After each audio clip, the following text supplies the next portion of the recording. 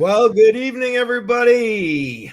Welcome to Crypto on the Rocks. Happy Friday. Welcome to the 100th episode, man. I'll tell you what, I am so excited. Starting out with like almost a full house here. How you guys all doing? Doing good. Doing great. Good. Excellent. I'm glad you're all here. We'll go around the horn and let you guys all, for those who may not know you, I'm gonna guess that's not many people. We'll let you kind of introduce us so they know who you are. Again, we got no real format here tonight. You guys know how Crypto on the Rocks goes. It kind of goes where it goes. I'm gonna try and keep some kind of order tonight, seeing we've got the 100th episode, and we're gonna have a lot of people in and out of here. So but we need to start off right now. I'm gonna bring myself up full screen for 1 second here to show you some of what we're gonna give away tonight. All right, this is thank you to Shuby. I've been shouting Shuby out in all my streams over the course of this week. Right here, nice shot glass. You can see he's got that laser engraved. Hopefully you can see that pretty well there. And we're going to give away a few of those. So hopefully you guys are a little bit excited about that.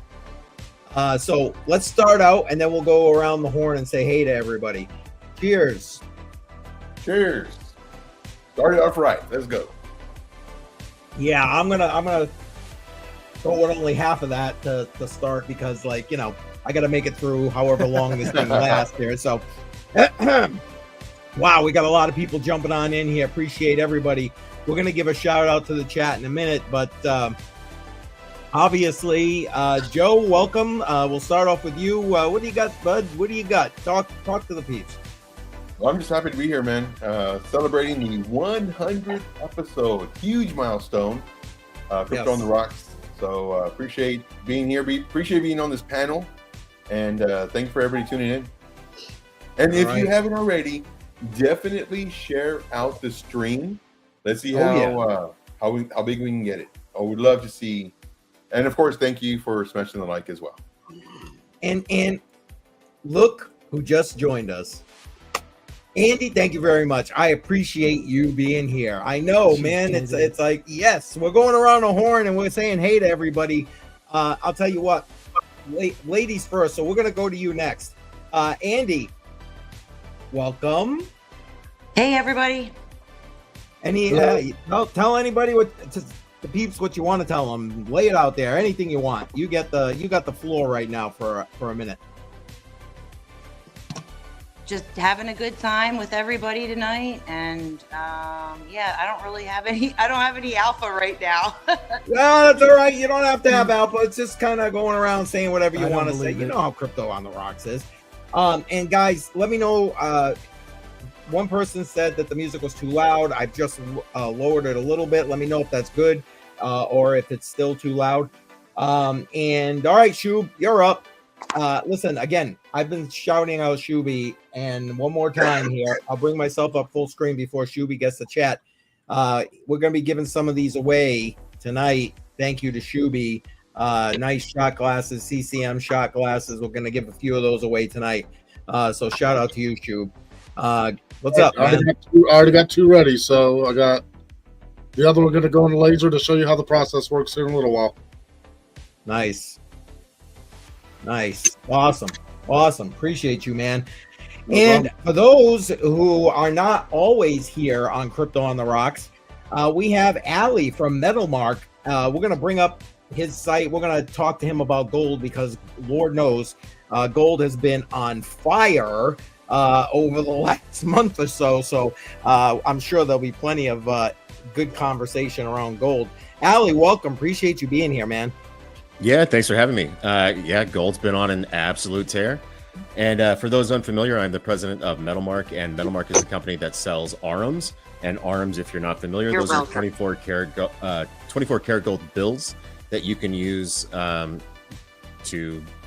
pay for things with. It's physical gold cash. And we are expanding. One of the things that we're working on right now is we're expanding our Metalmark standard line to include smaller denominations. We've also stood up an exchange, so now you can actually get liquidity for your bills, inclusive of the premium. And we're just really trying to roll this out nationwide really hard in 2026. Holy crap, Allie. That's like so I can't wait to dig into that a little later on. That's like so much wow from where you were the last time you were here. That's awesome. Awesome. Yeah, we got it figured out. I'm so glad to hear that. I can't wait to hear more details about that. Welcome. Appreciate you being here, man. And of course, everybody, wait, this way. There we go. Everybody kind of knows that guy right there. No, not this guy. Everybody knows Bedell. The other guy, I can't get my finger to work right. There it is. Crypto Billy. Crypto Billy, welcome, man. Appreciate you being here, brother. Yeah, thank you. Thank you. Yeah, that finger angle is a tough one. Yeah, I know. It's Yeah, like, it's a tough where one, am I going to point? Yeah. No, I'm glad to be here to celebrate with you guys. You guys been nothing but friends to the Crypto Billy and to Crypto Billy myself and to Billy Go Tales, the channel. So we appreciate you guys. Wouldn't miss it, man. Excellent. Appreciate you being here. And last but not least, we got Bedell. Welcome, sir. And we got the battle of the beards going on right now between you and Allie a little bit there. But wait till BC gets here because he's got that big, luscious beard too. So you never know. You know, I was looking for my beard comb this morning, and it wasn't where I last left it, so I have no idea. I was hoping to groom up a little bit before tonight, but no luck. So But what other you're than saying? that, Trying to other show than us that- peeps with the beards up here. Is that what you're saying? I got you. I mean, other than that, I had 2 solar panels delivered yesterday, so Nice. an hour and a half after they showed up, I had them on the roof and installed. Sweet. I had one little mishap with the way I wired it previously, so I had to disconnect one wire and then reconnect it just so it's below the mount and not above it, so then I can hide everything from the snow and the rain, so all the Gotcha. connections won't be like under the panel and not to the side. But Excellent. I gotta Well, get everything I'll tell- inside, like solar wise. Besides the panels, I gotta get everything inside because it's starting to dip down below 32 overnight now. So I was gonna order some underground direct bury cable, but you know how Amazon is. You type in specifically what you want, and 9 out of 10 times it's not what you want. Yeah, sounds about right. I'm sure we're going to get on the solar panel discussion. Lord knows every week we seem to be on that solar panel discussion. But let's give the chat a quick shout. Wait till BC gets here, man. He's slacking. He was supposed to be taking care of this for me. All right. But other than that, though, I turned on a couple salad rigs today because salad's been picking up like a bunch of jobs. Like I think probably like 4,000 jobs in the last week they put up. Nice. Nice. Oh, Dave Digital with the 5. Well, Don't get me started, sir. See, I am nowhere near this, and but we're gonna go look right now because boom, we're Dave Digital. I love Dave Digital, and don't forget, here it is. And don't forget tomorrow morning, Dave Digital, 9 a.m. Eastern time, as always on the Simple Terms podcast. Membership has its privileges. Welcome to the CCM family. And let's see, Zen Supernova got 1, Erica got 1, Mr. C all set, and I feel like I'm missing somebody. I probably looked at her. Well, I don't know, but those guys and Dave, thank you so much. Much appreciated, as always. Big supporter of this channel. Appreciate Dave Digital very, very much. But let's go catch the as many people as we can. Crypto Princess stopped in. Now you know it's late for Crypto Princess, so you know she stopped in way early and left her love here in the chat. So I appreciate that. Same with Dave Rumbelow, great supporter, and Chris. Hopefully Chris is back in the chat, man. He has been like all over things, man. Appreciate you, Chris. Yeah, smash up that like, everybody. Much appreciated. And let's see who else we got here. Dave P. I know Dave P's still in the house there lurking. Appreciate you being here, my friend. Who else we're missing? Techman's in the house. Tell you what, I got a lot of you people coming back here all the time. Thank you to Tech Man, who is sharing this thing out all the time. Thank you so much, guys. Thank you. And Gold Miner James, we're going to be talking gold tonight.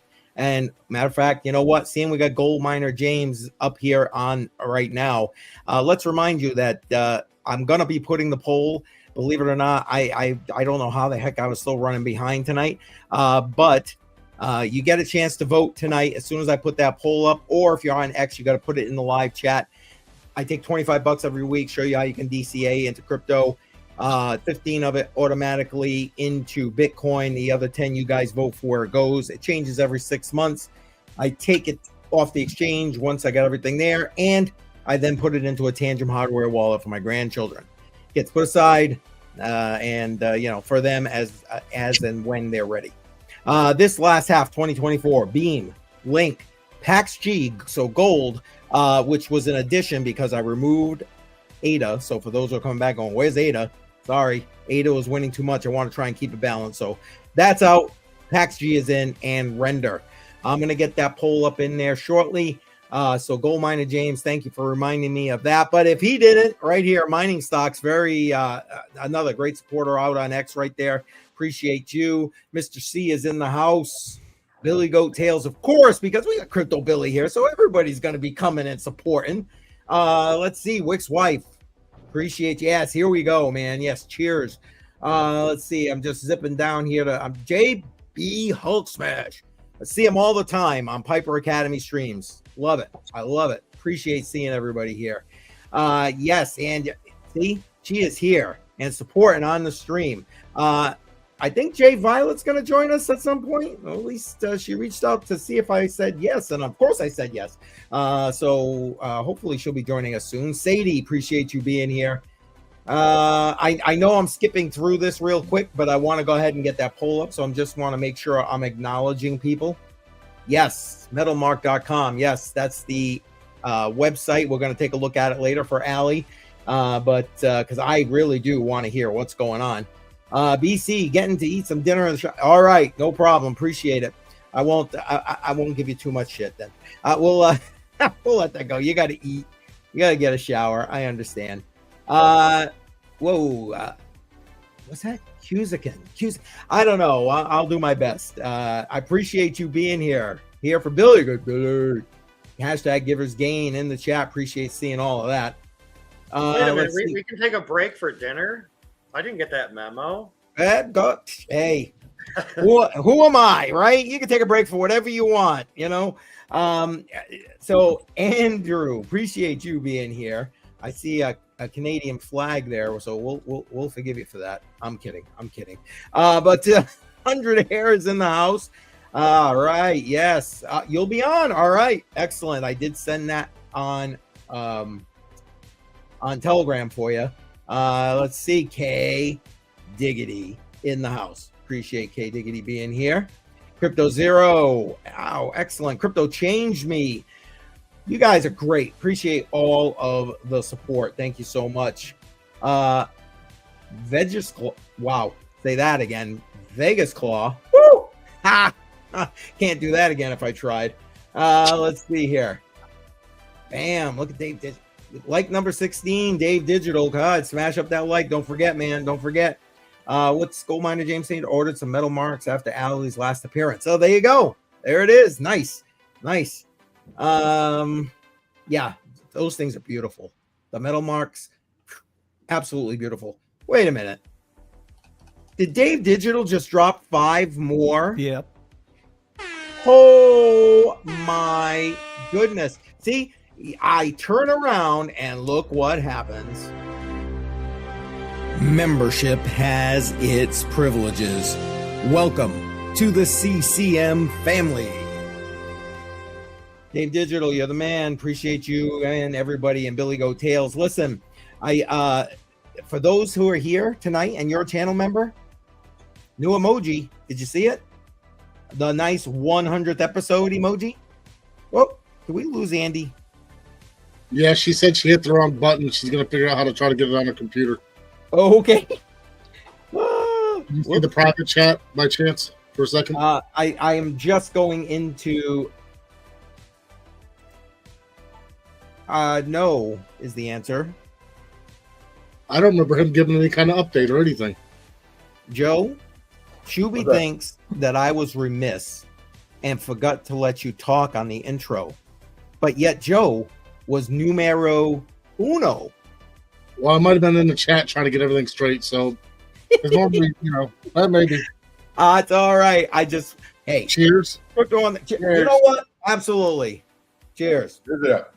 Hey, Shuby, I agreed with you about missing Joe. I think what it was is he only talked for like a minute and not 5 or 6 like normal. Oh, come on. That's not Oh what my god! And it begins. And it begins. No, I for some reason, I thought that was the prior before we went live. So I think I got it confused.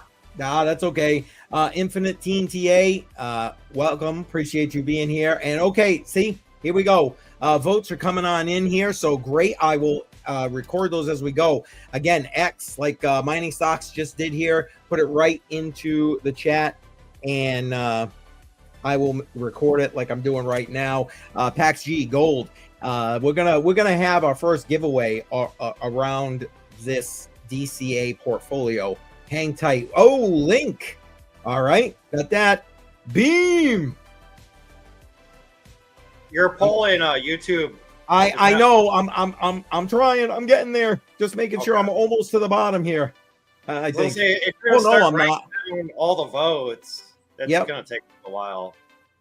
All right, I'm gonna have to take a break because I ain't got that extra set of hands here for that. Appreciate everybody being here. Thank you for your patience and your understanding. You know what, Crypto Billy? Hey, maybe that's why I forgot, because I didn't get a chance to cut Joe off. Oh, Jesus. Well, you just cut off Crypto Billy. Good job. No, I didn't hear him say anything. well, he didn't get a chance. I didn't.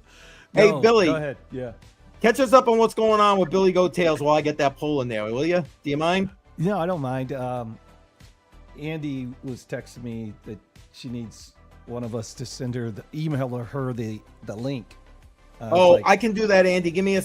I got you on Twitter. Give me a second. Okay.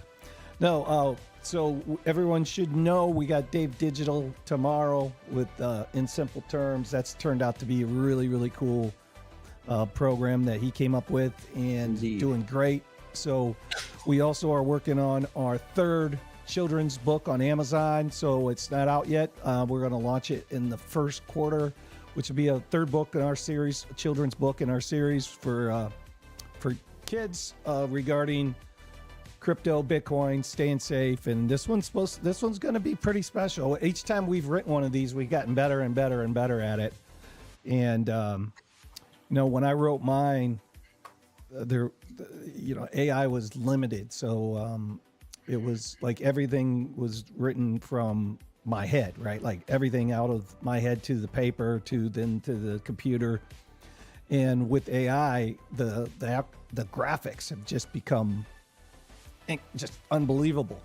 So we kind of upgraded the graphics with Red's book, and now with Jimmy's book, I think things are going to go off the cliff, man. I think it's going to be really hot and special. And let's see, what else do we got? We got some good stuff that we can't really, we have our team meeting on Sunday. We have a couple meetings lined up with some exterior people in the crypto space. And we got some sweet stuff. We met at Billy Goat Tails, weekend at Billy's, Lake Hartwell. We got a really cool video from that we'll probably launch here this weekend on our show to show everybody what that was all about. Jim put that together. And we have some really cool stuff coming up. It's just trying to get everybody on the same page with announcing it. What we're doing. But it's going to be fun. So yeah, look, man, God is good. We're out here, like golden nuggets happen. They pop up in your path just from doing the right thing, man. And we're living testaments to that every single day. Something amazing happens to us that we were not expecting, just because we're out here doing it right and trying to support everybody and trying to give back before we don't want anything. We just know it's going to happen. Good stuff's going to happen, and it has, and it keeps happening. Good stuff just keeps happening. So yeah, and we're keeping our eye on the what's it called? The XI Atlas. Oh, meteor, right. You guys know yes, the spaceship or meteor, like Drew, Drew was talking to me about. It's like, man, that's interesting. So I try to do a little updates on that. Maybe we'll have Dave. There you go, Dave. Maybe we need to do one of this in simple terms on. That's a good idea. I know it's not crypto, but that's a good idea. But yeah, because it's interesting every day that they're coming out with more and more alpha on what that could be. Do you guys know all about it, or am I losing everybody? Is that the one that's supposed to bring the aliens to Earth next month, November? Yeah. So what it is, so you got Harvard professors and you have NASA that have been tracking this, and I didn't know this, but they can actually detect what alloys are in the dust of the, typically with a meteor, there's a dust trail, there's a trail, right? And they can from Earth measure what alloys that is. I don't know how they do it, but they do, and they say that this alloy has only been created by man. In other words, it's not organic. It's not in the atomic table. So that's picking up these readings, and it doesn't move like a meteor. So the movement is irregular, they say. And so the two weird things, and just full disclosure, if I had to bet you keep your life or you lose your life, pick one. Is it a meteor or a spaceship? I'm picking a meteor, man. All right. I'm picking a meteor. But it is interesting, right? So they're coming it's a up. meteor. Yeah, I mean, I would pick a meteor, but we're at least going to learn something new no matter what. Something it's going to be first time information no matter what. It's actually third time information. So it's an interstellar. It's the third time that we've observed an interstellar comet, and the three that we've observed have happened super recently because we just launched a satellite into space a couple of years ago that's actually capable of monitoring interstellar comets like this. So we're learning about interstellar comets for the first time for these first three objects. It's not emitting any sort of alloy from the spectrometry. That's Avi Loeb is an ex-Harvard professor who's using his association with Harvard, in my opinion, super griftery. He's decided that he enjoys being in the news, and so now he's in the news as often as possible, publishing fake papers as often as possible. Okay. Yeah, he's a super grifter. Yeah, he has. That's the thing. It's crazy. He has great credentials, and he used to be an amazing astrophysicist, very well referenced. All of his scientific papers are super legit, and then he discovered that he can chase fame through talking hey, what if it's an alien? And that got him on the news shows, and that got him more clicks, and that got him more money. So now he's just hitting that button as often as he can. It is sad. We try to follow the people that NASA, people that have some credentials, and even when you do that, you still get bad information. Yeah, exactly. And that seems to be the consensus from what I literally only started reading about it in the last day. And that seems to be the overwhelming consensus is alien in origin, not an asteroid or comet, whatever. So that seems to be the consensus from actual astrophysicists is that it's a comet.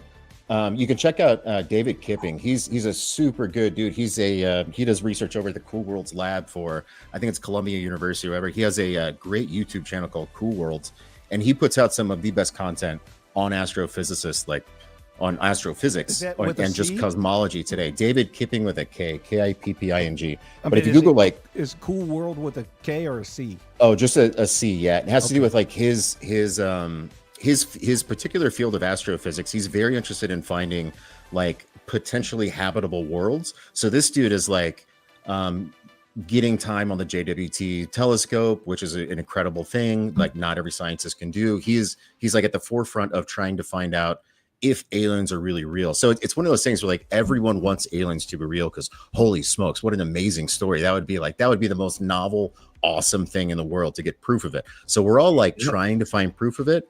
And this dude is also trying to find proof of it in his actual like professional capacity. And all those people that do that have come to the conclusion that it's a comet. It's not, unfortunately, a spaceship. But we'll see. Maybe it'll stop right when it gets towards Earth, and like they'll wave and say hi. And at that case, at that point, like we won't be able to deny it then. But we'll see. This is an interesting conversation, and yeah, I wouldn't mind seeing a Simple Terms podcast with regard to that. Redman in the house, appreciate you being here. Which wife wants to drinking, Joe? No, that's perfect, dude. I am obsessed with like cosmology. That's okay. And astrophysics Gold and like aliens. that. You're good. You got it covered. Joe, you wanna tell the lady? Strawberry. It is strawberry drink for the. It's water with strawberry flavor. Yum yum. Yeah. Nothing wrong with that. Again, that we some of us prefer the alcoholic beverages here, but it doesn't have to be. Packed. Well, I missed username. Username is in the house, by the way. Welcome, username. And if you're a channel member, there's username emoji in the chat. Go ahead and use that. And Pax G, because he's saying he won't vote because he hates my list of options to vote for, as always. But BC is reminding him, Pax G, good option. Just saying. Just saying. Yes. Hashtag givers gain. Absolutely. Mining stocks. Yes. Agreed. Crypto changed me. God is great. Facts. And now here's Jay Violet in the chat. She messaged me and said she's kind of got a bad headache. She's not feeling all good. So she's, probably going to pass tonight, and that's okay. Appreciate you being in the chat, Jay Violet. Thank you very much. Love Jay Violet. Yeah, feel better. Absolutely. Except for she says morning, everybody, and it's like, well, it's morning for her. Yeah. It's morning for her. And there you go. Thank you very much. And on that, you know what? Let me pour myself another shot because, maybe I'm drinking a little bit faster than I probably should for the night. But hey, that's what, like number 3 in 30 minutes? Shh. So here we go. To Jay Violet, cheers. Hope you feel better soon. All right. And yes. Appreciate Red Man being in here. Let's see. Am I missing any of the ones I'd starred? No, but you guys are going crazy in the chat. I'm going to try and catch up with you. Wait, what did Dave say? Supposedly there was a propulsion yesterday to keep the Atlas conversation going there. You guys got anything you want to add with that? Because I know you're inspired, Allie, so go for it, man. I am unfamiliar with any claims of propulsion, but I'm gonna Google that shit right now. Yeah, I did see reports of that. So Jay Violet, I see she celebrated a day early because she says it's self-inflicted. Oh, it's self-inflicted. I didn't see that. She we are aliens. So. There you go. Joe, I think Wick's wife approves. There you go. Jimmy just said he's going to join us in a few minutes. Oh, Jimmy, excellent. Excellent. Yeah. I'll keep an ear for the announcement when he comes on in here. We'll bring him right on up. I'm not sure if did you send Andy the link? Yes, I did. Okay. And I told her in the chat that I did send it to her on X. She can't do X. She needs email. Oh, did she say that and I missed it? Yeah, somewhere said it in a private or wherever. Yeah, but I said it. Yeah, that she needed it on email. I guess something to do with her phone. Oh, I'm so sorry. That's okay, man. Do you got that right available, Billy? If not, I gotta go look up her email. I can't. I don't. Let me check. I'll do that for you right now. Thank you. Oh, that's awesome. Thanks, guys. Appreciate you. We'll try and keep it a little civil, at least for the beginning here. Help out Billy Go Tails there. That was your one and only warning. That was yeah. What happened? What I miss? Well, because you guys said you're simulcasting the stream, so that's why I was like, well, thank you for that. We'll try and keep it civil. Well, Keith, when you sent me the link, or when I joined the link, it through StreamYard, it says, "Do you want to Yes, simulcast. Yes. And I was like, well, why not? You know, I didn't create a big long description. I just said celebrating CCM's. You know, I did some real quick while you were bringing me on stage, and so I said, why not? If we can help you guys, we will. I'm going to put her. She just texted it to me, so I'll put it in the private chat, her email. Keith Andy's. Okay. Thank you, Billy. So there you go, Andy. Billy hooked you up because I'm a little slow at the wheel here. Okay. Dave Digital, did you do this? I have been slacking. I wanted to get this done before get a Nightbot squared away before this started here, but obviously I didn't. Oh man, there you go. Or maybe it's Billy because Billy's here on the stream, right? Appreciate you. The thing is, I don't know when I'm looking at comments, or do they merge the comments? Like, am I looking at all of our comments? I think anywhere it's streaming, it's merging the comments. Okay. All right. Jay Violet said she danced for 5 hours. Holy moly. God bless you. Nightbot works for us. All set. All set. Good to see you, man. Good to see you. All set. Yeah, I got all set in the house. And that's it. Appreciate it. The only time I dance is when I've had a few too many. So I tell everybody, if I start dancing, that's it. Cut me off. Oh boy. And do not change the CCM way and format for us, man. This is your show. We're just here to celebrate with you. So don't worry about that, boys. Well, I appreciate that, Billy. Thanks. I'm just doing one more quick send right here. Oh, I heard somebody just chiming on in. Hang on one second. And BC's in the house. What's up? Thank God, BC. I'm like, I can't keep up, brother. Yeah, I had to eat dinner and then take a shower, and yeah, now I'm here. And he had to comb out his beard. Cheers. Yeah, all right. BC is in the house. We'll do cheers. Cheers. Cheers. Cheers, BC. I can barely see him. He looks like he's in a dungeon. It looks like he's in the. Listen, BC, everybody else got a chance to kind of introduce themselves, talk a little bit about whatever they want. Oh, look, they're already prepared, BC. BC, here we go. Oh, say whatever you want to the peeps as we kind of keep things going here a bit, but. Well, I don't have a rant to go on just yet, but most of you, I feel like, already know me. If not, I am BC Port Corp, and I do a show on Piper Academy every single morning. I also have my own YouTube show on my channel. I do a weekly stock show, and then I started a new venture called Counter This. Every weekend, we go over topics that are important to society. So I know not this weekend, but next weekend, we are hoping to have the Billy Goat Tales team on and talk about community building. So nice. I know Redman will be there. He said he was going to talk to the rest of you tomorrow. So hopefully we can get that all worked out. And then kind of go from there. Talk about how you use community to enact change in the world around you. So love it. That's kind of the small little stream that we're going on every single weekend, me and LBC. So nice. And Randy, welcome. Appreciate you. And now I understand what that little symbol means on the inside here. That means they're coming from Billy Goat Tail stream. Okay, now I got. See, you learn something new every day, folks. You learn. I'm glad you learned that because I was like wondering myself. that's what that is.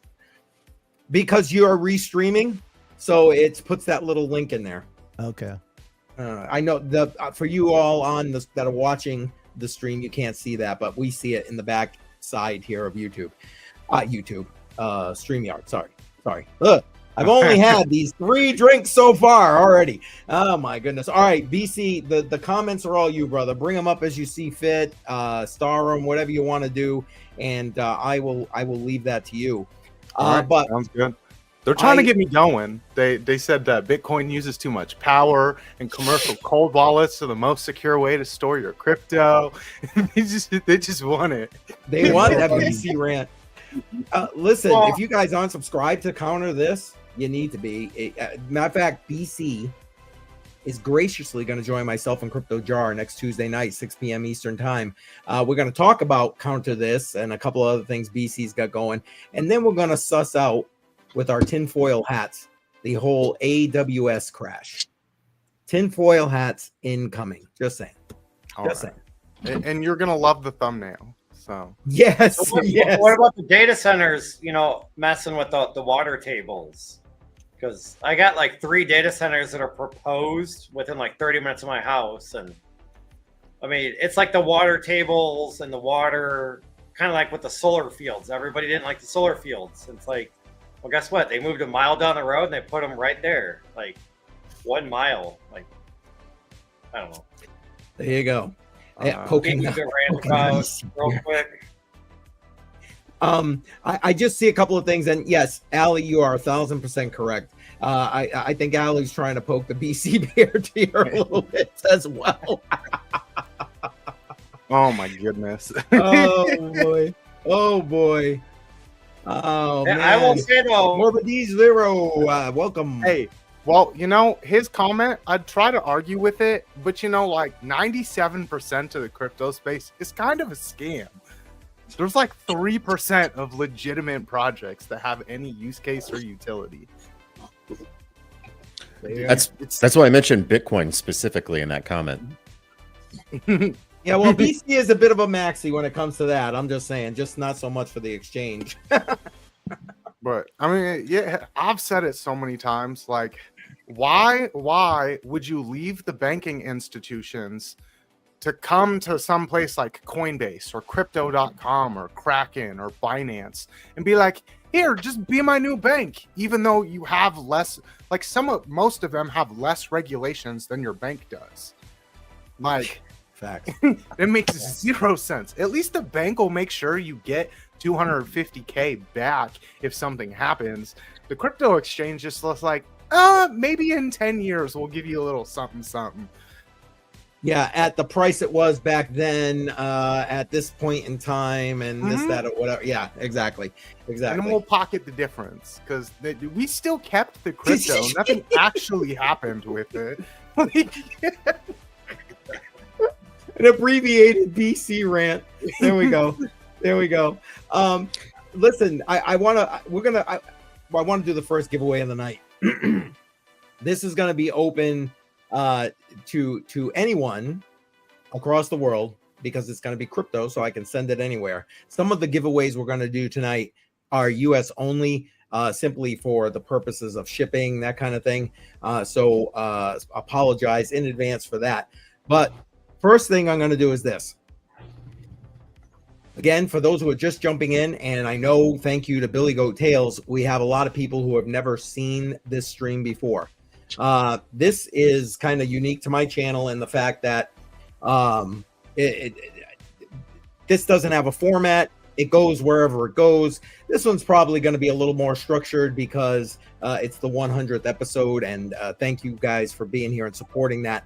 But what I do, I try to show everybody how you can DCA into crypto and change your wealth profile. Now, I do it this way, but I'm going to tell you, if you have the ability to do it, go check out Piper Academy. Link is in the description. Definitely, the dynamic DCA definitely works. But I have chosen to do it this way back from the beginning because I'm trying to reach the person who's struggling right now, who says, I ain't got enough money to put money in crypto, that kind of thing. And listen, Billy has talked about it a number of times on streams that he and I have been on. You can find that money. You really can. Don't get the Starbucks, whatever the case may be. Make sure you pay yourself first, that kind of thing. And that's the premise I'm shooting from here, and why I stick with $25 in HODL. So basically, I take that $25, 15 of it goes into Bitcoin automatically. You guys vote every Friday night, 7 p.m. Eastern time until 9 p.m. Eastern time, what I DCA into with the other $10. That changes every 6 months. I change it up every 6 months. And then when it's done, I take that money off the exchange, I put it in a Tantrum hardware wallet, and it gets put aside for my grandkids. This last half of 2025, where we are right now, so till the end of December, these are your options. Beam, Link, Pax G, or otherwise Gold here in the digital space, right? Or Render. Ada used to be on here because this was a battle of the winners. However, Ada, I like to try, because this is a long-term hold for my grandchildren, I like to try and hold the portfolio as balanced as possible.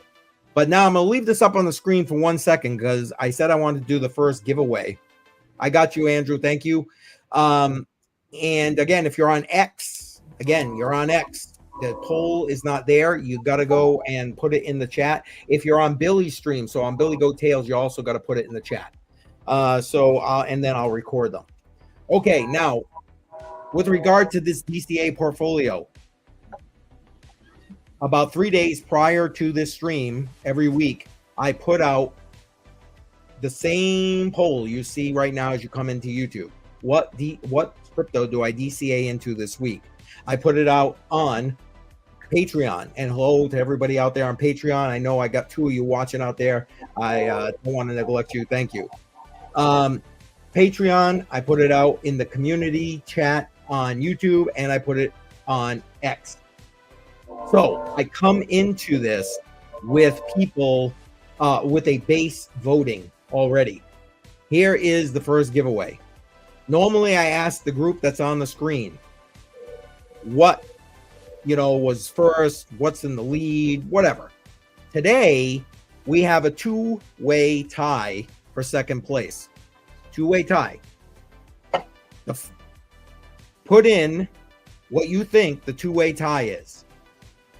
If more than one person gets it right, I'll put your name on the wheel and we'll spin for 0.1 dash. Okay, 0.1 dash. Here are the options you get to choose from. 2 of these were tied for second place coming into this stream tonight.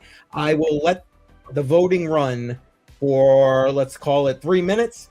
So it's 7:44 my time, so 7:47 my time.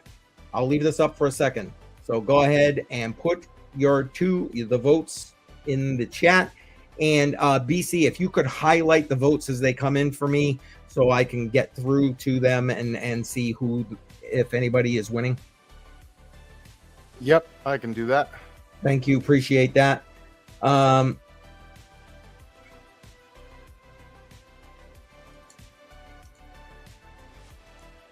we allowed to vote if we're on stream or no? No. No. Okay. Sorry. Okay. I voted. No, thanks for asking. I didn't question. like put that information out ahead of time. We can vote on what to DCA into, but we can't vote for the giveaway. Yeah. Correct. I guess I should have specified. Correct. That is correct. So wait, somebody just entered the studio. Who is it? Oh, Andy's back. Welcome back, Andy. All right, let me pull this off the screen. And Allie, would you mind talking to everybody a little bit about that and tell them your experience, what you put in the private chat? Oh yeah, I put it on YouTube as well. But oh, you did? Oh, okay, I missed it. Sorry. Yeah, I had a non-trivial amount of both Bitcoin and USDC that was parked on. I love how you say non-trivial. Sorry. Any amount above 0 is non-trivial. Yeah.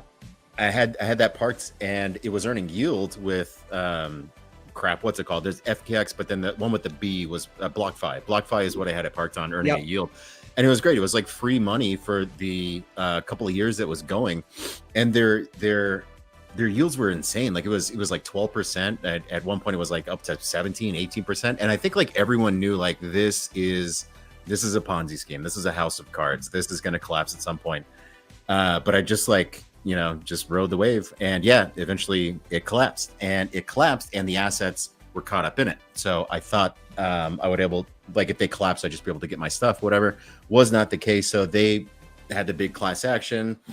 And I was one of the people that, had to recover all their assets. And I did get 100% of it back. Nice.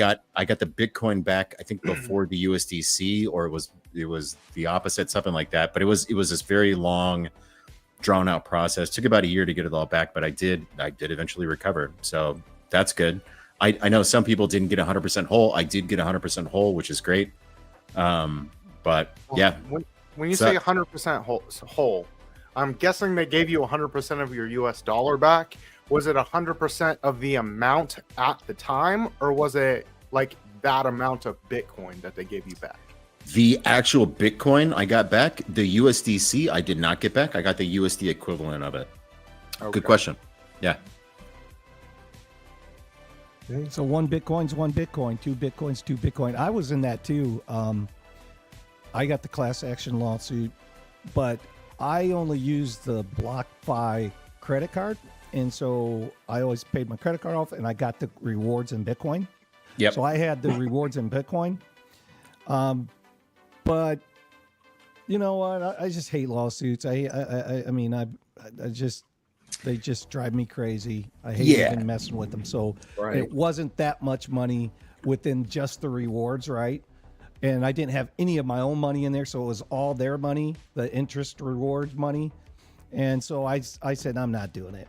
But I did get the letter in the mail, the class action, and but if I had, several Bitcoin, I would absolutely done it. Absolutely. But I just didn't have that much. So. I had the credit card as well. It was awesome. It was just free Bitcoin. Like, holy shit, that's awesome. And I just applied again for the Gemini card. So obviously I learned my lesson. But too, I got the new Coinbase one. Yeah. I learned my lesson too. But I've been using that Gemini one for years. I love it. I mean, I get it, but I take as soon as it's done, it's there, like it's officially mine in my account. Out that comes. Let me just tell you. Yeah. I hate debt. I'll pay it off as fast and furious as I possibly can. But yeah, that was a very good lesson. DeFi has risks. So right now, I would love to get like liquidity options or some sort of yield potential for a lot of the crypto that I have. The only crypto I have is Bitcoin. But there's just not a lot of stuff out there yet.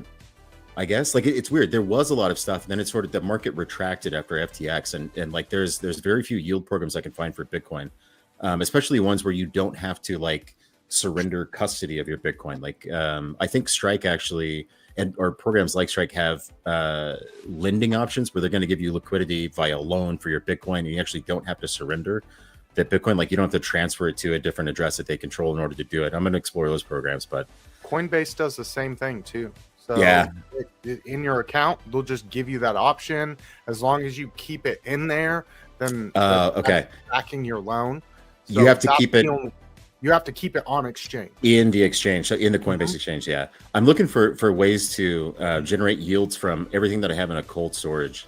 I don't even know if that's possible or not, but if it is, I'm here for it. Specifically on Bitcoin, I know there's plenty of programs for like Ethereum and they bunch do of other with, coins with the alts. Like you.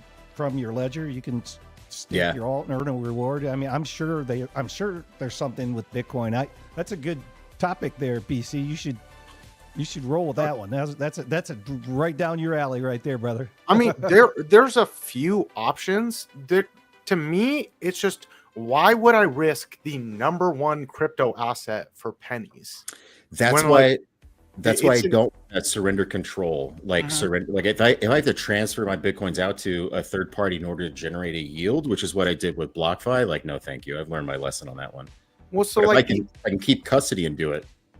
So the other way to do it is like wrapped Bitcoin products, which like it depends on how you feel. Synthetic asset of Bitcoin tied 1-to-1. So you have the same value, and that's how you generate the yield. You are forfeiting your Bitcoin, but you're getting an asset that is directly pegged to Bitcoin. So I don't know. I just like that whole DeFi space when it comes to crypto. Just kind of like I get it, but it kind of ifs me out, especially on Bitcoin.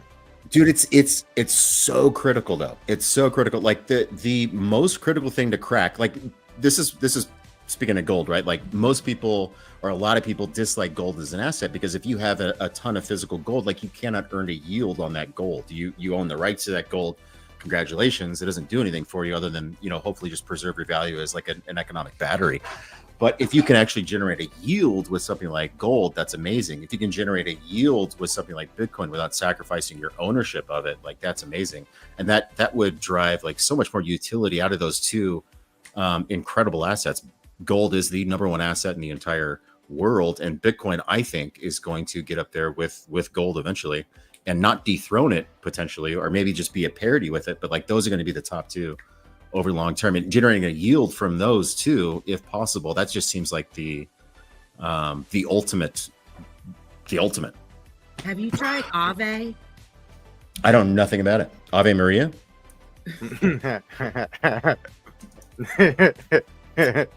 Aave is a decentralized. It's a lending protocol, right? Yeah. To ave.com. Got it. Yeah. AAVE. And you know, like what you were just saying, I was actually looking into that the other day. Andy, we're losing your audio. Hold on, I'm gonna automatic your audio. Go ahead, try now. Can you hear me now? Yes. Okay. So what he was just talking about, I think, is what we all wonder, like, how can we keep our assets and generate more money on it? And it's just about the risk. But I was thinking of the whole gold thing, you know, China's buying all this gold and everybody's trying to get physical gold. What are you going to do with a shit ton of gold? Like, it's like you got the physical and then you got the digital, and how do you, I guess, relate to both? And my thoughts would be, like, if you took your Bitcoin, whatever you have, and divided by 3, say you put some of your Bitcoin on a decentralized lending protocol like Aave. You're breaking up, Andy. Yeah, you're starting to break up again. Sorry. She's out in the woods, right? Yeah. Like, what kind of? You got some gerbils on the wheel Yeah. that's running that Wi-Fi for you. All right, let me try to get off my phone. See, and then now you're good. Yeah, it goes in and out. Can you hear me now?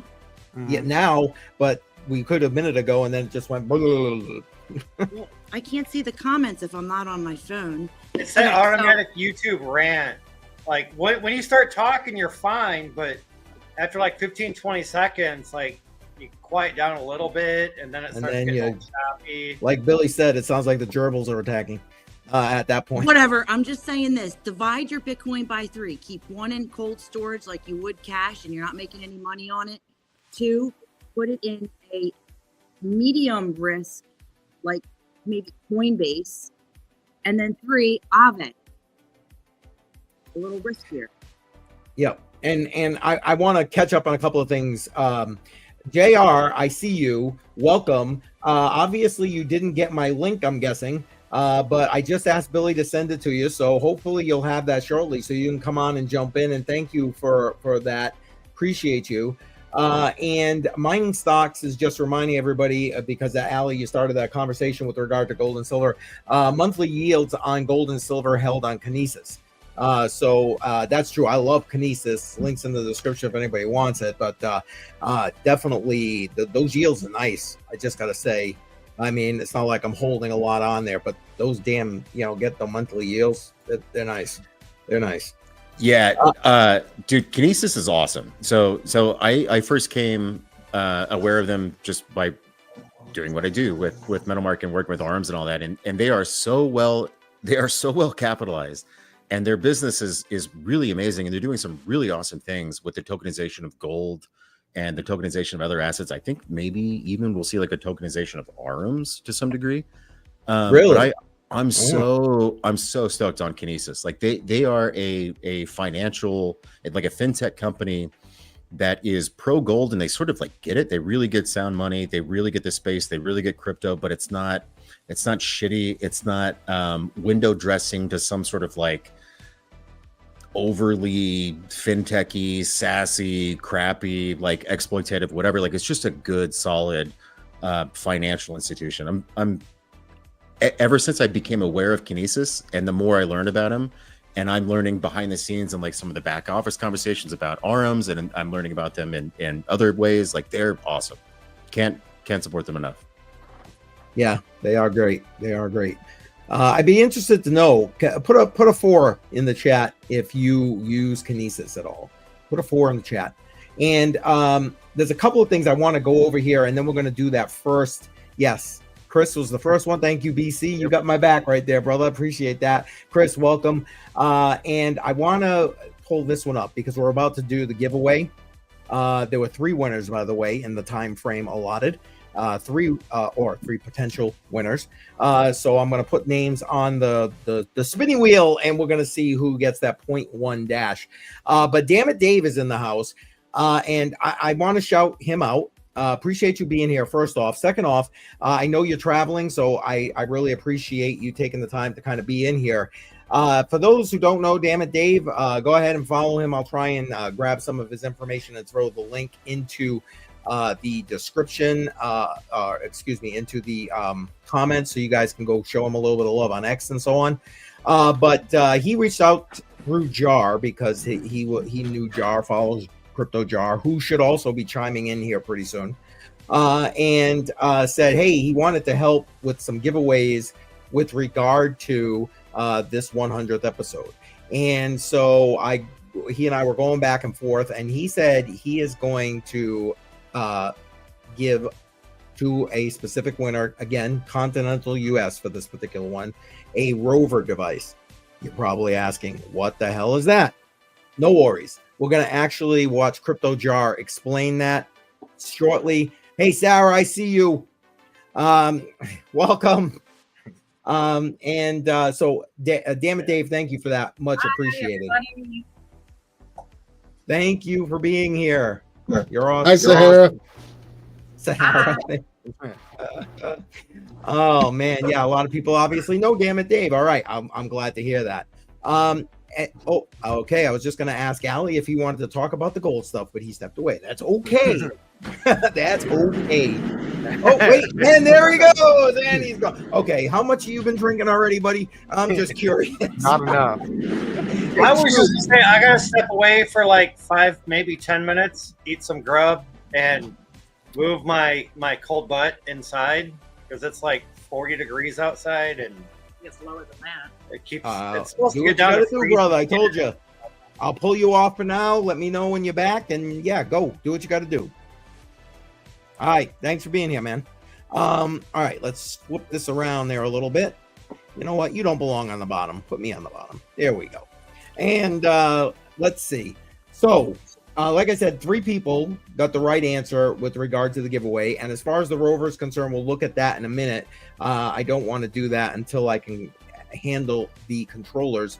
But Shuby, could you do me a favor? Would you mind telling everybody about the shot glasses, what the process is, what we're going to do tonight? And that should give me enough time to get names on a wheel. Yep, I actually got it set up just to show you because I can't show you the laser because I've used a different laser, which is off to the side a little bit. So start out, plain shot glass. There's nothing on it except for the UPC where I ordered it, but I'm going to try and bring you up a little bit. All right, there you go, Shu. There you go. yep, all of this is a plain one. Then with my diode laser, I got to go out and spray paint it with chalkboard paint. So that way it's got something to grab a hold of with the diode. Otherwise, it'll go right through it and won't do anything to it. So the rest of it's just clear like before. Then I throw it into the laser, get everything settled, and then it turns out like this. Wow. So everything else is still clear, but I have to put the paint on it. Then Nice. it's all said and done. I got to go with the mineral spirits. I'm going to bring a back background just to try to show it again. But then it'll turn out once I clean it. Yep. Clean everything off. Cool. It'll turn into that logo. And this glass is finicky, even though I bought better shot glasses. Every once in a while, you get a little bit of a chip or something that pops out like a flake of glass. So they're not perfect. It's not like the work that I would really sell. So that's why they're part of the giveaway.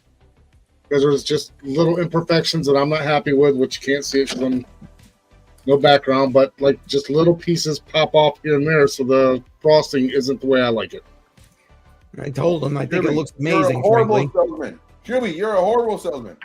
I'm not trying to sell shot glasses, but I do. He's not trying to sell it. What you Yeah. want to do See, is you want to say this is the product and blah blah blah. That's it. But if I'm gonna sell it, it's gonna be right, or I'm not selling it. So You're missing the point. All right. there is no yeah. Allie's got it right there. Yeah. What's the Just say Goldschlager, what it is. baby? Boom. I missed it. Where did I missed the comment? Yeah. The point is just say what it is. Don't say the negative. Just here's what it is. I mean, Well, you're gonna love it.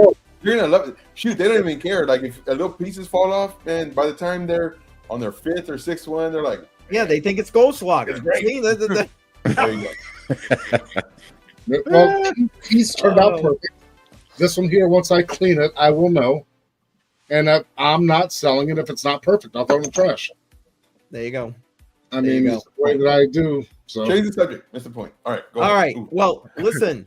We're gonna give those away. I'm gonna give 3, as I'm aware, away tonight with regard to that.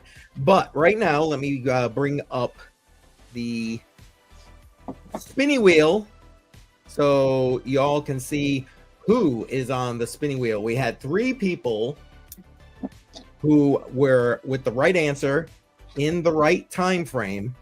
Oh, what did I bring up? Crap. Did that not bring up the spinning wheel?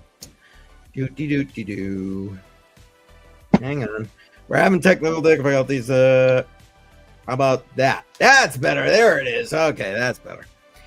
So you got Mr. C, Dave P, and Mining Stocks. Coming into this, again, the early voting, I take the that and add it into everybody who votes here on the live stream. And coming into it, it was a second place tie for Pax G Gold, which quite frankly impressed me because the last couple of weeks since Pax G has been on here, it didn't even get a damn vote. So Pax G and Render, those were in a tie for second place coming into the stream tonight. So these 3 people got it correct. We're going to actually give this thing a quick shuffle. Where's the shuffle? Shuffle. And then we're going to spin to see who gets the 0.1 dash. Here we go. Good luck to everybody who's on the board. Let's Yes. Ooh, I think it's going to be Dave. Dave P. Yep. Nice work. I'm always afraid to call it early because it's like, yeah, I do it all the time and I mess it up. So Dave P. All right, It's buddy. easier to call it when they're that big, though. That's true. That is true. Dave, you got to get me your dash address or your dash username. You can, you know how to get in touch with me. You get in touch with me all the time. Whether it's email, X, whatever you want. But for just in case you don't have it right in front of you, wherever you are, where is the email? Right here. Use this email and I will be checking that. Again, your dash address, or if you have a dash username, I will send you a friend request and we'll just bing, bang, boom, and it'll be done. So 0.1 dash. Congratulations, Dave. Congratulations. Yes. First winner of the night. All right, Allie, I want to hear about this gold. I can't wait. What do you got going on, man? Talk about Metal Mark. All right. So the big news is the big news last time was that we had this amazing partnership with the Getty, and we were really focusing on collectibles and all of that, which is great. And that is still true. We're still doing that. But what we're doing instead is really tweaking everything that we do in order to conform with this one program that we're calling the Metal Mark Standard.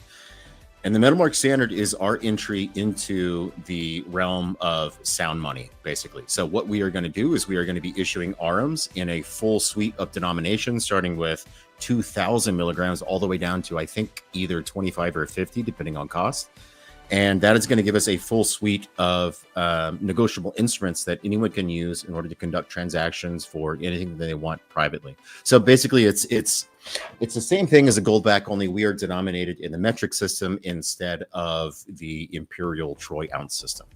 And that gives us a little bit of flexibility in what we're doing. And what we want to do with these bills and what we're really going to focus on is the network. The network is the most important thing with these bills beyond the art, beyond how cool they look, beyond how easy they are to get or transact in. The network is the thing that provides the maximum amount of value to these bills. And now it's going to focus on. So we have two retail launch partners currently.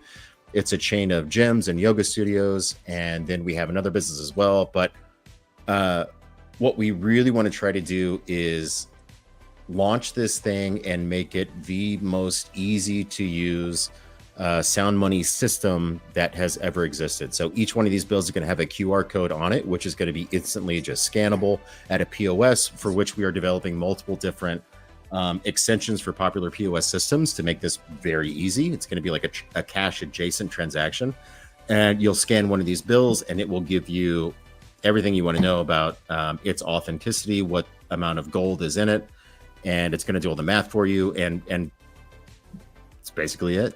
we're launching the sound money system. Oh, by the way, I forgot the most important part about this. It's an open standard. So we're publishing this not only as like the thing that we're going to do as a company, but here's what we're going to do as a company. Here's how we're going to do it. And anybody else that wants to make Aurums, our 24 karat gold bills that you can use as golden cash, if you want to do that, and if you want to do that in a way that's going to be compatible with our program, we have standards that we have published as an open standard, where if you adopt that, you get these Aurums made, you can have a complementary product that will be able to circulate within the network just like anything else. So it's not just, creating another golden cash, but creating the open standard for gold cash that we're hoping is going to accelerate adoption, not just with consumers, but also with, most importantly, retail partners. And so the thing that I'm doing behind the scenes is going to businesses and evangelizing this technology, and then listening to them in terms of what trouble they have dealing with golden cash transactions currently, then making sure that whenever we launch this product officially, we launch it in a way that solves and addresses each and every one of those problems possible. The more barriers to entry for businesses and consumers that we can obliterate, the greater success we think this product is going to have. Wow, that's amazing. In my opinion, guys, you got any? If first off, anybody in the chat has questions, go ahead and put them in there. We'll get them to Allie with regard to that. And I'm about to put the link to Metalmark in the description, even though I believe Mining Stocks has already done that once. We're going to do it again. Anybody here on the panel have any questions with regard to that? That's just amazing. He said, "Yeah, well, that's about it." But it's like, holy cow, that's a lot. What are you talking about? That's about it. That was amazing. Yeah, it's a lot. And the partners that we're working with to help launch this and increase the awareness, like so I teased Getty the last time. Yes. The one that I'll tease this time is we have 3 bills under development right now for someone called Jake Paul, and he is going to be launching these bills in a very outlandish way. Hopefully, we'll see. Hopefully, okay. All right, there we go. Billy, you may need to, it's not going downstream, so you may need to grab that link and put it into your own chat, just so you know. Does anybody have questions that's on the panel here with regard to that? That's a lot of great information. And for those who, when Daniel Diaz was here last time, or on, for that matter, BC's stream, what was it, last Saturday, I think? Mm-hmm. You heard a lot about gold, so feel free, guys. No question. And if you have deep pockets, I mean, what we're doing right now is we're privately funded 100%. But there is the possibility that we open that up eventually. And the business model that we have is we're turning United States dollars into golden inventory, 24 karat golden inventory, which has been on a clip.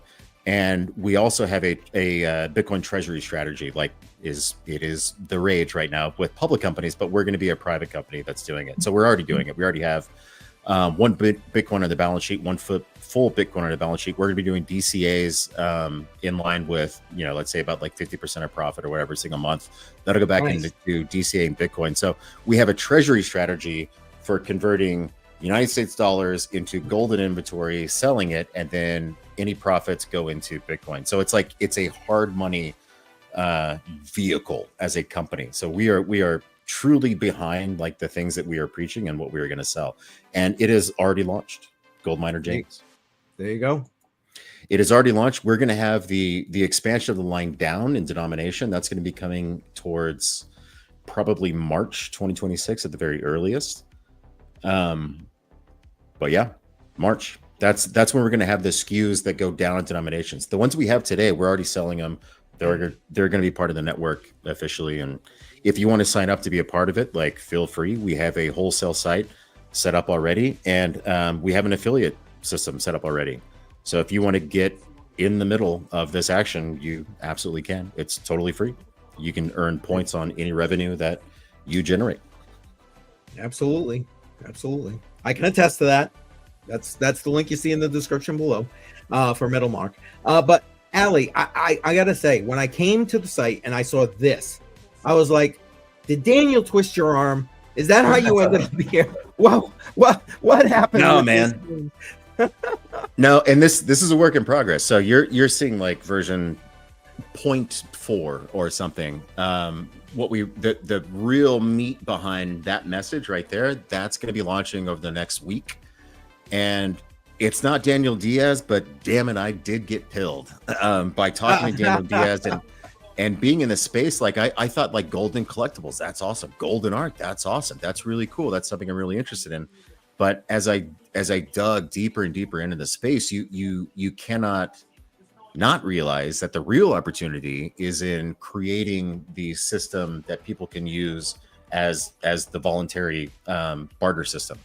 Like that is a low margin product, but the scale of that low margin product, if you can achieve it, is much more beneficial to a business than limited edition collectibles. That's always going to have like a ceiling, but this other product is an evergreen product, so it has like much more margin potential long term. So really, from a business perspective, like, it's better to go with that lower margin product if you can achieve scale. And by the way, if you achieve scale with sound money, you're doing everyone the biggest favor in the world because you're combating inflation, you're combating all the evils of like currency debasement and all that sort of stuff. So it's just an intersection of everything I love and everything that can be hopefully good. We'll see how it evolves. That was funny. Hope it's not a blue pill. Yeah, only take the red pill. I love you guys. And while all this was going on and Allie was talking about that, and man, I just got to say, I've got so many more questions. We might have to have you back on stream to talk about some of this. But we had JR join in. JR, welcome. Oh, crap. BC caught at the same time I did. Welcome. How's it going, JR? Not too bad. How are you? Good. I'm sorry if you didn't get the link I sent you. I apologize. Thank you, Billy, for making that happen. So thank you. Yeah, no, I got Vidal's. Or I mean, Shuby. Vidal's. Okay, Shuby. well, whoever did it. Shuby. Thank Yeah. You guys Anyways, are awesome. happy 100th, eh, bro? Thank you. Yeah. I got to get another drink because I think we need to do another cheers to that, but you got to give me a minute. How's things? How the trade's going? Good, except for that scam liquidation event. It's pretty good. I don't know nothing about that. No, I'm kidding. I was gonna say, I think everybody knows a little something about that, huh? It got me out of my short, and so like I was at work, I don't have internet there. It took like I had a stop loss. It stopped me out and then went exactly to my like TP2. And at the end of the day, I looked at it and I was like, "Are you kidding me?" Right. Like, what the I was heck? choked because normally I do New York Orb in the morning, and I looked back on that day. The New York Orb said to go short, but I was like building longs because of like all these indicators and like my bias and stuff. So I was like layering or laddering into longs, and yeah, if I would have done the Orb that morning, man, I would have had a very nice short. I thought it was good because I got in at London Open. I was like, "Oh, this is gonna be A1," and then nope, wicked me. It went to liquidity on top side and then dumped directly to where I was talking about this morning. I was like, "Oh, come on now." Dirty. Yep. Dirty deeds. Yeah, they just wanted my money. Cheap. Come on, we know that song. Sorry. So Anyway. so Andy, your dog keeps barking. So I think you need to go tend to your dog tonight. I don't know. What else do you want me to say? Andy's like, hey, I got to get going. What should I do? I was like, oh, I'll escort you out. Hey, Andy, your dog's barking. There you go. And where'd he I go? love you, girl. 100 I Air don't was know. just when he left. Wait, Thank here he you for goes. coming. He must have. I was gonna say he must have hit a wrong button there or something because now he's back. Welcome, 100 Air. Appreciate you. I haven't seen you in a while. How you doing, bud? Doing good. I'm always hitting the wrong button, man. Always. Appreciate you being here, man. Appreciate it. What you working on? Did everyone's audio go out? No. No, I still can hear. Hello? Yep. I'm here. Bueller. I think Andy was going to say something. Let Are us you know still if you Andy? got no audio. I don't know. I can still hear everything great. I'm good. Okay. Andy has to go though. So Yeah, I gotta go because I'd rather be in the chat and I'm like not liking this live thing. But Wow. Okay. Ouch. I no, it's nothing against anybody. I just like to be in the chat and like I don't It's a meat market. I mean, call it what it is. I hate this. This is awful. But Well- before I go, I have an idea that I was just thinking of. Okay. If any of you YouTuber people want to get together, this would be a fun thing to do in the bear market. You know the seed phrases you get from your hardware wallets? Seed phrases from hardware wallets. Yeah. Start looking up, but go ahead. If we just randomly go around and like Sorry, I drop got it. it on the ground and videotape what people do and put it together, you see how very, very early we are. But it would be fun, wouldn't it? To like just kind of like videotape people seeing a seed phrase and then them looking at it and saying, what is this? How many people would actually know? To see like really how early we are. Well, we're losing you now. I tried Just to to boost see you how up, Andy. early but I was we're gonna losing you. Yeah. People, Type it in people the chat. Alabama can't even spell Bitcoin. So Sorry, Andy. Quick question though, before you do go, did you still want to do that giveaway that you had? Okay, I'm gonna bring her up so you can see. Matter of fact, maybe we'll do this next for anybody who's interested in this. Hold on, come on, work right. There we go. It's a that's cool. Bitcoin Pez dispenser. How cool is that? That's very cool. That is awesome. That is absolutely awesome. So we'll do that as our next one. Andy, I know you want to go ahead, and Billy, I know you got to go in a minute as well. But Andy, got thank about you for 10 that. minutes. Thank you for putting that up for us to utilize, and you'll be in the chat, so you'll see who wins when we do it. Thank you. Yeah, Thank so you. And there's- saying there that you go. it's very difficult when there's a huge panel because Yes. you have to wait to talk and then you don't want to interrupt, stuff like that. But we'll save all the interruptions for when Bedell comes back. When Bedell comes back. You already know he loves doing that. But speaking about Oh going, crap! I'm also going to step away for a few minutes and then I'll jump back in. That way y'all can talk amongst yourselves. And I know Billy, it's almost I his got 10 time as minutes. well. Yeah. But I do thank you guys. But I will be back. I'll be back. Thanks, Joe. Yeah. It's so that's awesome. I don't know. Did you guys, when you were kids, use Pez? Hell, maybe you're an adult and you still have Pez. I don't know. But like those Pez dispensers are awesome. I love. Bedell uses them for gummies. Oh, but that is there it is. Oh, there it is. The only There- time I've used a Pez dispenser as an adult was for things that shouldn't be in a Pez dispenser. You're going to gummies too, huh? That's Yeah, funny. we'll say it was gummies. What kind of gummies we talking about? Yeah, exactly. That's awesome. well, you know, Yeah, for us older people, they're called the pill organizer. It's not called a Yeah. When you go to bed at night, I don't know, lisinopril, whatever pills you take, I don't know. I can't even remember mine. How That's old do you what- think I am? How old do you think BC's a baby. How old do you think I am? Baby. Older than me. You must not listen because you'd know in like 2 weeks how old I'd be because I've been promoting it. I was gonna say, yeah, we'll be celebrating his. Should I tell them? Should I tell them how old? I don't care. Yes. Maybe you know what? Don't nobody say it. Don't nobody say it. Now I know some people might be at a disadvantage who don't watch this stream all the time, but for the Pez dispenser, I know we're gonna have multiple people here. I'll put your names on the wheel. We'll see who wins it. For that Pez dispenser, that Bitcoin Pez dispenser. Let's just put that out there. That Andy is graciously offering up. How old is Shuby going to be in 2 weeks for crypto? Right, it is 2 weeks. If I got my dates right. Well, yeah, I mean, I think it's the 7th or 8th. Is that Friday? But it's my birthday's that Monday, the 10th. But November 10th. Yeah, we're going to celebrate it on that Friday. However, how old are you going to be? Put it 46. in the chat. And BC, I'll put the correct answer in the private, and you can start starring people.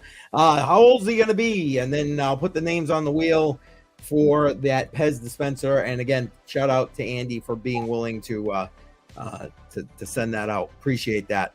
BC Corp is going to be 100. Ouch! Ouch! Ouch! Oh, Billy, I know you're getting ready to wrap up here in like a few minutes. What did you want to, anything you wanted to throw out to the peeps? Thank you so much, man, for like sharing this stream out with your group. I really appreciate you, man. You have no idea. Your whole gang is amazing.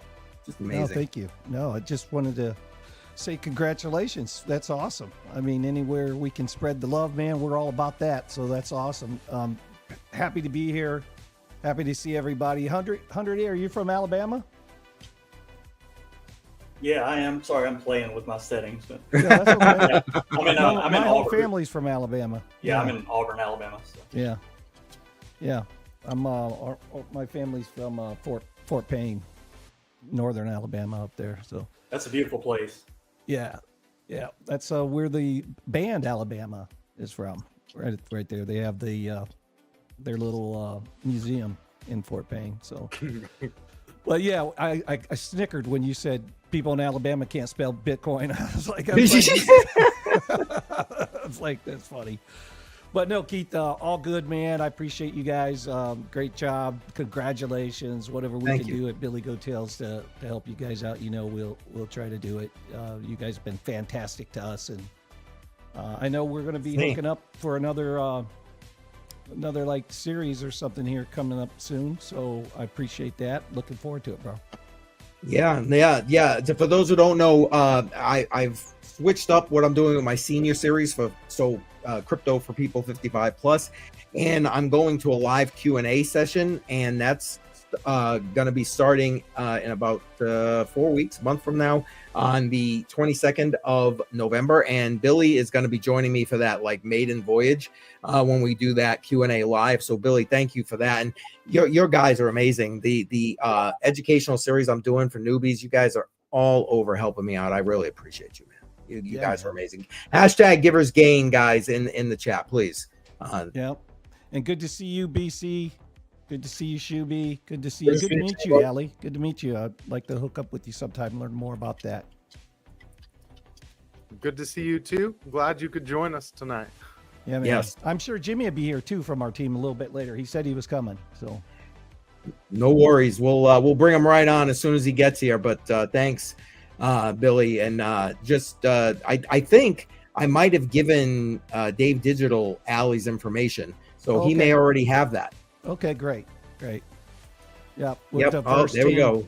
Givers gain. Appreciate you, man. Billy, you go whenever you want. You're welcome to stay as long as you want. You know the drill. I know you got stuff to do. You got family things. I get it. Thank you, brother. Whatever you need, you're the man. You're the man. All right. So let's see. I guess I got to go pouring through to see the legitimate guesses here to see if anybody's even right. Boy, let's see. Nope. Oh, I see one. I see one. Actually, there was two. Well, I didn't get that far down. I'm still going through them. No, not that one. Not that one. Yep, that's two. Oh, only two. Ouch. Ouch. Yep. Nobody listens to me. I'm good with that. Damn. I appreciate you being the the reason we're doing the next. Yeah, help me. I'm not the reason. Right. I'm just the question. No, yeah, okay. All right, you're the impetus. Whatever. Don't mess with me. I'm drinking. Anyway. Really? No, I'm not. I'm lying. Don't listen to me. When did you start that? Listen, I'm not like Bedell. I didn't start yesterday. I did. But I slow roll them. I don't just sit there and slam them. I know how to maintain. Yep, I understand. That's how, when you get my age, you learn how to do it. Yep, that's fact. That's a fact. All right. Well, you know what? We're gonna call it, and let's do the giveaway. So let me bring that screen up here for the wheel because there were 2 potential winners. Let me. Damn these buttons! I got too many tabs open trying to cover all you guys' bases here. All right, there we go. There's the 2 people. K Diggity. And Wait. You know who guessed right, but what is the right answer? We will say that. Shuby, I'll let you do the honors, seeing it's your birthday. Go ahead. I'll be 50 November 10th. Holy shit! Which happens to be the same birthday as the Marine Corps' 250th birthday. I was born 200 years to the day that they were born. There it is. You're 200 years old. Congratulations. You look great. Congratulations. Yes, you look great for 200. Yeah. I'm 50. They'll be 250. Oh, details. All right. Here we go for the Bitcoin Pez dispenser. Give it the spin. Oh, I think Tech Man's got it. Yep. And if it wasn't for his wife's birthday, he'd be there partying with me in Nashville and then going to Kentucky to go do some gambling. There it is. Congratulations, Tech Man.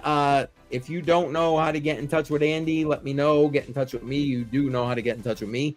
And I will get her your information so we can get you that nice Bitcoin Pez dispenser. Congratulations, sir. So I'll just show you, Keith. I've been sitting here and I packed up every one of these. Hold on. Let me get you. Boom. There we go. Every one of these are packed, and they're going to have another piece of styrofoam on all sides, so there's no way for these things to break. Nice. And they're ready to ship. All 3 of them are sitting right here. All we need is winners. Well, I'll tell you what. Here we go. Let's for this first. What I'm going to do, we're going to do a little bit of trivia. Let me do this. We're going to do a little bit of trivia. I'm going to read out the trivia question, and you'll have 5 minutes to vote, or 5 minutes to answer it. 5 minutes to answer it. All the correct answers will go into the wheel, and this will be for the first. Hold on, let me bring myself up full screen here because I'm going to take a shot while I'm doing it here. There we go. Boom. And this beautiful shot glass laser engraved by Shuby right here. So cheers to everybody, by the way. Oh, yeah. And he's going to get that shipped out to you. So. Whoa. You didn't take it all. You're right. I didn't. Listen, I got to be able to function if we're still here 7 hours from now. So, I will not be here 7 hours from now. Yeah, so I hope you stay sober enough to run it that long. Exactly. So I gotta take it easy. I gotta take it easy. Try and do a half at a time here. All right. Let me pull up the question or whatever. Okay, here we go. You ready? In the chat. And if, again, doesn't matter what stream you're on, just put it in the chat. It'll show up. And BC, just hit all the right, star all the right comments for me. What, in crypto, what is the document that outlines the project's goals, technology, and roadmap? There's a term for that. What is it called? Again, in crypto, what is the document that outlines a project's goals, technology, and roadmap? In the chat. In the chat. You got 4 more minutes to put it in the chat. Sorry, Allie, you can't win. You're on live stream. We changed rules. BC Corp. I said the exact opposite of it. Well, that's cool too. Yeah. Okay. 4 minutes seems like a very Yes, long time. lightsaber. I like Dave Digital right there. Lightsaber. Oh man. And listen, I know Billy's already gone, but don't forget tomorrow, Simple Terms podcast, 9 a.m. Eastern time. You guys got to watch that. After Crypto on the Rocks, I'm not sure I can make it, but well, I make it every Friday, and I'm older than you. I don't want to hear it. you go to bed earlier than I do. You go to bed after your Crypto on the Rocks. I go back in and drink and turn on the radio. Well, I'm not even 50 yet. Come on, Keith. I got 2 more weeks. Then I'll go to bed earlier. I'm 42 and I like to go to bed at like 8:30, 9 p.m. No shame. That's my bedtime, and I'm 30. So, like, we do a stream every single Monday at what 7 p.m. Eastern. 7. Yep. So, like, right afterwards, I pretty much wind down my day, and then I go lay down. But what time do you get up in the morning? Oh, I get up at like 3 a.m. I was gonna say he's up super early. So like I'm up before the sun every single day. Do a little workout, maybe some yoga, and then I'm in a trade by like at least 3:15, depending on how London opens. So like by like 7:30, the day is kicking my butt, and I'm ready for it to be over. I get up at 6:30 and don't go to bed till 10:30. That's not Fridays though. I get up at 6:30 and don't go to bed till about 1:30. No, and to the point, I agree. Wick, I don't know if I shouted you out earlier, but if not, welcome. And yeah, I'm with you. I go to bed early, but man, I can't go to sleep. I'll lay there sometimes, tossing and turning. I can't sleep. I think he's doing something else. So. Okay, well, you know, I ain't speaking. I'm talking the old man who wants to actually go to sleep here. Well, I am an old man, so I do wake up 3 times to go pee, but that's beside the point. Well, facts right there. I want to be like Joe and just don't sleep. Joe's actually been getting. I wait. Is Bedell back? I see Bedell. There he is. Or Jesse. Jesse don't sleep either. Look at it. I mean, he's here. Oh, see, speaking of Goldschlager, look what he brought. And there we go. Oh my goodness, these guys over here. When did Bedell turn into a white girl? Ouch! Hey, you know what? A friend of mine gives me a bottle every year for my birthday of Goldschlager. So there you go. There it is. Magnets in the chat for Dave Digital. Been a member for 2 months. Yeah, baby. Magnets. Appreciate you. Maybe a Band-Aid. I really do love that name, man. That's like freaking awesome. Freaking awesome. And Jay Violet, another one, 2 months. Appreciate all of you. If you're a channel member, Jay Violet emojis in the chat, by the way. All right, that's it. Time is up. I'm gonna go get everybody's name on the wheel. Who wants to chat and keep the oh my god, here come all the magnets. Joe's not even here. Oh my goodness. All right. Even Joe, hey, Joe's not even live, but he's putting magnets in the chat. There it is. Oh my goodness. Joe, you got to come back and explain to everybody about the magnets, because there might be people here that don't have a damn clue what the hell magnets are all about. And then me and Joe can have our little back and forth about magnets and crypto. Oh. Now listen, BC, you know what? That's actually great. BC, tell everybody what you and LBC have been going back and forth about a little bit. I think that's an interesting conversation. So there's been a few things. The main one is the crypto like 4-year cycle. So we've been going back and forth about whether the 4-year cycle still exists, or whether, because of the institutions being in the space now, whether the 4-year cycle is broken and it'll just be like a super cycle that kind of just keeps going. I've got a theory, and I was a hardcore 4-year not to the day, but to the month. But I think the liquidity cycle is really what's going to be driving it, and the liquidity cycle is not in full blast yet. So M2 is about to start ramping up, and I think it's going to be at least elongated, if anything. See, and I mean, we did talk about that, but it's like how much more is it really going to do when it's not just crypto that's like in a struggle right now, but like quantitative easing can only hold up your crappy moves in the market for so long. It's like you're not actually pumping more money into the market. You're just pumping more pieces of fucking paper in there. You're not actually bringing any more fucking value in there. Yeah, You're but just devaluing the And dollar. the rant begins. yeah. Yeah. As I say, the U.S. is still under QT. You got to remember, they haven't even turned off QT yet. So when QE kicks in, I mean, you think, well, it can't go much higher. Hold my beer. I mean, it can because the Oh, yeah, dollar. exactly. It You can. see what happens when because the BC dollar's doesn't going get to his sleep? He gets a little agitated, you know, he's getting a little angry or whatever, something, you know.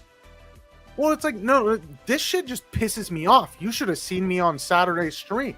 Where it's like all they're doing is they're fucking stealing your purchasing power. Your asset go up because your dollar go down. And it's like, that's a shitty trade-off. But like, how far down the risk curve are people really gonna go?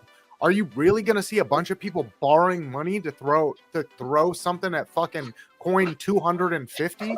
No.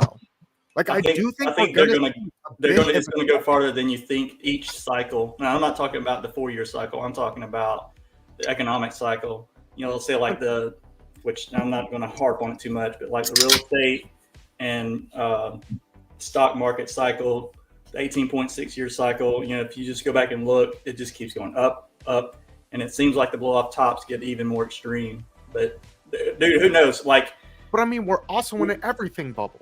Literally everything is in a bubble. That's true. Housing market, stock market. You have all of these other assets. Hard assets are in bubbles. You have the AI bubble. So like, what happens when we flush a bunch of cheap money in there and then it comes to call? Your dollar is devalued. You're not actually able to buy anything more with it. That's the point. I should be able to buy more with it. But we're at that point where gold is starting to skyrocket. You don't see moves on gold like this unless there's big problems in your money. And we've seen this over and over again in history. So like, yeah, you could get a little bit of a pump, but I'm not saying that we're not going to get that. Stock market's going to get it. You're going to see more all-time highs. You're going to see Bitcoin go. But like, how far down the risk curve is this really going to go for your shit coins? Because anything that's not Bitcoin is a shit coin. And I will say that till I'm blue in the face. And there's 30 million of them. So like, I do think we see like Dino coins get a little bit of a move towards the upside, but like you can't buy a whole lot more because your purchasing power is going to be so greatly diminished. Like our gold to our dollar chart is starting to look like the Weimar Republic in Germany when they absolutely were just printing retarded money in the worst of their inflation cycle. Like that's what it's starting to look like. Oh yeah, but I still think it's going to get worse. I mean, and this is the most important thing is this is not time to buy. Like you need to go ahead and have all your stuff now. Like I'm ready to dump, dude. I'm so ready to drop so much stuff. I mean, because it's going to drop when we do hit the bear market. This is going to be a deep bear market because the higher it goes, the harder it falls. And I was thinking we would hit a blow off top by now. I think it's like I said, that's my thing is I'm thinking Q2 next year at the latest. But I'm ready to sell now. See, and that's what I'm waiting for. I'm waiting for a next little move towards the upside on Bitcoin. I don't care. Like we could go to 160. I'm going to be 70% out of my Bitcoin holdings, and I'm going to be in gold, and I'm going to be in some big stocks. I don't care. I don't miss out on 30%. I've just seen it too many times. People are talking about 170. Well, by 170, I will have been out of the market for like the 30K of that movement and completely unfazed by it. Just because of like, I do agree. The one thing me and LBC both agreed on is that this bear market is going to give you some of the best buying opportunities you will ever have in your life. And that's also because I've been looking at 2026 being one of the worst economic conditions we've been in years. Yeah, that's the thing is to go into the bear market with money, and that's why I don't want to leave money on the table like I did last cycle, like an idiot. Because everybody was saying, oh, Bitcoin or Ethereum to 10,000, Bitcoin to 100,000, and then Jay Powell drops the hint that they're going to be raising rates, and then everything. I think it was like late November started to drop off. I was like, damn, that was a chance. I should have dropped everything then. Well, like the key factor on noticing what was going on, and like it's funny, Kabisi Letter called it out. They were like, when Costco started selling gold, this was our sign. I'm like, yeah, bro, we've been fucking telling you that for years now.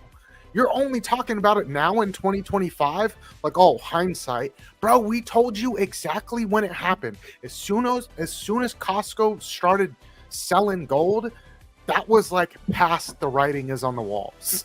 Like the writing's been on the walls, just nobody wants to fucking believe it because it's not pretty. And like, oh, well, deficit spending doesn't matter as long as you control the money supply. That's fucking bullshit. Modern monetary policy doesn't work. And we've watched what happens with it. There's been 6,000 fiat currencies, and they've all gone to zero. They've all gone to zero. Every single one of them. And the one caveat is the entire world has never been on a fiat standard all at once. All at the same time, every single country in the entire world is on a fiat standard.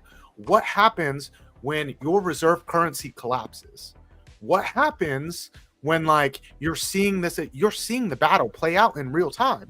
You've got China mass stocking gold. You've got the US trying to get our gold back. You've got India buying silver like it's nobody's fucking business.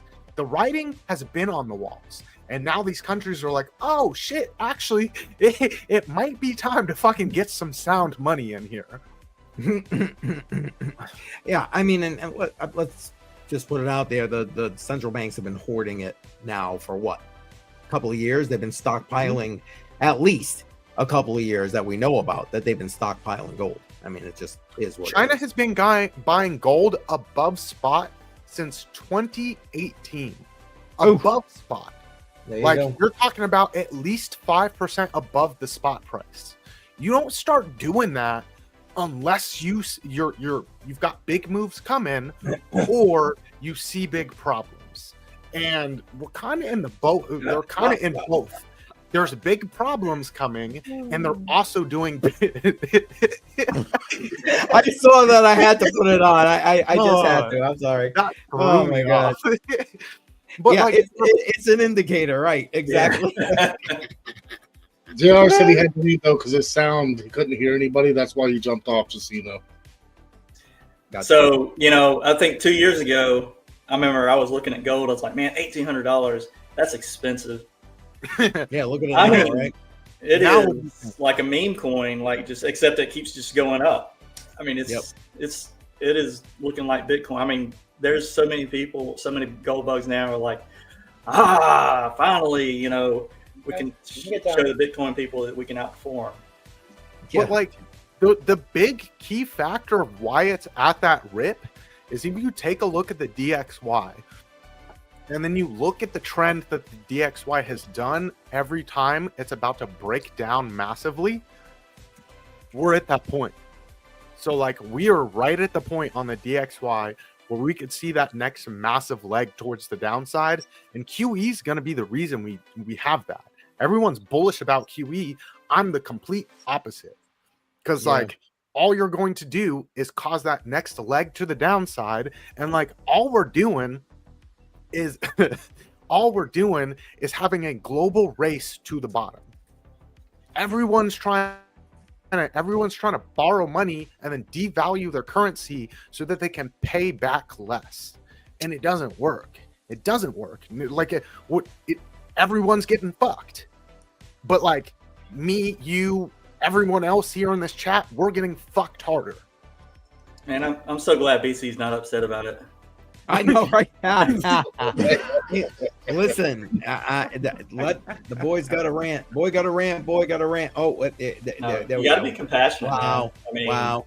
There it is. Everybody should be pissed.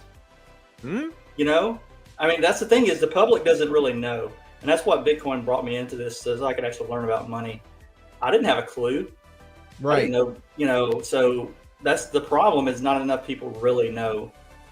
They just learn what they hear from CNBC and, you know, whoever that, Yeah, or which is- whatever congressman, you know, saying that, hey, we need to buy this. We need, you know, if you listen to Congress people, you think that we have all this money just sitting around in the Federal Reserve. So, yeah, the public doesn't know the truth. The check and balance there is zero. They just they say it's like, oh well, Medicaid won't run out of money, Social Security won't run out of money. Well, technically, it's not good. You're right. You're right. You're just gonna print more fucking dollars and pay the fucking bill, but like you're not paying the same dollars that you borrowed from it. So it's like, cool, we borrowed your money from Social Security. The purchasing power was this, but what we're going to pay you back is worth literally 96% less than what we took from you. There it is. BC is definitely on a roll, man. Listen, I want to interrupt your roll for a second, so take a drink. Go ahead.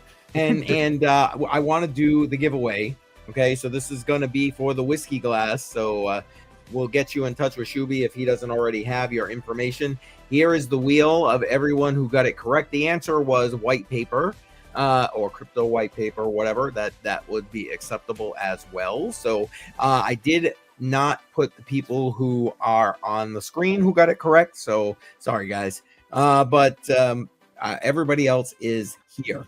So let me shuffle and maybe one more time. There we go. And good job, Hulk Smash. We're gonna give it a spin. I'm gonna call it rigged right now. Did I just not call that? Wow. Good. I'm glad because you put JR on there, and this is United States only. Wow. So there you go, JB Hulk Smash. I'm gonna assume that maybe that Shuby doesn't have your information, so I'm just writing your name down so I don't forget who got what.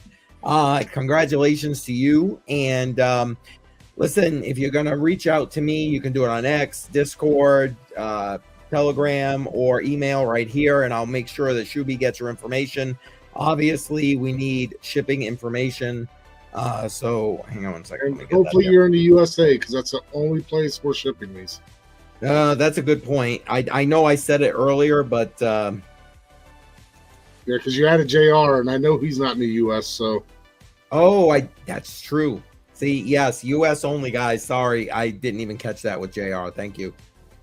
But so JB Hulk Smash, I'm assuming US. If not, let me know. We'll get you some crypto or something. But yeah, this is what you won because he's just asking to see if I can bring it back up with a black background. Yep. So hang on one second. There you go. You want a shot glass with the CCM logo on it. Get your finger out of the way, kind sir. Well, it's kind of hard to hold it. There you go. Give me another drink, and then There you go.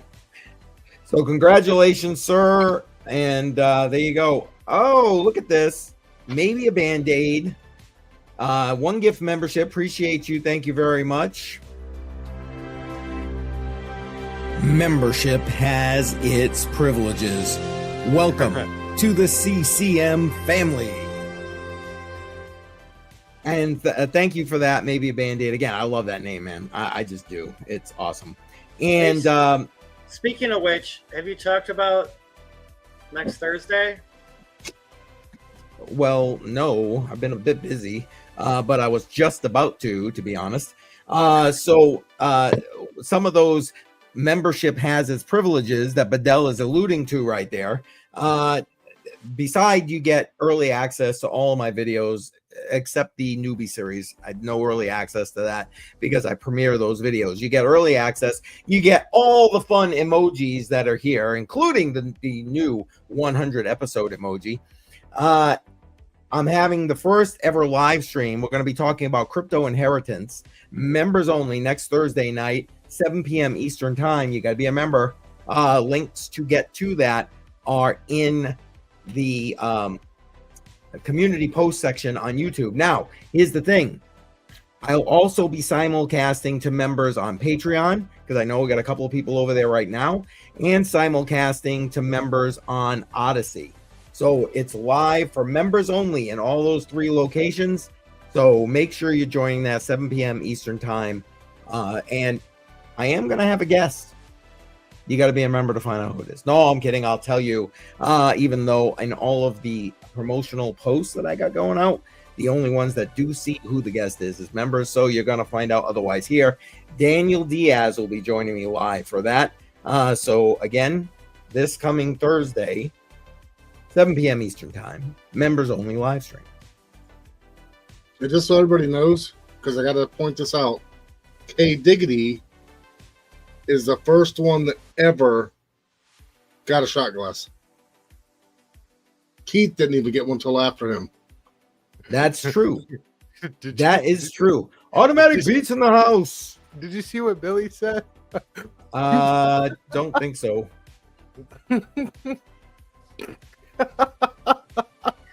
Oh.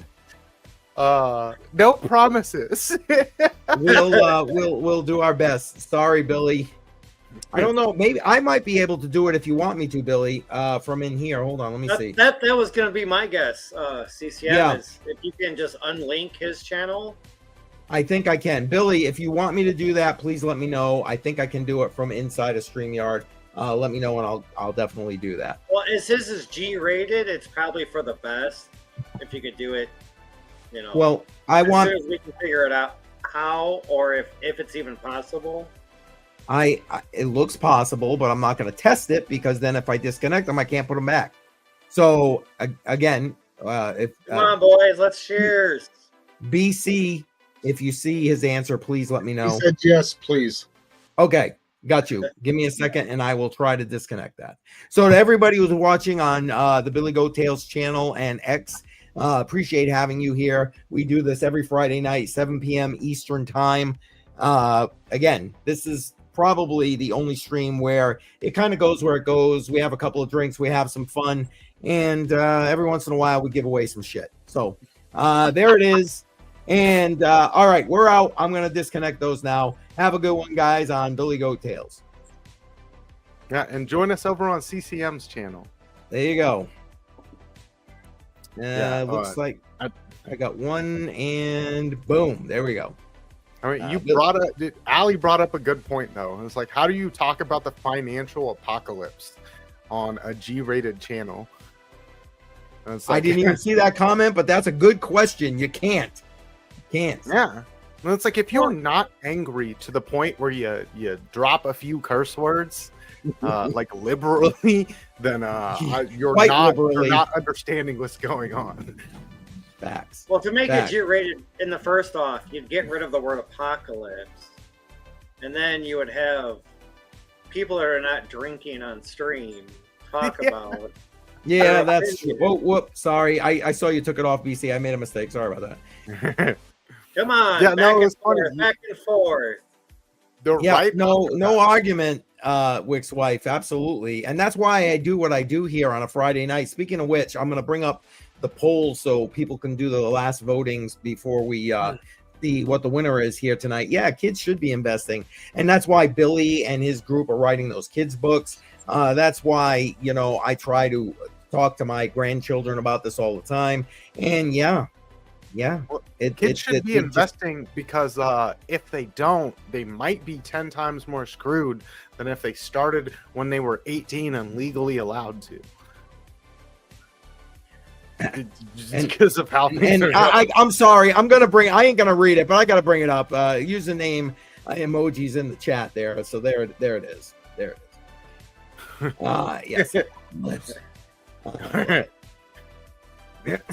There you go. Appreciate everybody that's still hanging here. Hopefully we got some people that kind of for another cheers here in a minute. Okay. Well, did you run out of Budweiser? Oh hell no, Goldschlager. He I did turned point you into one out. I seen our Sarah's Twisted Tea though. Hey, number one Twisted Tea. All right, guys, listen. 3 minutes left on the voting for the poll, and then I'm closing down the poll. If you have not already done so, if you're on X, you got to put it in the chat. I did record everybody else's spare votes that did not vote in the poll, so I've got that. We came into it with Link in first place and a second place tie between Pax G and Render. But this is what you get to vote for till the end of December. Beam, Link, Pax G, and Render. So you got 3 minutes. 3 minutes. Pax G for the win. Well, I haven't gone to look to see where the poll is actually at here. I guess I should probably go do that. Wow. I'm disappointed. I'm not highly gonna lie. disappointed. I kind of am too, a little bit, to be honest with you, because you know what's gonna end up happening. I'm gonna end up pulling that because now it's on its run, and yeah. Yeah, get it out of here. Get that shit coin out of here. Oh, I like Link, but I mean, I know, but there it is. So, like, here's the thing: if Link was so awesome, and Link was gonna, move all this big money around, and it was gonna, do things for the banks, why did Swift ask Link to help them make their own blockchain because they weren't going to use Link's technology? There you go. Link is still the same price as I invested into it back in early 2020. Like, I got into Link, I made like triple my money, and I cashed out. And when I cashed out at, it's like Link is still within a few pennies of where it was at when I cashed out, like 5 years ago. Yeah, Link is a great stable coin for the most part. But listen, I just want to point this out because mining stocks is like Pax G. Come on, people. And I will say, for those who don't always come on Crypto on the Rocks, mining stocks, even a couple of weeks ago, I think it was 2-3 weeks ago, tried to put his finger on the voting scale, kind of like Daniel Diaz did last time he was here, and said he was going to give away silver if Pax G won. And that didn't even get Pax G over the finish line. So right now, Pax G is in second place as we're going into this last minute of voting. So we'll see how that goes. And Allie, while I'm thinking about it, I love my metal mark. Hell yeah. That thing's bad. Yeah, that metal mark is beautiful. It went straight from here. I looked at it for 5 minutes, took a picture of it, and it went right to my safety deposit box. Awesome, dude. Wait till you see what we got coming out next. It's we're trying to push the medium as hard as we possibly can. Because that's just, I don't know, that's just what we do. It's just fun. So, Allie, I did put a question in chat earlier. I don't think it was ever read. You were talking about like the new metal marks you're coming out with that you can earn off of them, something like that. Not through us, but through like third parties potentially. Like we're trying to forge those relationships right now, but nothing's in the pipe yet.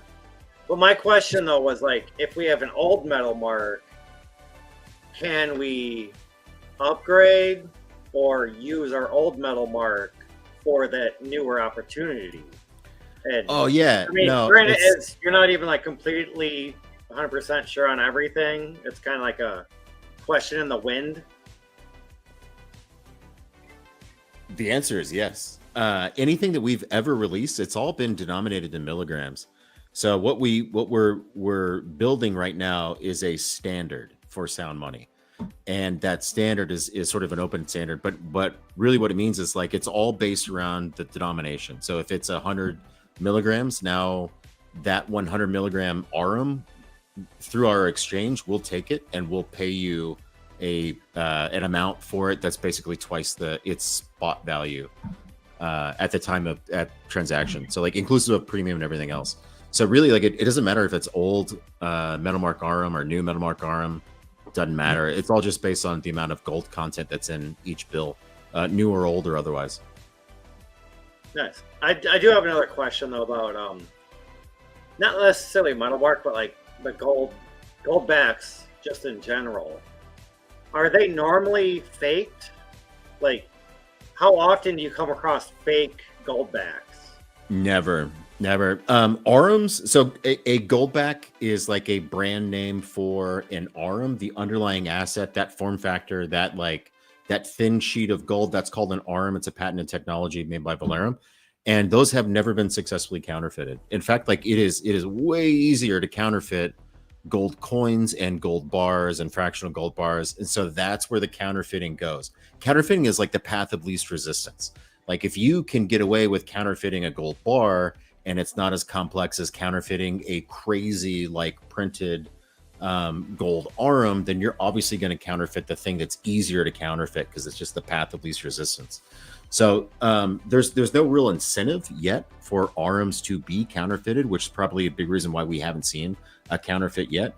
As Aurums grow in popularity, I'm sure their target profile is going to increase to where like they might be a target for counterfeiting, but it is going to be so difficult for someone to do that. Like it is, the Aurums are made with a combination of like actual currency printers, which are highly regulated and you cannot just buy, and the semiconductor industry with like vacuum deposition of like liquefied precious metals. So if someone can come up with that technology in order to counterfeit it, fantastic. That will advance the space, but it just hasn't happened yet, and I don't think it's going to happen for a while.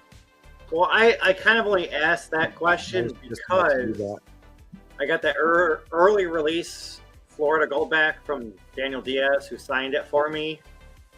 And I looked it up on eBay to see what it was worth, like, I don't know, a month ago, a couple months after I won it. And a lot of those people that have those for sale are like PMG graded. But I'm like, I mean, it's a Goldback. Like, what's really the chances that it's fake, per se? And then I went on the PMG site to see what it would cost to have it valued or graded, as they call it. Yeah. And Goldbacks aren't even like on their site. So I'm like, okay, well, I don't know what's going to cost to have it graded, but like, I'm pretty sure this is not fake. I've seen it. I've kind of touched it. I just didn't want to touch it like too much because you never know what oils your skin would do, per se. For sure. All that graded stuff, like I looked at doing graded. I thought about, all right, if we're just going to be in the lane of collectibles, maybe we should have 100% of everything that we sell go through the grading process through PMG. The prices aren't terrible to get it graded, but at the end of the day, like, I don't know, I don't care. I don't care about getting these things graded, like, because whatever, it's an arbitrary thing that gets it a score, which supposedly increases its value by whatever, because it cements it as like a very collectible item. I understand it. I think there's probably a market for that for our products eventually, especially the limited edition ones, but not like the evergreen products with our standards and all that. Like if I had an evergreen product, I would never get it graded because like, who cares? It's meant to be spent. It's meant to be used. It's meant to be in circulation. Right. But yeah, the graded stuff is not a certificate of authenticity in the sense of like, this is not counterfeit. It's more like, this is such a perfect specimen of this one bill that if you decide that it necessitates a premium, like here's some guidance on that. But there was a question that popped up about DCA. Before you answer that, I just want to say hey to Jimmy Jim. Welcome. Appreciate you being here, brother. Thanks for stopping in. I know what's going on, man. You got like lots of things going on right now, man. How you been? Doing all right, man. Just dropping in, seeing what's going on. All right. Well, right now we're talking about gold. Episode. Yeah, no, I appreciate that, man. Appreciate you. Right now we're talking about gold, and I don't know if you've met the gentleman up in the corner here, Ali from Metalmark. We're talking about his Aurums and that kind of thing, and a question came in. I'd like to give him an opportunity to answer that. Aurum? Yep. So here's that question, Ali. Go ahead, jump in, answer that. Yeah, so right now, what we have available to anyone is a subscription program. So if you subscribe to a physical gold bill, you will get that every month or 2 months or 3 months, whatever cadence you select. And it's going to come at a discount, which is going to be cheaper than if you were just buying on a normal off one-time cadence. So it's like a 5% discount, something like that. That's like not that great right now because the denominations that we have end at 500 milligrams for the Metalmark standard, but we are in the process of adding more and more denominations down the line so that there's going to be a very, very cheap DCA option for pretty much everybody. I think the amount that's gonna be available at the lowest end will probably be around like $10. So $10 with $5 shipping, that's not bad. that'll get you in. Yeah. Yeah. Because I was going to ask, where are we falling in line with money? Because these days, people are barely keeping their heads above water, but they might still want to get their hands on stuff like that, goldbacks, etc. Especially with the whole, sound money movement that's going on across the country. So, thanks for putting it in that ballpark. About how far out do you think that kind of that is, maybe to get that denomination?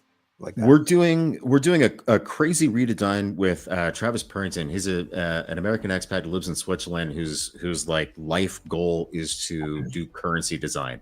So it's a very incredible niche to dedicate yourself to, currency design.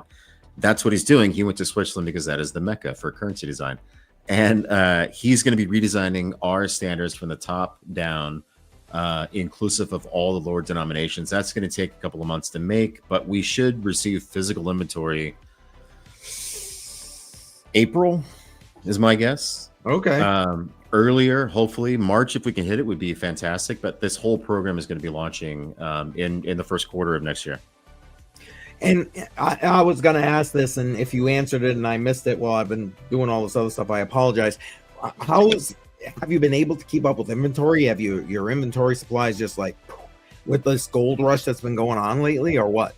It's super fascinating, actually. So as gold continues to climb, and as you sell a product that is pegged to the spot price of gold, there's two competing forces in play. One competing force is the FOMO of like, holy smokes, gold's going like this, I got to get in before it goes even higher. That's one force. The other competing force is your very normal like e-commerce, direct-to-consumer force of, if the price is too high, you're going to see lower conversions because, people typically need a lot of extra convincing to spend more than, let's say, like $120 or something like that on any particular purchase. So with our lowest product being like 500 milligrams, that AOV is like, north of $200 for those transactions. So we're seeing like FOMO induced buying, but at the same time, like reduced conversions because the prices are going higher. So it's like sort of it's a net nothing, I suppose. But the longer the trend of gold going up continues, the more we're going to see sales increase, I think, because then at that point, it's not just a flash surge, it's a sustained trend. And then you'll see, I think, buying patterns sort of adjust accordingly. Okay, fair enough. Well, that's interesting.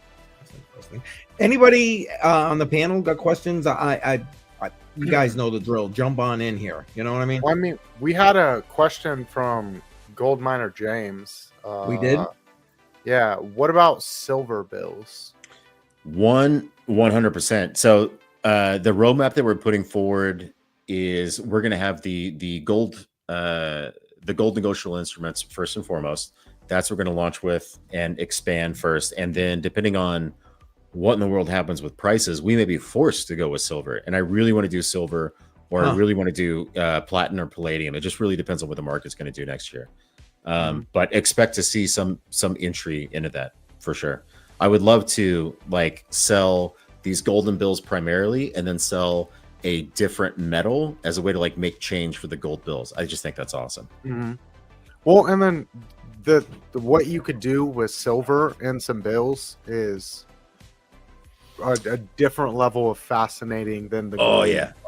Oh yeah. And even beyond the sound money thing, just like from a purely creative standpoint, like I would love to go back to Disney and say, like, I would love to license the look and feel of Beskar from The Mandalorian, like make a silver or platinum like Beskar bill. Like it just seems fun and creative and awesome.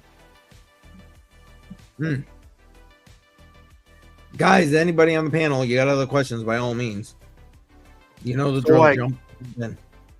Besides platinum and palladium, I think like the platinum's going to be that seems like a little up there for it. Just because of like the difficulty on like the price per what you're going to get. So palladium though seems like an interesting one. Are there any other ones you've looked at?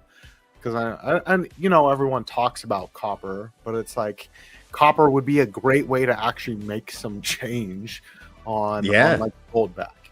Dude, and you can also make some beautiful art with that. Imagine you like bring back the penny in an Aurum form or something with copper. That'd be fantastic. Yep. I'm super open. Like I actually do not care. I have no particular like bias towards any one metal over another. I don't care. It's all about like what it's priced as denominated in dollars at the time that we start to figure it out. Because like we have manufacturing overheads that we have to contend with too. So really it's like the combination of the manufacturing overheads plus whatever the spot price is of the metal at the time that we go to issue the PO, where the math happens. And if we can make it work, great. And if we can't, then we won't. We'll try to pick another metal. But whatever the metal is, I would love to have a backup to gold. I think you need it. Yeah, I definitely. I agree.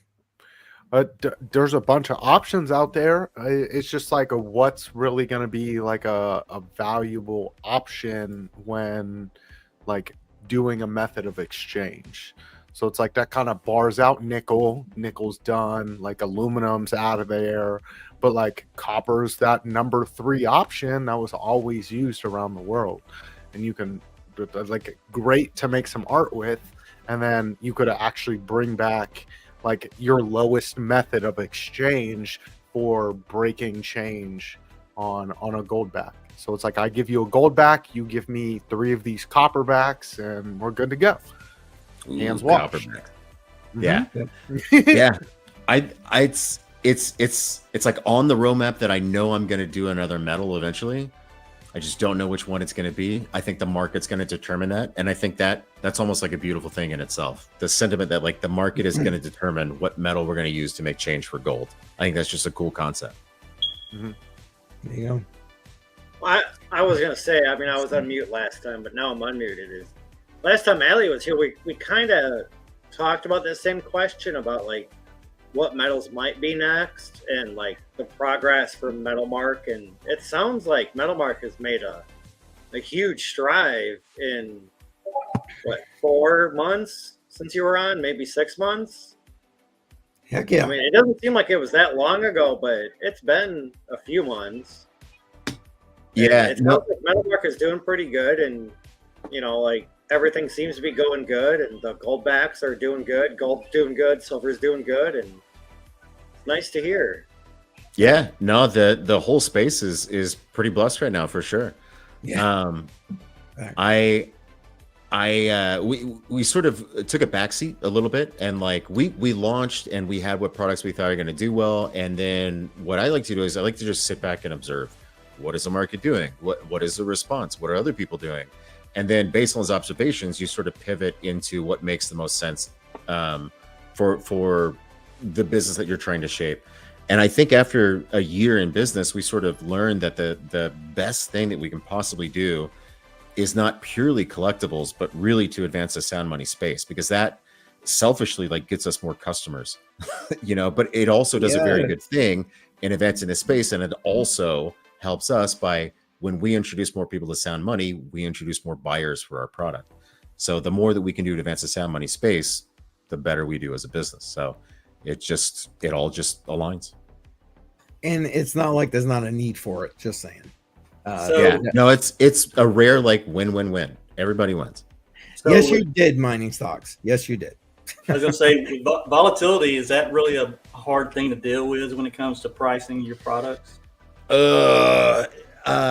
Yeah.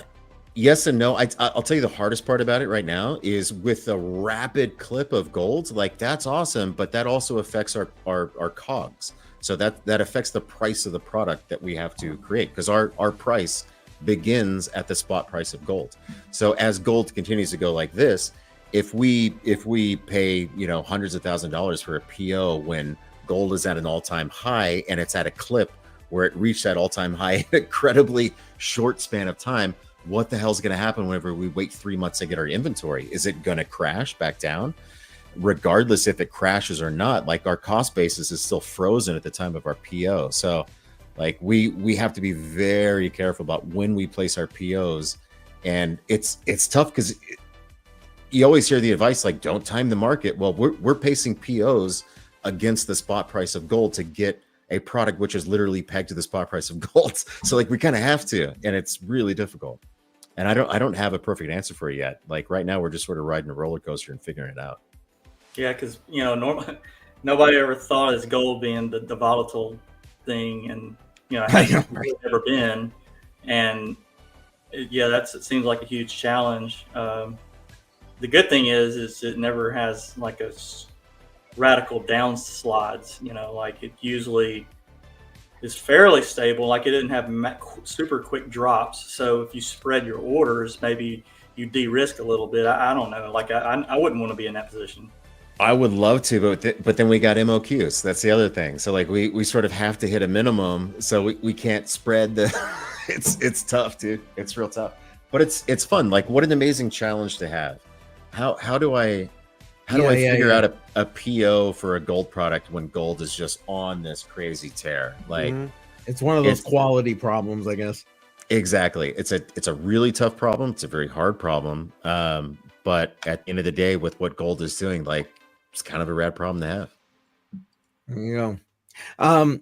I'd like to pivot for a second because Jimmy, we introduced him, let him say hey, but I know he's got some stuff he's doing, Space City Breaks. I'd like to hear more about that, especially for the people who are here who may not have even heard about that. Jimmy, do you mind talking a little bit about that and the stuff you got going with Billy Goat Tales and all that kind of good stuff?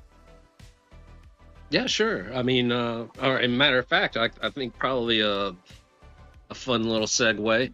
Last night, we were a clearer spot here. We were going through. We had our live stream. Yes. Got a wild hair, or Jimbo got a wild hair, as he quite often does, and we ended up cracking open a full case of this product. That's the Impeccable Football. Okay. Going for about $1,600 a box right now. Holy cannoli. And crazy enough,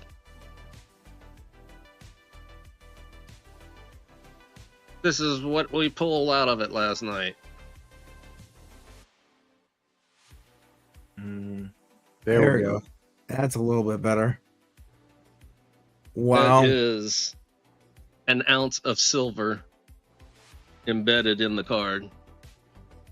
That's awesome. That's awesome. So I don't know what the price of silver's at, but the card's worth at least that much. About $45. There you go. Sweet. That's nice. Listen, you guys do art. I just got a question real quick. Go ahead. I think it's years ago. I got a Josh Allen Buffalo Bills, just a regular card, but it was numbered 1 out of 25. There's only 25 made in the United States. Are those worth anything because it's just a plain card? I mean, there's nothing special about it. There's nothing else except for it's numbered. It's 1 out of 25. Do you know what the year and the series? I could tell you in a little while, but right now it's not within my reach. I could grab it in about 10 minutes. I mean, if you grabbed it, I mean, I could definitely give you a current day comp.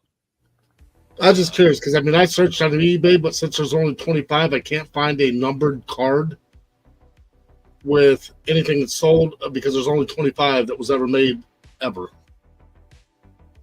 Oh yeah, I mean, 25s, man. If I was gonna just take a guess, I mean, it's a rookie card? No. Just 2 years ago, so it's not a rookie. It's just a plain, out of a pack, regular card, like mid-season. Like I don't know how long he's been playing. I think it's like 7 years, so probably 5-year-old card. 5th year in the season.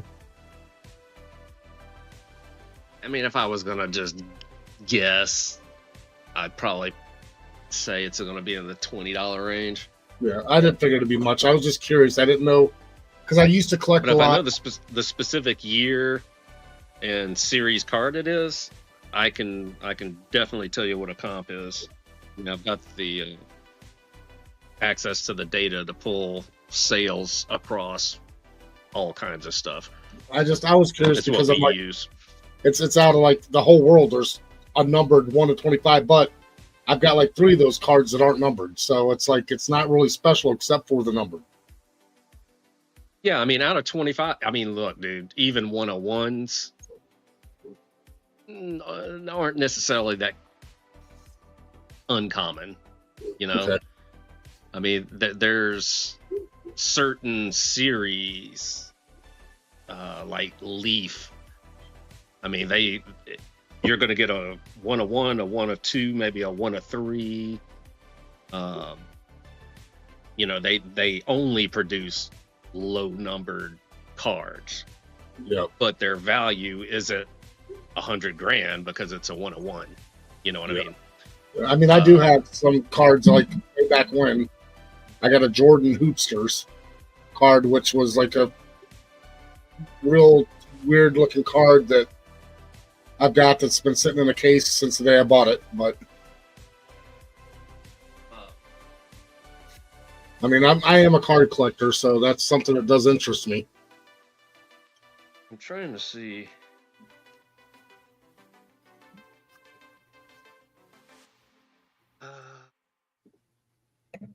And silver, actually, right now, I just looked again because I already had it on my screen as 48.80, so it went up a little bit. Yeah. Yeah, and Jesse just dropped the link to Space City Breaks. If you're not following them, please make sure you do that. He's live every Thursday with his son. Even this is last night. Hold on a second. That's 2 out of 10s that I pulled last night, and 2 pretty doggone good characters to get out of that. Really, really nice cards, though. Yeah, no, they look good. But they're. I'm gonna go grab it though, because now I'm just curious. Yeah, get it. I mean, like I said, if you can get it and give me a. I was gonna say he's on his way to get that. He's a man on a mission right now. So just for I don't know if I actually said it. The polling is over. Link won the DCA this week. I'm gonna look. I'm not gonna do it right now and see how much that's won in this cycle. If it's getting to the point where I need to pull it, I'm gonna do that. Other than that, you'll see it back again next week. But we will see. I want to do another giveaway. So this time we're gonna do the Rover. I think we're gonna put that out there. Now again, this continental U.S. shipping only, guys. Continental U.S. shipping only. I'm sorry. And this is again from Damn It Dave, who was in the chat earlier. He's offered this up because he bought extras and he needs to get rid of it. So first, again, you might be asking, what the hell is it? So with that thought in mind, I'm going to bring up Crypto Jar's video talking about it. We'll take a quick listen to that for a minute, and then I'll tell you how you're going to enter. So let me just bring that up. There we go. I'm testing a new one, Rover. In this video, I'm going to do a deep dive on Rover, what it is, how it works, and why their partnership with GeoNet could be the key to everything. Rover is a decentralized infrastructure project that's focused on building a high-definition 3D and 4D spatial maps. These spatial maps are critical for things like autonomous driving, robotics, VR, AR, and smart cities. Unlike centralized map providers like Google or Here, Rover is crowdsourcing high-precision spatial data using hardware like the Tarantula X and their upcoming LiDAR-based light cone system. Their mission to democratize HD mapping and fuel a decentralized data economy. They all depend on real-world, centimeter-accurate data, but current HD maps are outdated, expensive, and controlled by a few corporations. Rover is changing that by leveraging RTK positioning via GeoNet for sub-centimeter accuracy, using the blockchain-style cryptograph signatures to ensure anti-cheating and data validity, burning 60% of earned tokens from buyers, and even buying and burning geode to fund the RTK services. The Tarantula X is a powerful RTK-enhanced sensor that turns your smartphone into a mapping tool. It uses GeoNet's base stations to improve positioning from meter level to centimeter level. It signs all data with encrypted chips to prevent spoofing. All right, so I'm in my car. It's really just a couple things that you're going to need. You're going to need the, And I'm not going to go through the whole setup, but I want you to actually kind of see it, a little bit of it, and then we'll go into that. Tarantula X, and this is it right over here. It's actually a pretty small device. It has a magnet over here on the back. It allows you to securely attach this to your car. I usually open up my sunroof and I put it on the top, and on the other side of it is a USB connector. You can just plug this into a USB outlet in your car. If you don't have a port available and you have a cigarette outlet, you can use an adapter like this one right over here, and it'll convert it to USB. So you're going to plug that in, and then the other important thing is, okay, you get the idea of what that is. So hold on, let me just remove that from the screen here real quick. So again, that is courtesy of Damn It Dave. Now here's the catch. Beside the US only, he is traveling, like you heard me mention, which is why I was surprised he even ended up showing up in the live chat. And he won't be back to his house where that is for him to ship it out for about 2 weeks. So if you're willing to wait 2 weeks to get it, then, and you're in the continental US, make sure you answer this question. Here is the question. Trivia question. Correct answers in the chat. Well, you can put whatever answers you want in the chat, but BC's only going to highlight the correct answers. All right, here we go. What is the name of a radical change to the protocol that makes previously invalid blocks or transactions valid, and vice versa? So basically, when there's a change in the blockchain, a radical change in the blockchain, what is that called? In the chat. And then I'll put all those people, continental US, who don't mind waiting, on the wheel, and we will see who wins that rover. Okay, just to let y'all know, I actually run that rover. It's one of my deep end projects. It's pretty easy to use. The biggest thing, you have to have a somewhere to have your phone to where it can actually view the road. So if you've used Natix or anything like that, it's, you know, basically you have to have a good spot to mount your phone, and it's got to be within that window frame where it can actually see the road. So, but it takes really not a lot of setup to get it going. It's been pretty easy, I think, and the app's getting better and better too. Anyway, that's my input. And Andy, that's why I said radical change to answer your question. One of those is not a radical change. The other creates a new blockchain. We'll just put that. Okay. Now, if you can't figure that out, yes, I like Jimmy Jim's answer though. I'm just gonna say that was good. That was good. But there we go. You guys have another minute to put your answers in there. One more minute. And Jimmy, I know we kind of like shunted what you were saying there. Was there anything else you wanted to throw out there with regard to the Space City or anything else for that matter? No, I mean, you know, we're usually streaming every Thursday and every other Saturday. Thursdays we go for about 5.5 hours.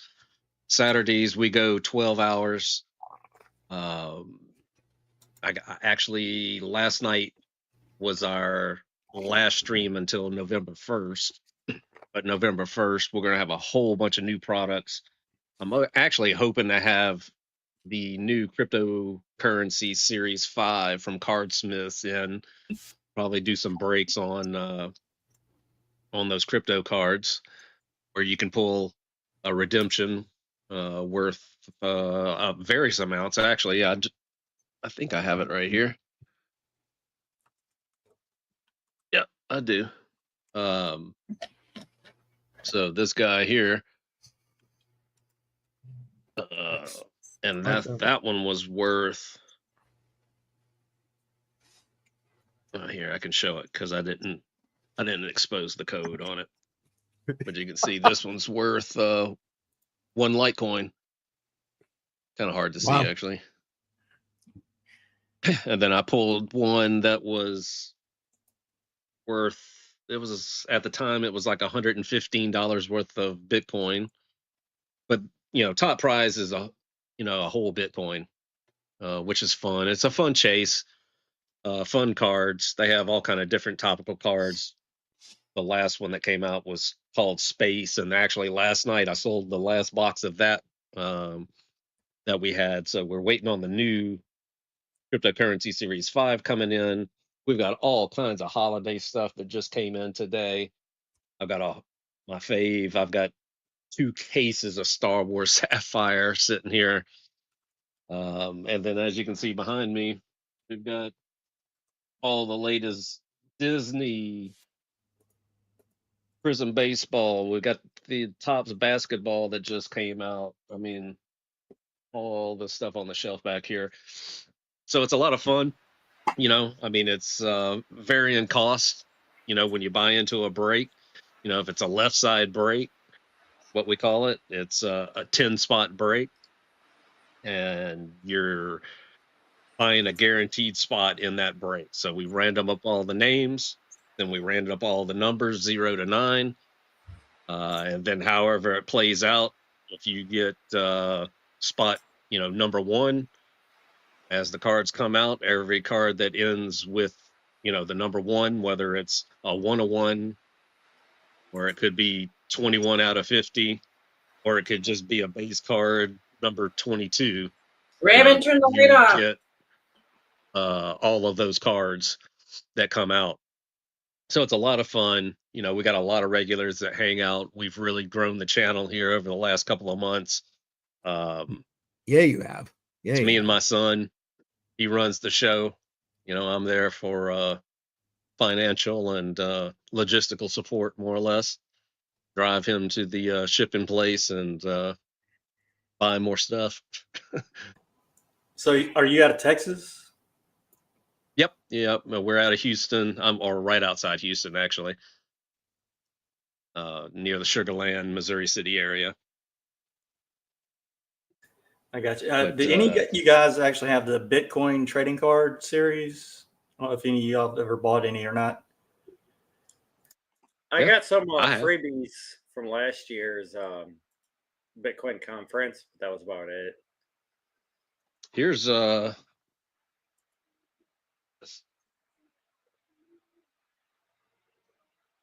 some of these. Okay. Yeah, I've got these were the Bitcoin 2025 conference. Cardsmith were giving those out, and that's who makes the Currency Series 5, the Space Series. Here's I might. Oh look, I do. Hang on. I'll grab my box real quick. I'll be right back. I just want to ask Jim about the Lego F1 cars. What about them? I know you bought some and you were putting them together, and then all of a sudden you got into trading cards, and I was like, oh, what about the Lego F1 cars? Because I know those things look pretty cool. I have. I'm sitting here looking at. I've got 2 of each team in the box, unbuilt, the playset size ones, right? I mean, the ones, matter of fact, it'll be, this version. Well, that's probably not showing very well, is it? Hang on. Boom. There we go. That version. Oh, nice. Yeah. Fits in my palm. Fits in my palm, right? Speed champion. But I do have, this was the old Ferrari playset from,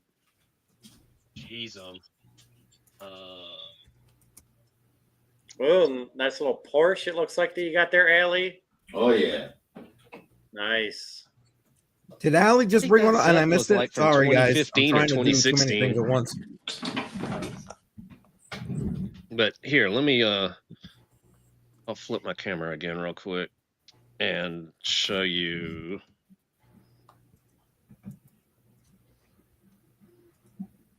Zoom out some. Yeah, we got that. We got it. There we go. But this is from the Cardsmith Space Series. You know, they have everything was, of course, space related. Different figures, and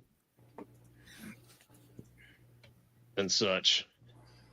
And they'll have different refractors. I don't think we had anything really crazy. That one's not even numbered.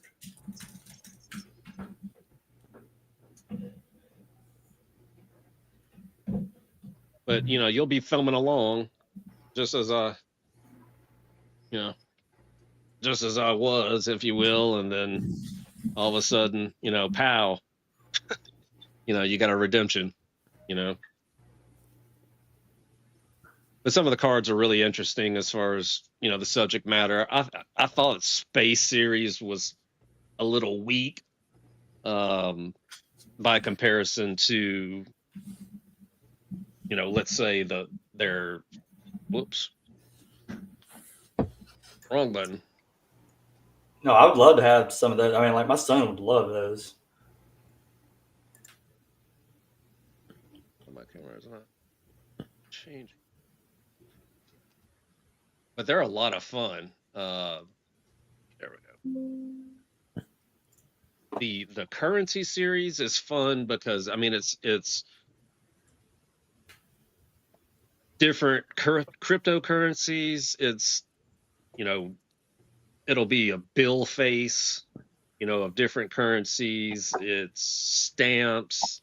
It's, you know, there's all kinds of different, you know, anything that could be a currency. I mean, literally.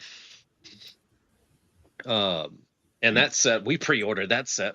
Golly, I mean, that was, I want to say that was like back in June, and I think it ships this week. I think we're supposed to get it like right around Halloween.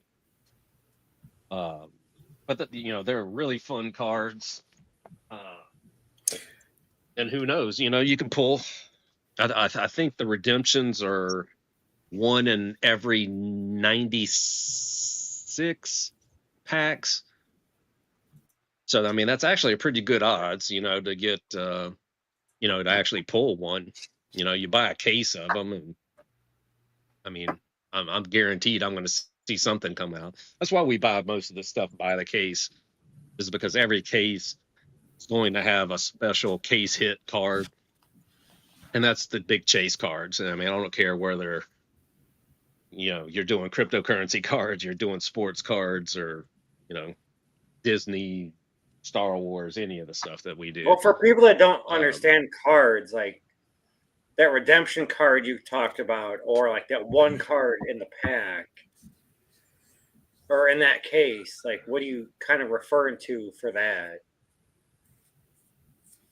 So I mean, you know, the redemption card, I mean, I just go to their website, you know, it's got a little scratch off on the back, and I plug in a code, right? And I mean, that works with the sports cards, or any of the sports cards manufacturers, right? Whether it's Panini, Topps, Cardsmiths, if they got redemptions, you go to their website, you put in a code, it pops into your account and says, hey, you know, you're plugging in a redemption for and here I got another one here I can kind of show. This one's got the redemption on the back. I'll just show this one to the camera. So like this one, you know. Oh, okay.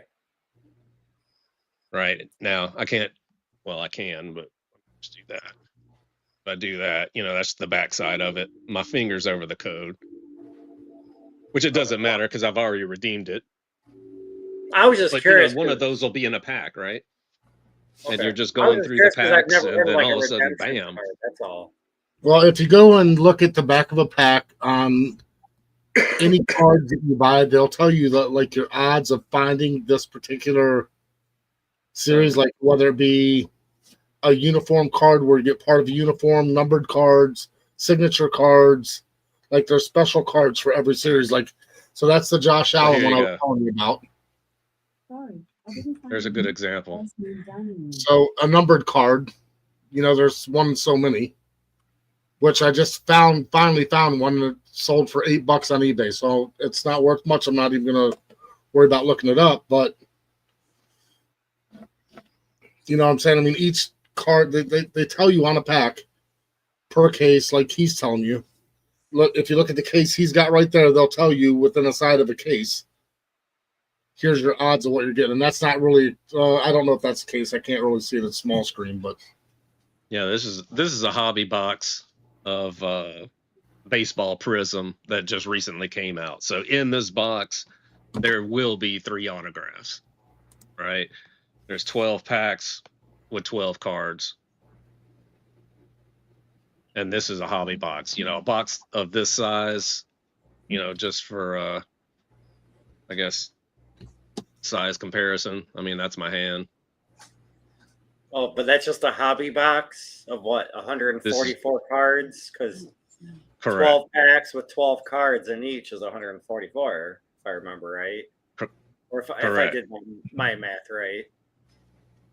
Correct. And then when you open it up, because I do have one open here, put the up here. But when you open it up, that's kind of what it looks like. You know, it's got more packs than this. I mean, we've been using this one for our streams. So, you know, each pack.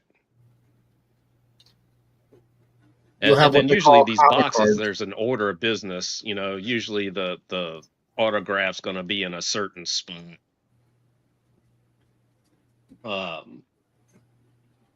out of those 144, right, you'll have like a lot of common cards, which are worth 10 cents a piece, but then you could have some that are worth a lot more.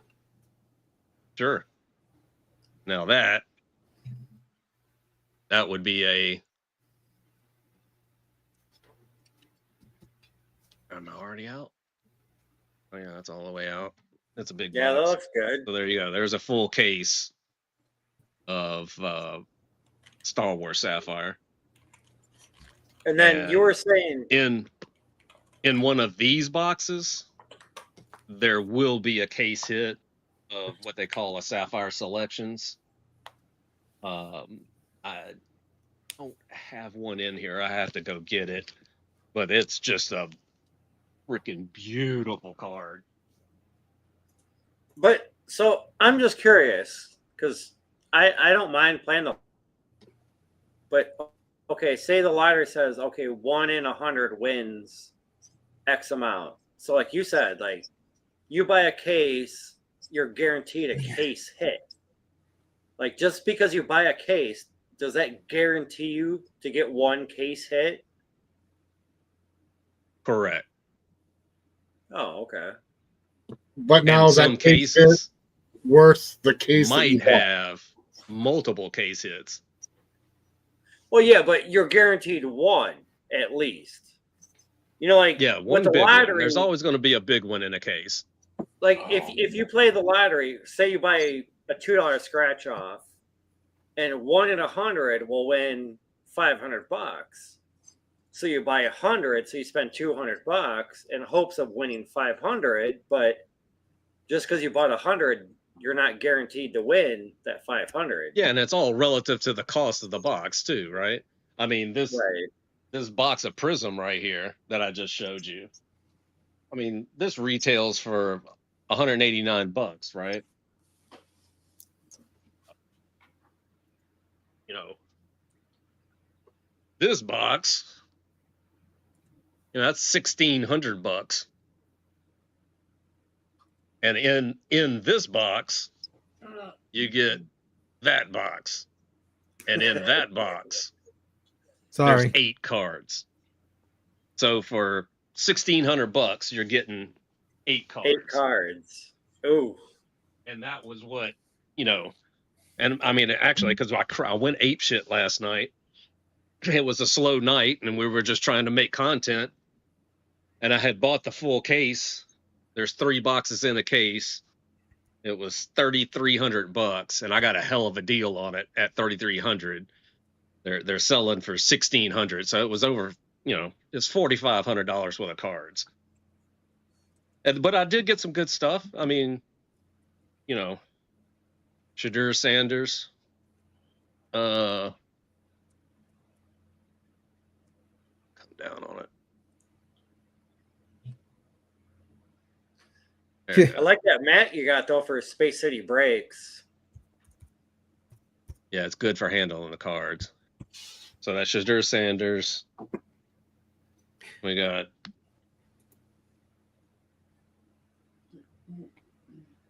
Auto RPA.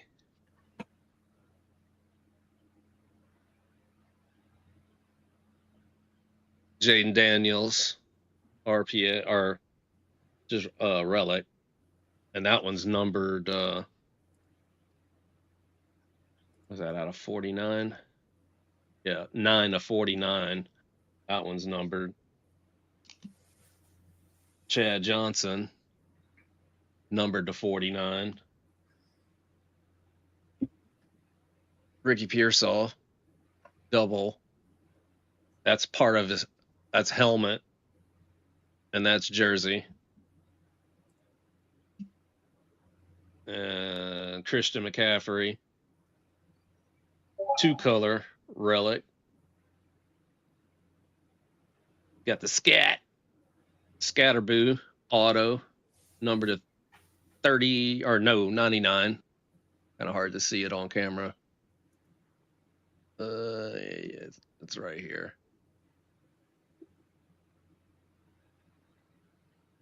There it is. 21 of 99.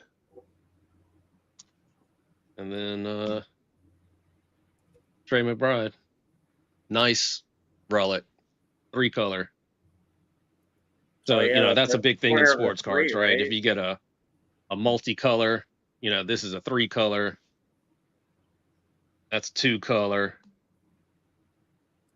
There's a 2-color. Huh? This one's a 2-color. Well, even that one's a 2-color. I thought I had some oh yeah, here we go. These were just this was out of Panini Black, actually. It's a different series. But you get stuff like this, right? It's a fucking napkin.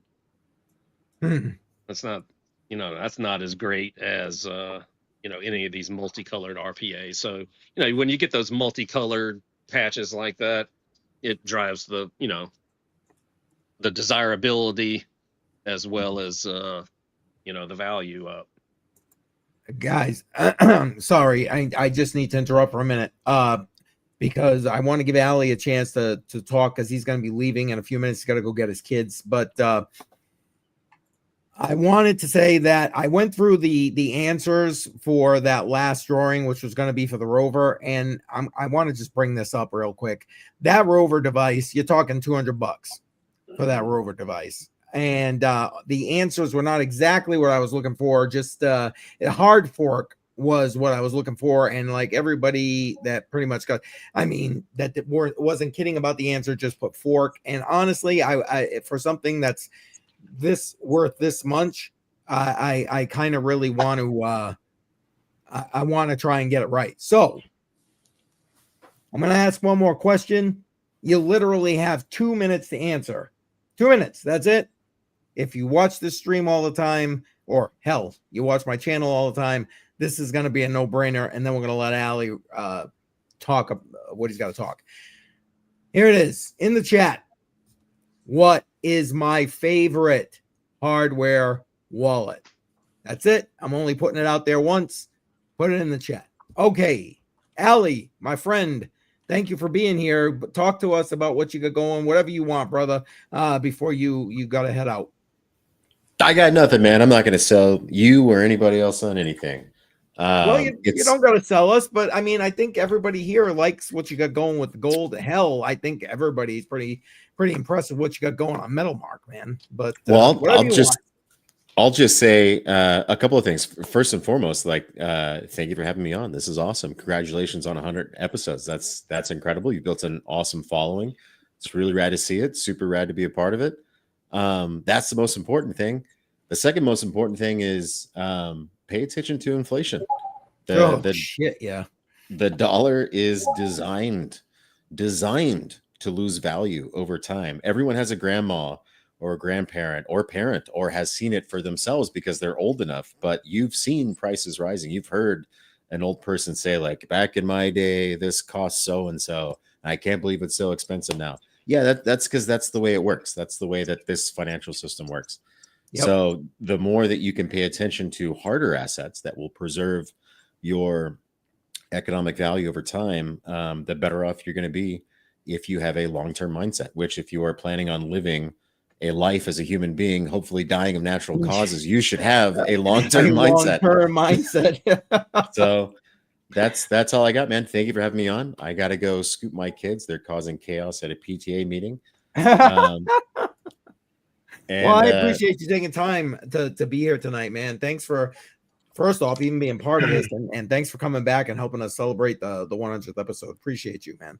You got it, dude. I hope to be on again, and I hope to have even more amazing news to deliver. And by the way, that behind my head, I just want to point out that's the what is it? The UCS Lego Millennium Falcon. So for those Lego collectors out there, I did notice that Jimbo had a nice collection of modular Lego buildings, and I Yeah, if I could you spin for my it. camera around, your jaw would hit the ground. That's, Oh, yeah. well, I can spin my all the camera around. This one is kind of my modular, and I've got like literally 2 of my old original 1980, 1981 space sets on this wall, but that wall is nothing but Star Wars, UCS Star Destroyer, Yeah, UCS Ventnor, the Superstar Destroyer. Yeah, the Millennium Falcon is in my foyer, and then I've got almost every ship on that wall. But my gig is the minifigures. I could maybe. Oh, don't bust up your setup. No. Yeah, it's not I worth it. That's awesome. So you're I didn't a have true enough collector. spin on it. That's fantastic. True collector. But yeah, we have a lot of fun with the Lego. I've been a collector for about 15 years. Oh, my pride and joy is probably the minifigure wall of all the collectible minifigures. I've got Mr. Gold, Mr. and everything Gold from Series 1 to current day, whatever the current day series is. Yeah, he's You started him down a road, Allie. You sure did. You thought you were leaving. Damn it. But, dude, there there he is. Holy smokes. G-rated. That's the real deal. But yeah, I have a whole wall over here. And actually, I just thought about it. Let me do this.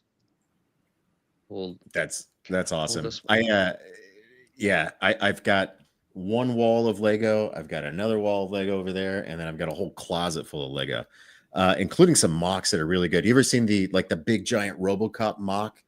I bought the plans, I bought the pieces, and I built the thing, and it's like one of my favorite ones of all time. It's great. Anyway. Yeah, I know you got to go, brother. Thank you so much. I just wanted to show these before Ellie leaves because I thought he would have showed maybe a metal mark at some point. Maybe I missed it. Oh. But well, there you go. You called him out, and now he's gonna go do it. There it is. Boom. No, I just said maybe he would have, but he didn't. So I just wanted to show off something that I have. There's one pride and joy. Yeah, you showed that the last time, man, and that's amazing. Freaking amazing. That's freaking amazing. There you go. You can at least see that. Yeah, dude. Holy boy. Oh, there we go. And there it is. Boom. Yeah, that's awesome. Yeah, facts. And you can see, man. I mean, we're all like big kids. Yeah, facts. I'll try to pan it around. There's the modular wall. A lot of the space. All right. Oh, the roller coaster coasters. I wanted the roller coaster so bad. Shit. There it is. come around this way, but yeah, all the big Ooh, ships up there. You're very right about good. that, JR. Definitely. And it's Nice, kind of a man. mess over here, but you can see it's a lot. And then up there on that shelf, every bit of that is just minifigures in the case Nice. that I've gotten. Where's all the F1 cars at? There are. F1. There you go. See where that tripod is? Right behind that tripod. Got some tiny boys sitting there in the box. And there's a I know Technics you and a were buying a Ferrari. bunch of the I can't remember what scale, but you were buying a bunch of the Indy Lego cars. Maybe that was the scale, but no, I mean I bought all of the playset sized ones, but I do have like the Technics. When you build that thing, it's that's what it was. big. The Technics. They were like $250 a piece or $200 a piece. You were talking about them, and I went to the store like a week later, and I was like, he was talking about this. I'm like, that's actually pretty cool. And I saw the price. I was like, oh, yeah, yeah, they're not cheap. It's like the new Death Star. Everybody's losing their mind over it because it's $1,000.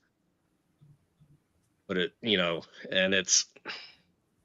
I mean, compare. They have two versions of the one I have. The one I have is the original.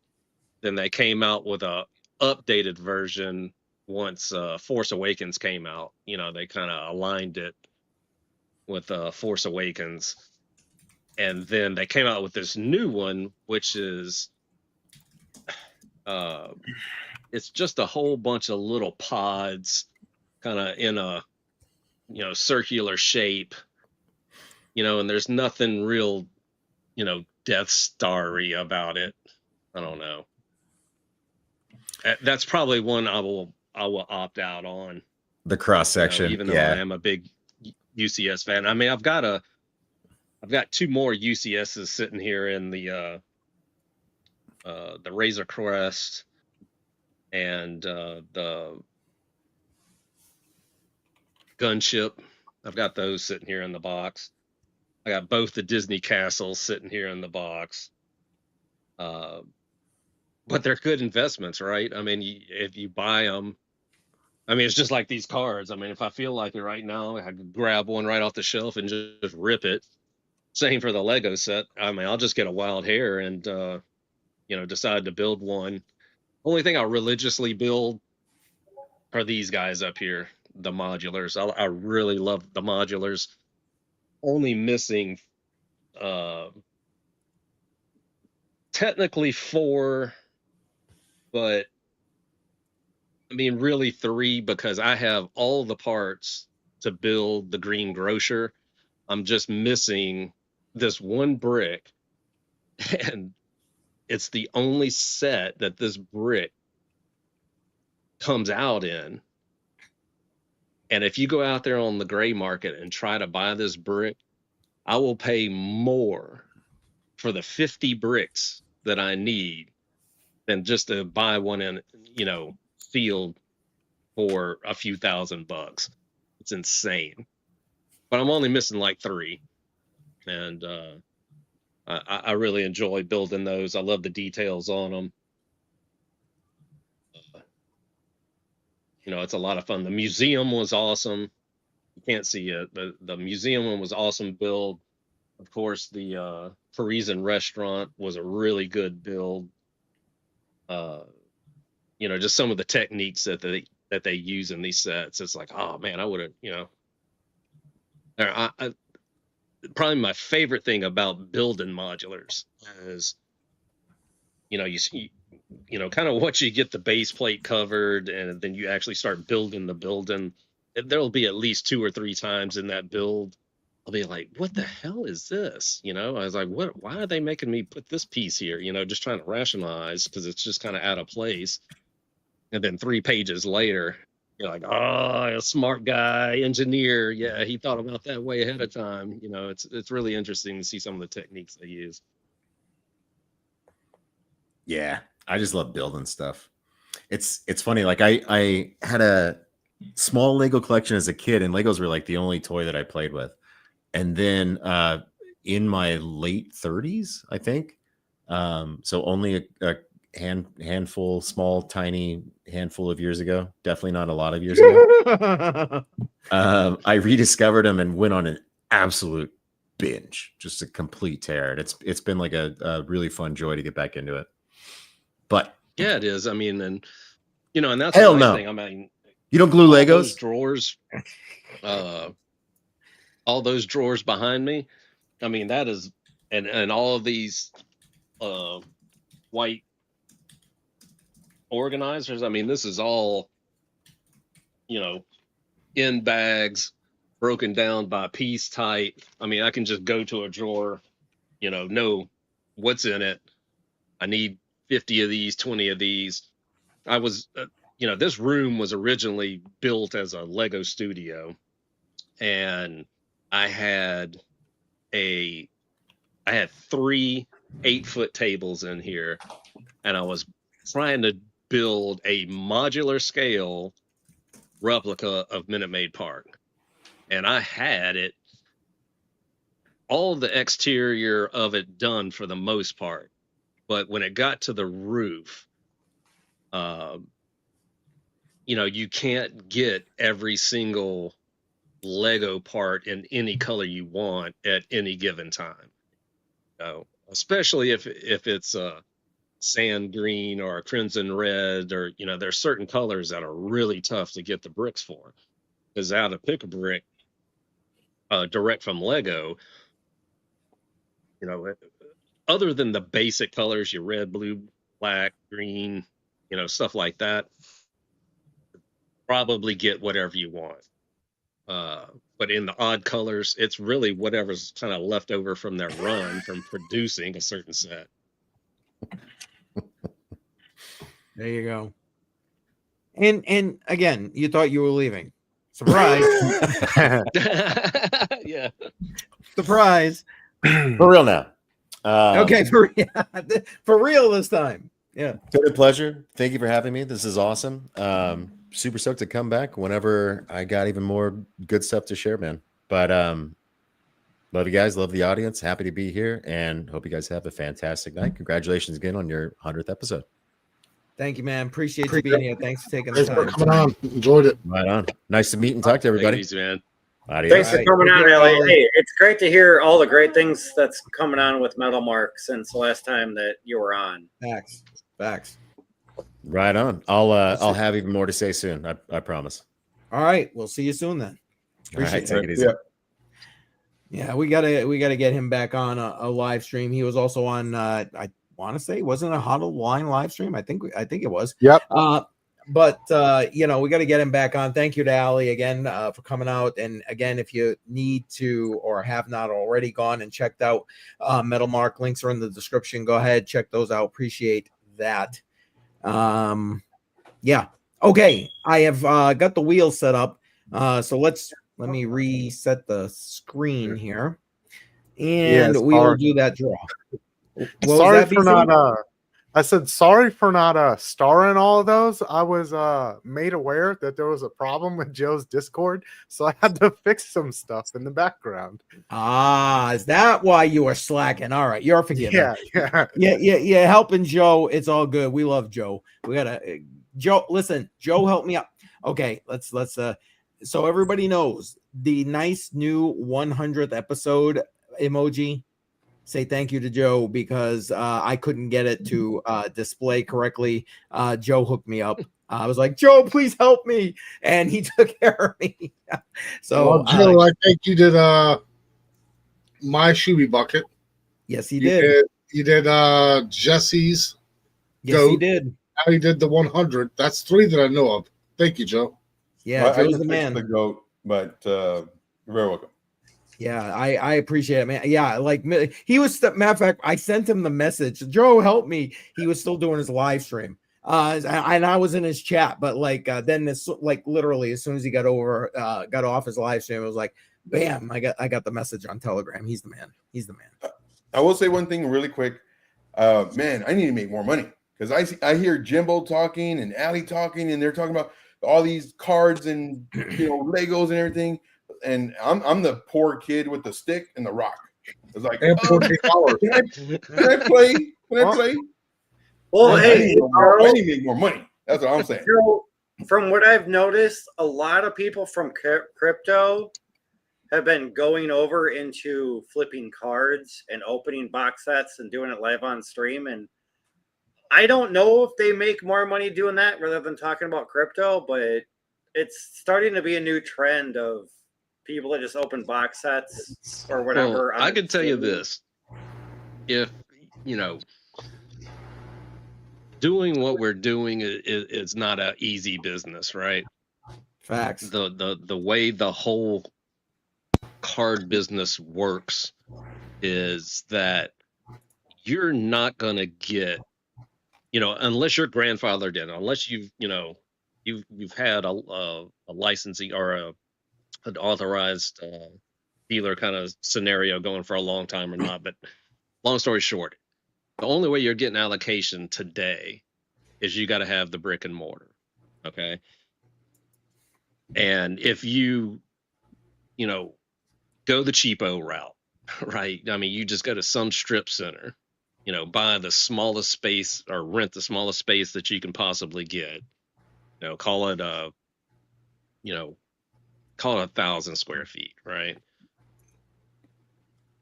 You're going to be like a tier 3 card shop. Yes, you're going to get allocation, but it's going to be very limited, direct from Topps or Panini. Now, if I go out and I spend $3 million, build a big card shop that could accommodate 50 people on a card night, on a trade night, on a TCG battle night, with Pokemon or any of that kind of stuff. Have slabs, have box cards, have everything that embraces the hobby. Then you're going to be a tier 1 card shop, right? And then your allocation is going to be 2 or 3 times as much. And that would be direct, right? So you've got the direct tier to obtain the cards. If I don't have a card shop, then I have to rely on other dealers selling their surplus really to get good prices, or I have to go through distribution channels. Now, to get through distribution channels, have to be streaming 20 hours a week minimum. Wow. It's part of their requirement. And most of them aren't even taking new applications right now. So then that leaves relying on other dealers to sell surplus through a network of dealers, if you will. And that's where we're living right now. We're kind of bottom feeders, if you will. What a tier 1 card shop gets this product just dropped yesterday as an example. This product dropped. This is the first Topps basketball product in 15 years that has been licensed, NBA product. So if the card shop sold me this box for $100, chances are they got it for 50. Right. If I want to sell this box right now or buy this box right now, if I go online to the biggest card dealer in the world, Dave & Adams, they're charging $279 for this box. Right. So it almost makes sense because and look, full transparency. I mean, shit. We do on a good night, on our best night. Now, keeping in mind we've been at this right at coming on 2 months. right? I've spent a shit ton of money in other breakers channels, right, to get some attention. I've been able to get access to the biggest breakers out there on YouTube. You know, they help us with product. You know, we plug them regularly, you know, on our channels. And I would say our best night so far, we did about $3,200 in a 12-hour window. Our best hard show single day was probably about $2,400. Now, that's gross. You know, that doesn't include cost of goods sold, right? But that does cover shipping and all of that kind of stuff. You know, we've got all that factored into our break prices. So, you know, literally the name of the game here is get the boxes for as cheap as you can. And then the only way you can, you know, the way to achieve the cheapest possible price, you got to have brick and mortar. And it's going to have to be something significant, you know. And here in Houston, it's right. I mean, golly, I mean, if I could find the right spot, you know, I think I could probably make it work in a 3,500 square foot space. So you're paying $6,000 a month rent, you know, and then if you've got a place to do breaking and you got a place to, you know, store product and this and that. But then, of course, that opens up new problems, right? You know, when you got piles of product sitting somewhere in a store, now you got to deal with crime and whatnot. Security. So, but it's a fun thing, you know, it's a fun thing to do. And it's, you know, doing the break thing, you know, just like this. I mean, these guys, how much? Take a guess how much that box is. $15. Like a $700 box. Yeah, I of was gonna Disney say I'm cards. afraid I to was guess. guess like around 1,000 because it's Disney, it's chrome, and it looks like it's got some Japanese letters on it. No, it's just it says tops. That's the label, I think. What you're seeing. Well, you were like, yeah, I thought it was Disney sideways, too. you're twisting and turning it, and it kind of looked like a Japanese symbol. Yeah, no, I thought it said Disney. You know, it was a Disney thing too. Did somebody post a link for him? Because I'd like to join his YouTube if he's got one. I missed it if he did. Yeah, we did. We dropped it, but we can put it back in there again. Listen, I'm gonna spin this wheel real quick, and then we'll let Jim go on or whoever else wants to jump in here, whatever, because we got to do this rover giveaway. Here's now a couple of people did put in the correct answer to this, but they did it after the time, so you're not on the list. No soup for you. Okay. I love that no Seinfeld soup. episode. No soup for you. That's a good episode. The question was, what is my favorite hardware wallet? Tangem is currently my favorite hardware. Not currently, it just is. It's my favorite hardware wallet. Yeah, I was within the time limit. Why am I not on that list? Because you're on the stream. Thank you, Get out of Shuby. here. Get out of here. Slap that boy around. Okay, again, this is Continental US. This is for the Rover, which we watched Jar's presentation on, so everybody knows what it is. And just for the sake of it here, the Rover, there it is. $200 value here at this point. So I'm going to do a quick shuffle. All right. And we'll give it a spin and see who is getting a Rover.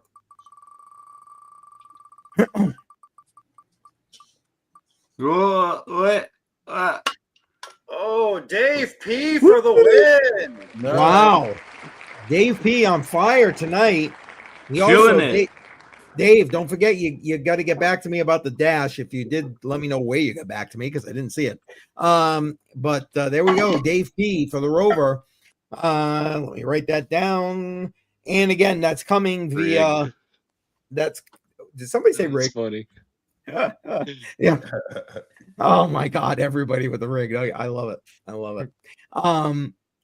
remember, this is courtesy of Damn It Dave, who was in the chat earlier. I don't know, Damn It Dave, if you're still there, let everybody know. I'll be getting in touch with you with Dave P's information. So shout out to Damn It Dave for offering that up tonight. Thank you. Okay, somebody else got to talk. Here goes my voice already. I'm still trying to figure out my giveaway. Oh, there it goes. All spins are rigged, right from Damn It Dave. There it is. There it is. From Damn It Dave himself. That's what we say in our channel. We do the giveaways at 35 likes, and then we do it another giveaway at 50, and the stream is just not complete if someone didn't drop a rigged after the spin. Yep. Well, Joe actually came up with that suggestion, something similar to that for this, and maybe we'll make that the next one. Shuby, we only gave away one shot glass, right? Oh, there we go. So we got a couple more shot glasses to give away yet. So maybe we'll do it for that. Let's see. I'll tell you what. Let's just start. So you guys know, I ship fast. This box is already ready to go. That's labeled, the whole 9 yards, ready to run. It'll be in the mailbox tomorrow. Yep, that's a fact. JR already got the tracking number for his shipment already. Booyah. So I'll tell you what, let's do something like that. Now, actually, you know what? We're going to do it for crypto, so it can be anybody in the world. How about that? And right now, I'm going to refresh the page, and I'll even bring it up on the stream so everybody can see it. On YouTube, we currently have 37 likes. Can you see that? Oh, how about this? Maybe if I do that, now you can see that. There we go. On YouTube, we got 37 likes. If we can get only 19 viewers though on YouTube, so we must have had a lot of people that liked and then left. Yes, we always do. Which I'm assuming like Crypto Billy, Andrea, people like that were on. Okay. If we can get this up to 45 likes in the next 4 minutes, 45 likes the next 4 minutes, instead of giving away 0.1 dash, I'll give away 0.2, and I'll put everybody's name on the wheel. So timer starts now. How many viewers is there? Right now on YouTube, we just people are coming over to enter. Obviously, we just jumped up to 23. Nice. Yeah. So again, 4 minutes now, down to 3 minutes. I think we got to extend that, and let me add something. Oh, sub account, bots. He's setting up a bot. Not extending it. Not extending it. They better hurry up. So this was the card I was telling you about earlier, but I looked at it on eBay and somebody took best offer for $8, so it was less than that. And it was actually 33 out of 50.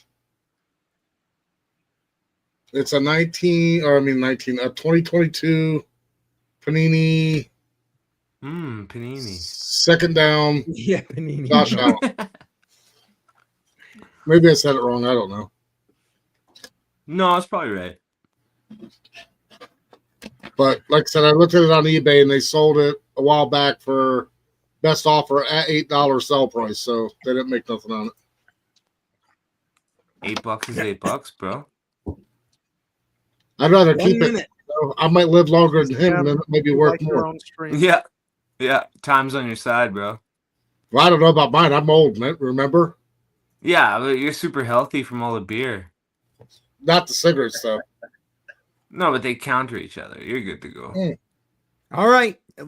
Time's up, but it looks like we made it by literally one vote. One thumbs up. So I'll take that. And you guys can go back to your chat in a second. There you go. Right. Thank you, Dave Digital. I love Dave Digital. So he's a good guy. Here we go. Put a 1 in the chat if you're still here. And I will give you a minute to do that. And I will put all those names on the wheel so I don't have to go all the way through the chat. Help a boy out here. 1 in the chat, please. All right, guys. Sorry, I didn't mean to interrupt your conversation about the car. Go ahead, Jimmy Jim. No, that's all right. What you said it was out of 25, right? Yeah, it was 2022 it was Panini? 50. I was wrong. It was 33 out of 50. Oh, out of 50. Gotcha. Well, then I was pretty damn close though, because if the out of 50 sold for $8, then the out of 25 would probably be around 16. Yep. So, but some of That's the some of the latest products they're coming out with, I mean everything. Gary V, right? He came out with his line of cards, V Friends, and right now, if you want the sapphire version, uh, a case of sapphire V Friends right now is going for $9,000. That is insane. But people went ape over this. This is another product that just came out. Freaking Topps Chrome SpongeBob. Nice. And then our giveaways this past week, and this was when we do our giveaways, Chuck E. Cheese cards. What? Nice. Saturday Morning Cards does all kinds of fun stuff. I think they had Scooby Doo. They had the Wednesday TV series. They've had quite a few different just fun. I think they even, or no, that was Cardsmith had a Bob Ross. Topps just came out with a Bob Ross. But A this pretty little tree. The card itself, I mean, it's a nice box. Creepy ass picture of Chuck E. Cheese. I don't remember him being that creepy. I do. But Oh no, that's way more creepy. That is a little bit creepy. I'll tell you what. So, my favorite card that I got cards is a are- 1997 Michael Jordan Hoopster. And I'm just looking on PSA cards, and they're saying that card, I haven't had it graded, but even at worst grade is $98, but up to a PSA 10 is $7,400. Yeah, last year I had out of Disney Sapphire, out of Disney Chrome Sapphire, I had pulled a Mickey Mouse out of 5. Estimate, if it gemmed out, it was probably going to be a $25,000 plus card. Whew. So we pulled it. Had the guy that actually pulled it for us, Billy Whiz Kids, see him in our chat quite often on Billy Goat Tales. They send it to Golden. We sign the contract with Golden. They ship it off to PSA, and the bitch comes back a 7. And I was just like, oh my God, are you kidding me? And I mean, he came down here with the card. I looked at it. I mean, it was, I mean, I put it under the centering tool, the crosshair crossed right through Mickey's nose. I mean, it just couldn't have been any more centered. Super chat. But thank you, Dave came P. back a Dave P 7. with the super chat. So real quick, how does a card come back as a 7 as a professional grades it? And I'm not saying you're not a professional, but you got all the right tools, you know what to look for, and you're like feeling like an 8, 9, possibly a 10. So in those particular cards, and I'm trying to real quick see if I can find, because I've sold it at this point. Here it is. Yeah. Piece it on picture. Let me share this real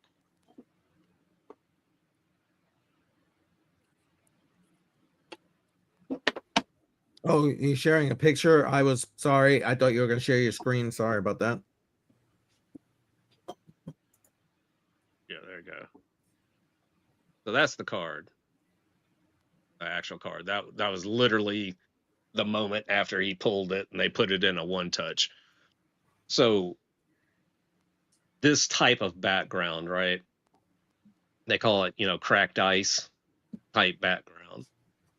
And when you send those types of cards in, when they look at it under super magnification, there's flaws that you can't necessarily see, even with a standard card magnifier that we use, to really look at, how, especially on a glossy card, how good is that finish? I mean, does it really look like glass, or, are there issues with it? We pulled one the other night that was really nice. I can't remember what card it was. Oh, yeah, dude. And grading cards isn't cheap, right? I mean, it's expensive per card. And let's just Well, say like it goes by how much that card's worth, right? I mean, if I send in a card for $14.99 to get graded, let's say, and they grade that card a 10, and now that card is suddenly worth 10, 20, 30, 100 grand, right? They're going to charge me an insurance charge, upcharge, if you will, because once someone gets a hold of that, it's a walkthrough service. I mean, you can pay up to like $500 ahead of time to get a true card. Gets there, it's going to go right through the system, and you're going to get a full card report back and actually know what's wrong, and what's going on with PSA right now, I think is just total bullshit. Now they're even doing a buyback program. So think about that for a minute. I got a card. I send it in. I pay $14.99, get it graded. They send me a message back and it says, hey, this card's value exceeds the level of service that you paid for. You need to pay us an additional, if it's a $100,000 card, an additional $4,000 because the card's now worth more. Now, they didn't do anything different, right?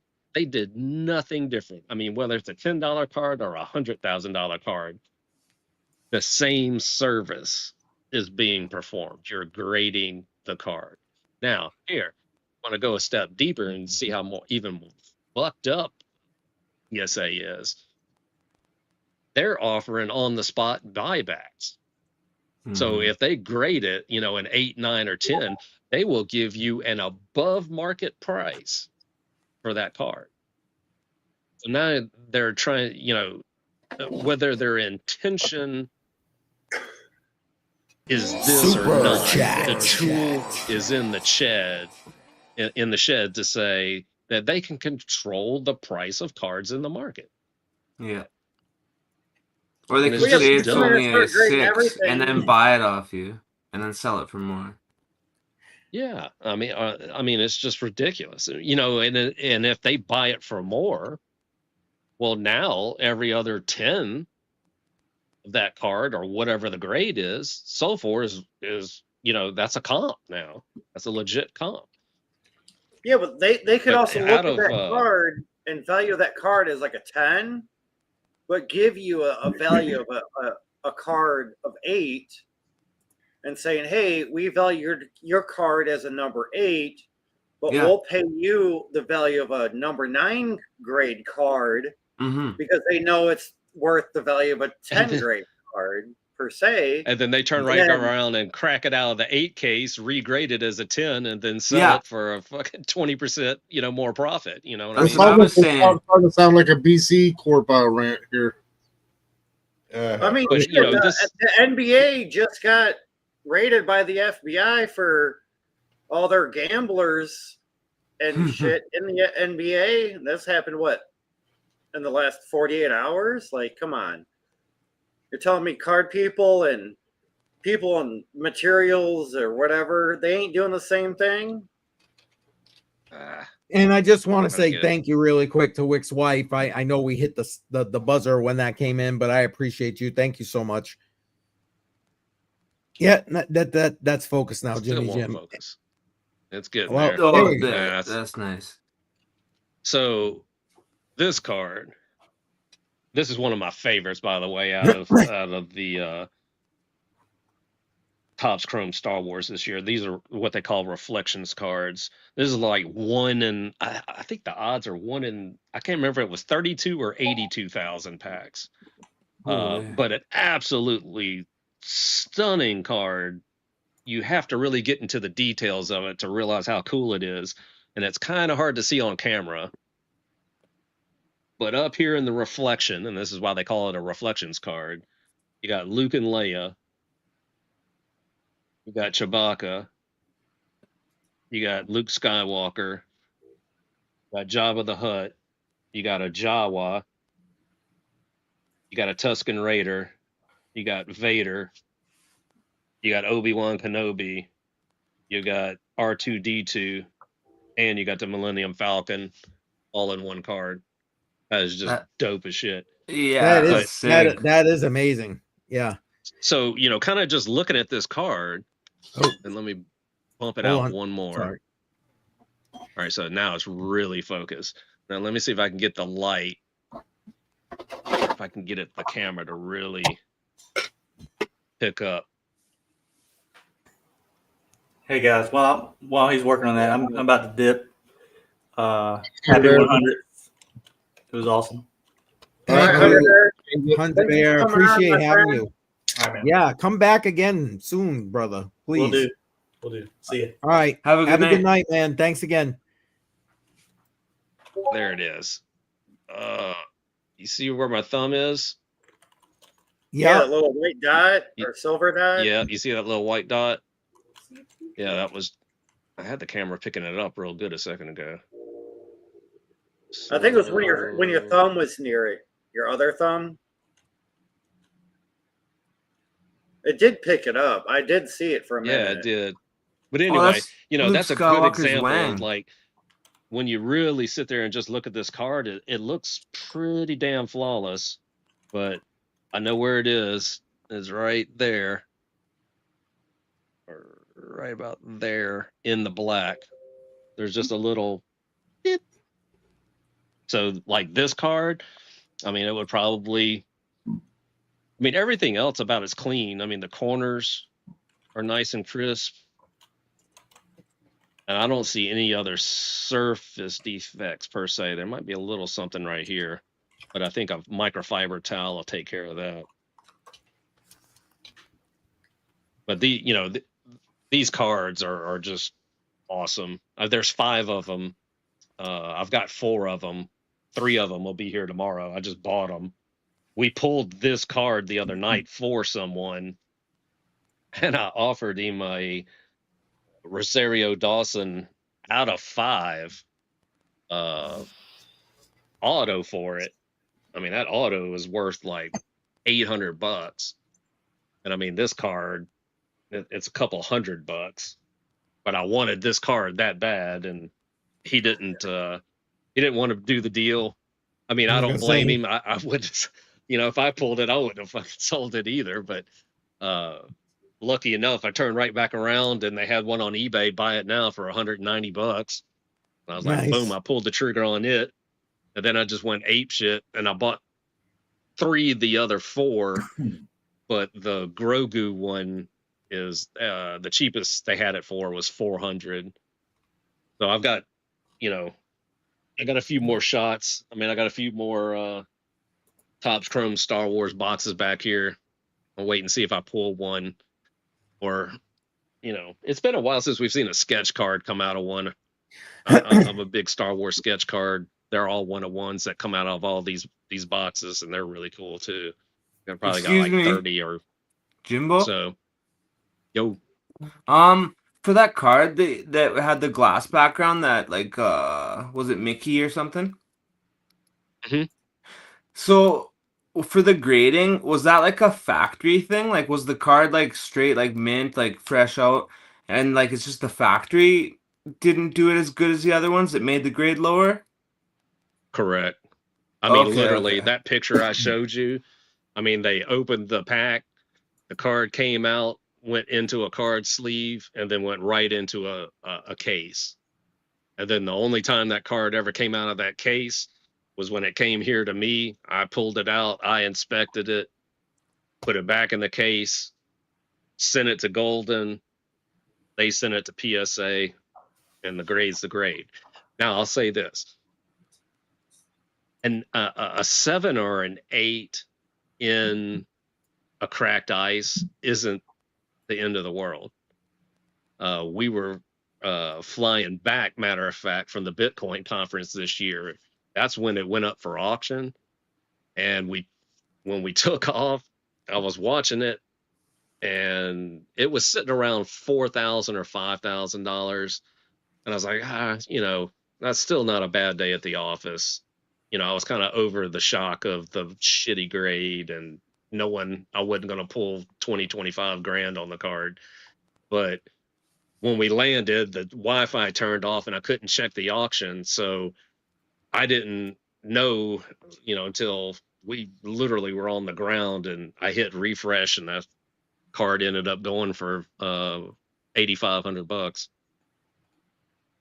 Yeah, that's So, still I decent. mean, still not a bad thing. I mean, less my grading, that was $300 because of the value of the, and I mean, we pulled so many, $3,000 and $4,000 cards, $1,000 cards, $400-$500 cards. I mean, there's, you don't always have to be getting the 101, to have a lot of good value, especially in Disney products. I mean, Disney products, the Marvel products.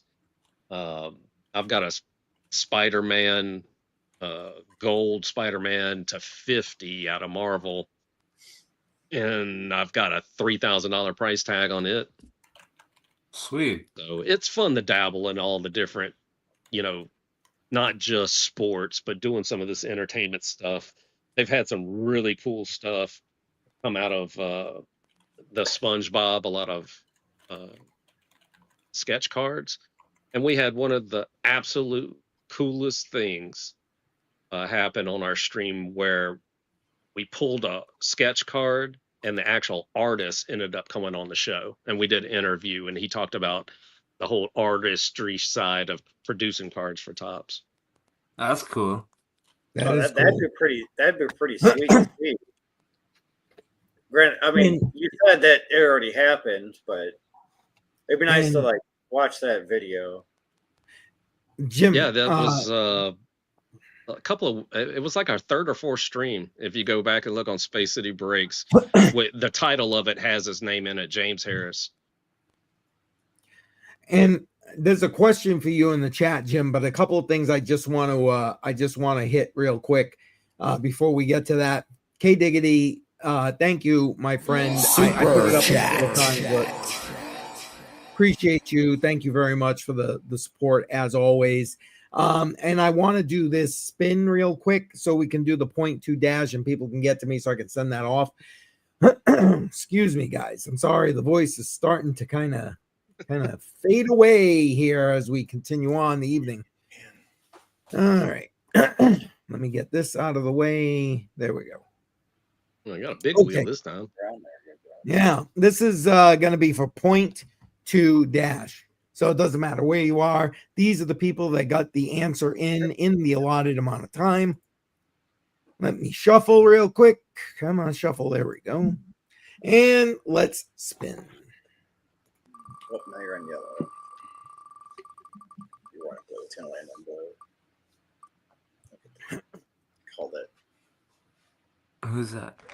Mining stocks. Woo! You are the winner. I know you're a gold guy. But you got yourself 0.2 dash. Congratulations to you. So congrats, you know how to reach me. Congrats. I need your dash address or your dash username, and I will get that to you. French Toaster, I see you. Welcome. Appreciate you being here, man. Richie. Jim, where's the? Hold on, I got that question. Where is it?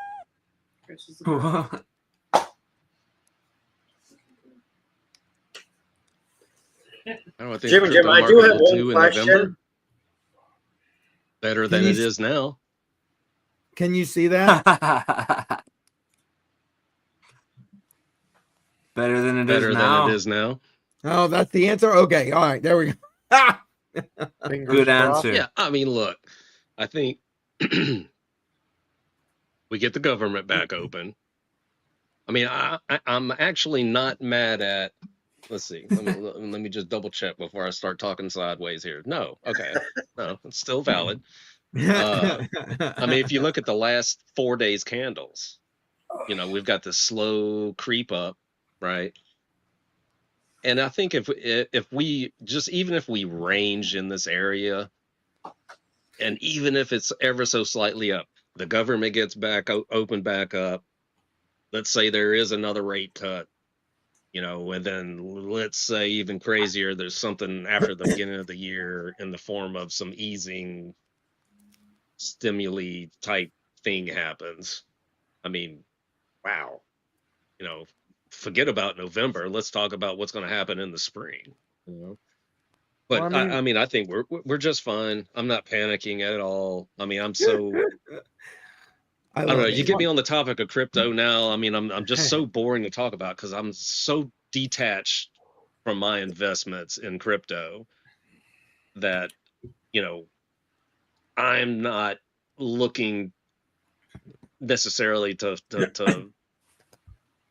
this is my be all end all, right? I mean, I'm just having fun, you know, with this crypto stuff. So, I mean, I truly, I'm aware of the market. I know where, you know, kind of, trend's my friend, right? I've got my chart here. I'm looking at my trend lines.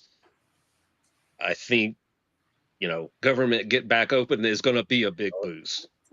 I mean, I think we see some maybe double digit, you know, days whenever that happens, you know, for a day or two.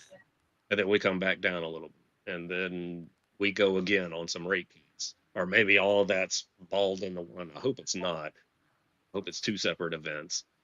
Well, so Trump said that we most likely are not going to get our inflation data next month.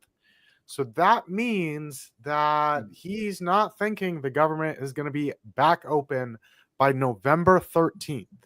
That's Because crazy. that's when our inflation data drop is, which is going to be a Well, that big would definitely factor in delay how a the rate Fed cut, is right? going to I mean, decide how they cut rates, which is why I'm kind of leaning towards the fact that we might not get rate cuts because they just had a big thing with the whole ADP with them dropping data, and now they're in trouble because they were dropping data while the government's closed, not releasing data. I think we get the government open in short term now. I mean, it's ridiculous at this point. It was ridiculous to begin with, in my opinion. Oh Telling yeah. Bill, Well, I hey, mean, look, we're just going to the keep the people party that going here.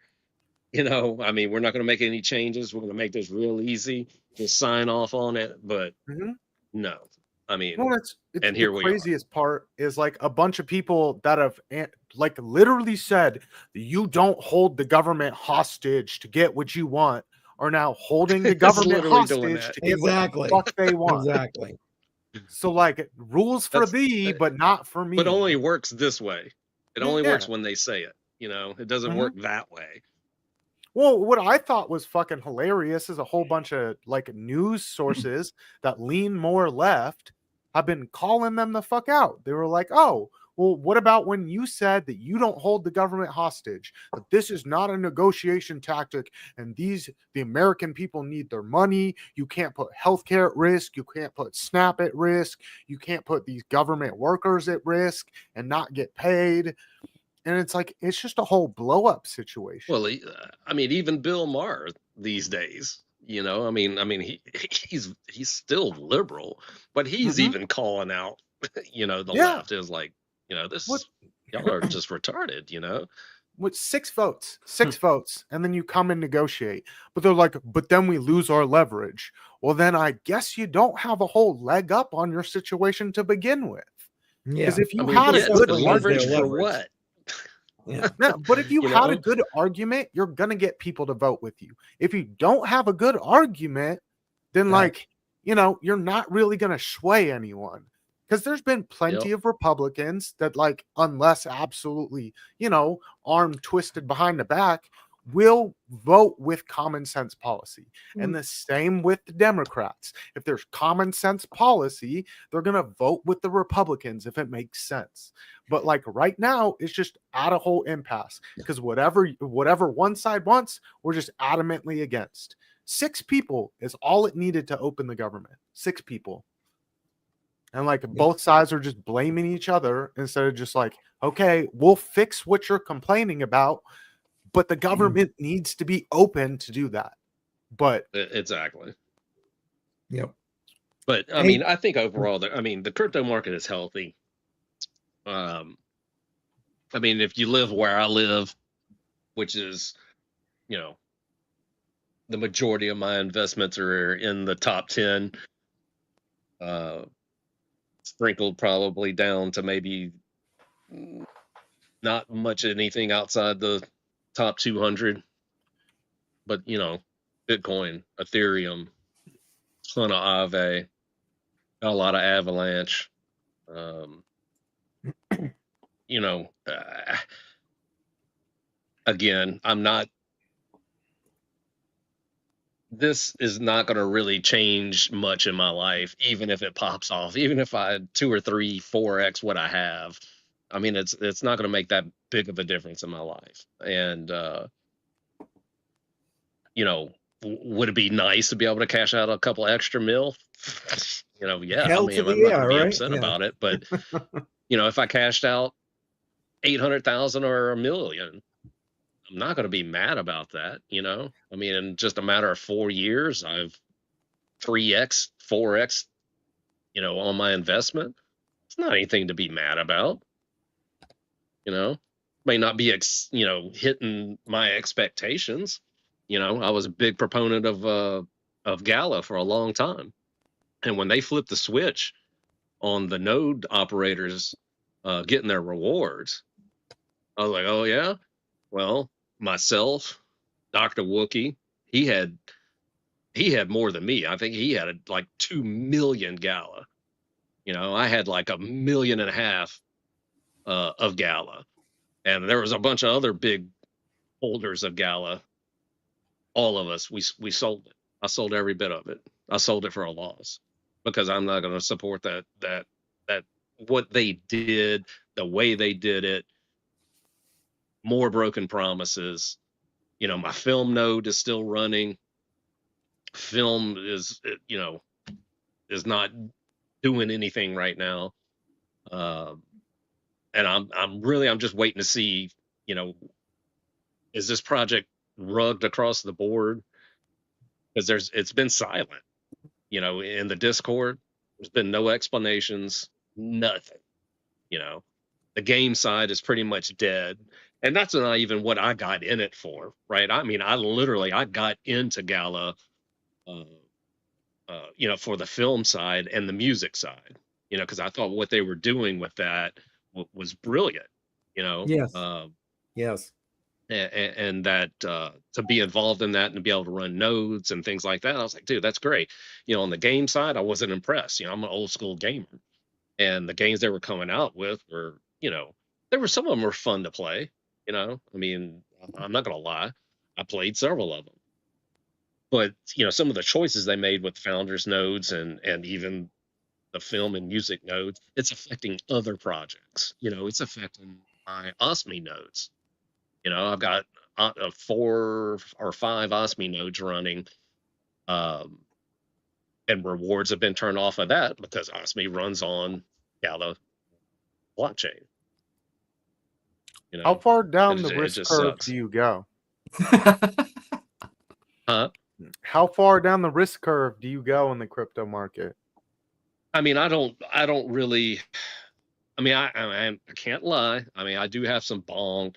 But the only time I'm buying that kind of crap is when I'm sweeping wallets, right? I mean, I just got 50 different kinds of fucking dust. I'll convert it all in USDC.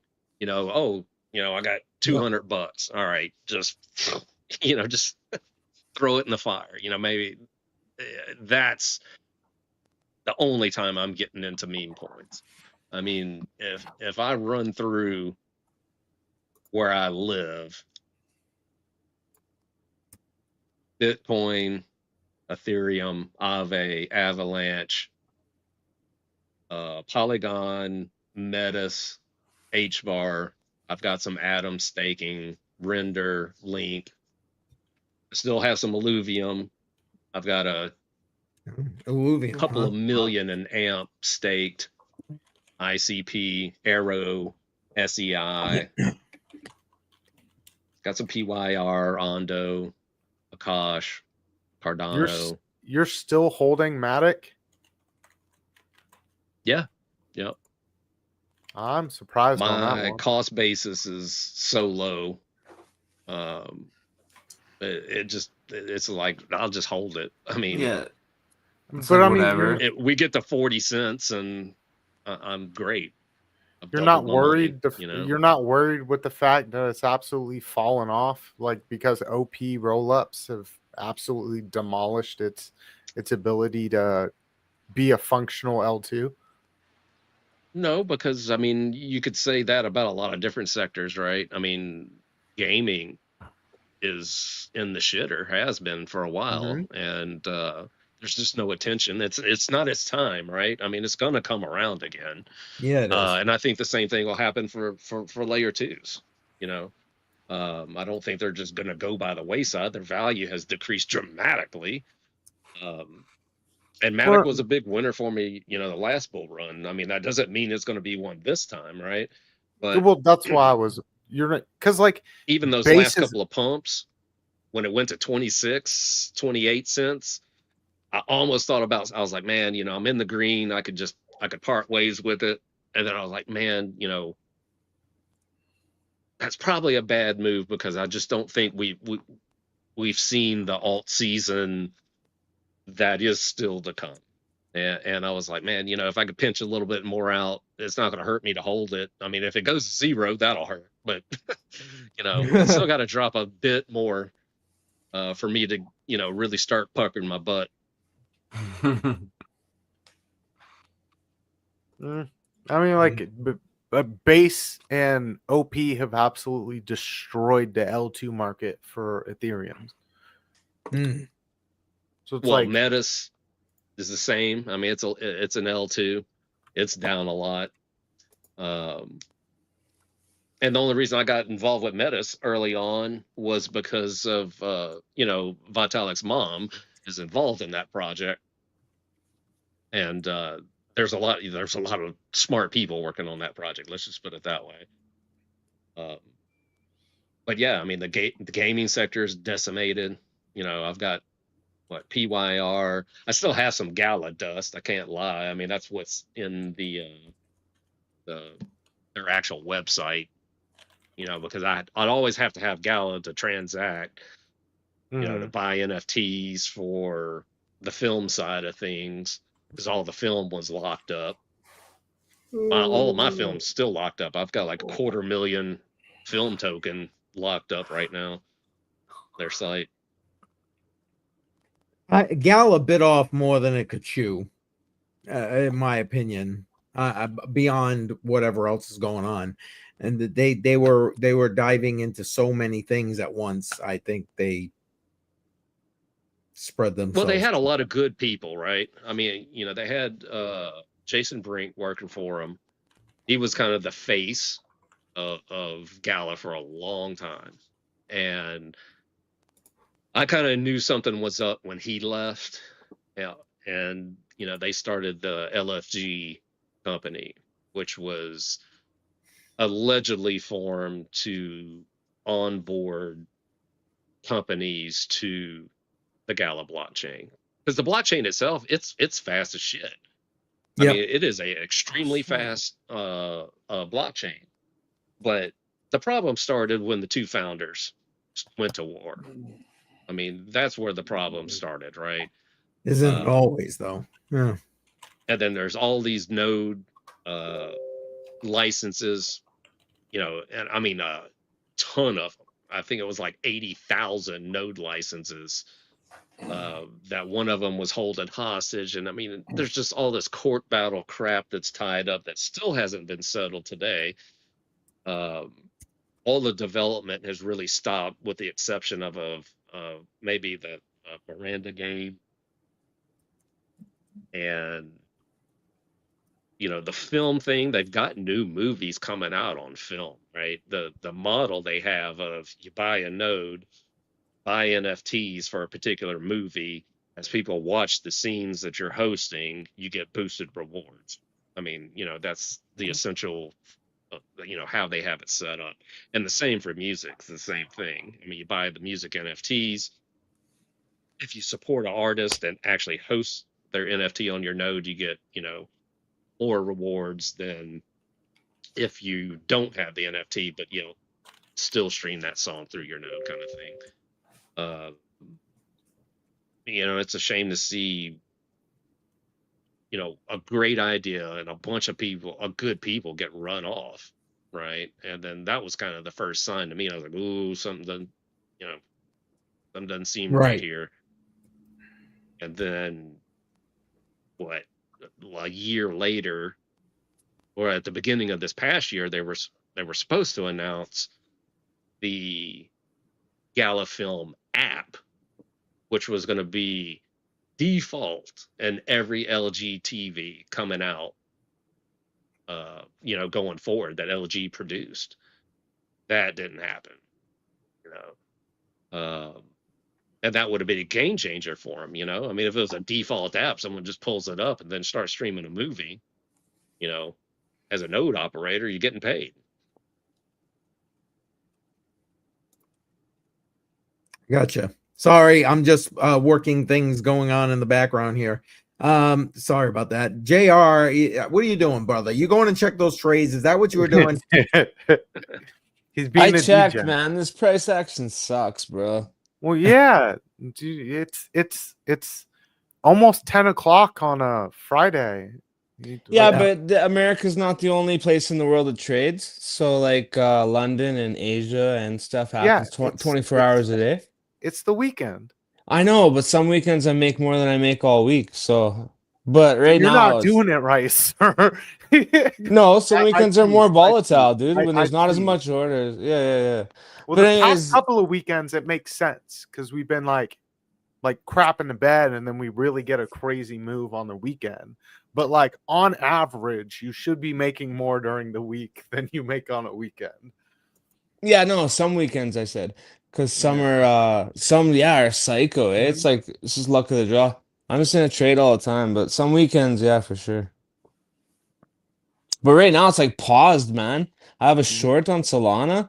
It's like just hovering around entry like all day and night, man. It's so annoying. Well, I called out Solana this morning for not really gonna get a move. I was like, if you can hold a level, then you're fine on Solana. And let's see where I printed on the long. I just have a long and a short. I have a long from 178, I think, and then a short that I've been building. And I've been making little bits off it here and there, but it's pretty paused. I mean, Solana's right at local resistance, so that's not a bad move there. Yeah, but it's like stuck there though. Yeah. I mean, it's kind of been doing that the entire day, though. yeah. Except at least that's good though. It's at my entry though. At least it's not at the stop loss, so that's good. Yeah, I dumped a chunk of Solana. Man, was that last week, or maybe it was a week before? Not a bad move. I think I sold off like 40 or so, but I mean, I was in it at like $30. Nice. And sold it for what, I don't know, it was like 208 or just over 200.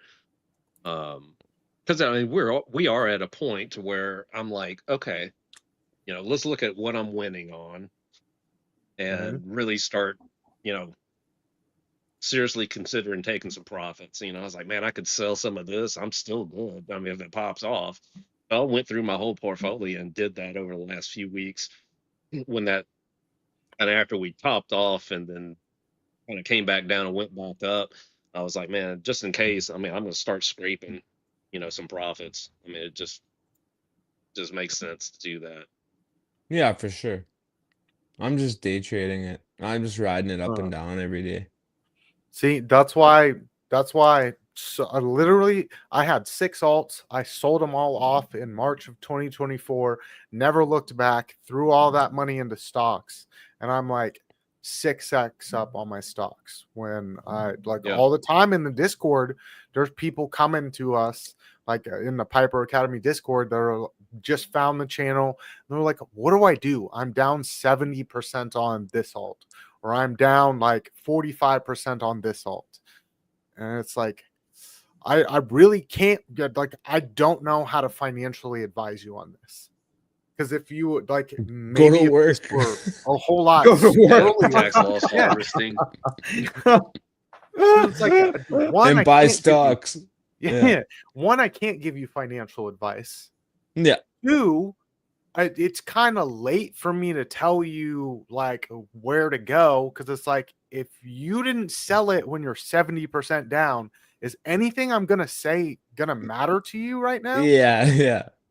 Because it's like, you could go put it over in a stock over here and you'd make your money back, but it's like, you're just so convicted in your shit coin that you want to ride it to the Right. top. Married like- to it. The but that, I mean, I do the same thing, man. I mean, the most of my crypto portfolio was all built in 23. I mean, it was built in the bottom of the bear market. All of my big, Beauty. hundreds of thousands of dollars invested back then. I have Nice. done very, very little buying this year at all. And in the bear market, I mean, that's what I did. I made those big purchases, but I kind of needed that, I don't know, that swing trade kind of, weekly trade kind of fixed. And that's, I moved money over into my stock backed IRA, do that there, and then I can sell. And then when it comes time, bottom of the crypto bear market, move money over to my crypto backed IRA, buy it up over there. I mean, just keep moving money between those IRA accounts. And then, continue to invest in my 401k, but I only invest in my 401k up to the company match. And beyond that, it's going into an IRA of some flavor, either crypto backed or a stock backed IRA. And I did the same thing. I mean, I threw like 10 grand into stocks in the bear market, tripled that up in just a few months. I mean, it went to like 30 grand, sold it, shot that over to my iTrust account, bought a shit ton of Bitcoin. Nice. Yeah. And just always try to keep the, that bundle of money that I keep moving around between crypto and IRAs and all that kind of crap. Are they all ones just like keep Joe? it Your working. $14? What was that, Shuby? You were breaking up a little bit. He said his bundle of money, so I was wondering if it's all ones like Joe's. His $14, his bundle. $14. I think Jimbo's got a little bit more than 14. He's talking about moving money around from his IRAs to his whatever. I'm over here looking from the only way I move money is from this pocket to this pocket. That's it. That's all I got. Before That's my, I'm just curious. my I just tax want to see guy what. got behold of my taxes this year. I'm just wondering what a bundle is. I mean, I haven't heard of one of those. Several 100,000, $500,000. I got my about tax bill 1,000 this year, dude. It was, we had a great year at Blue Wire. The last couple of years, I mean, I definitely crossed some tax brackets the previous couple of years. But I honestly, truly did not realize how much money I made this year. And when the tax guy sent me a bill or sent me a message, he was like, you know, Jesus Christ, dude. He was like, I've got a lot of work to do here, you know? And I was like, Just well, well, how bad is it, dude? And he was like, well, we're starting at 160,000 and we're going to work backwards from there. And he was actually able to get it down to fucking 90. Nice. So I had to pay in 90 grand on top of the fucking 56,000 that I had to already pay in. That's good And bad on news top of though.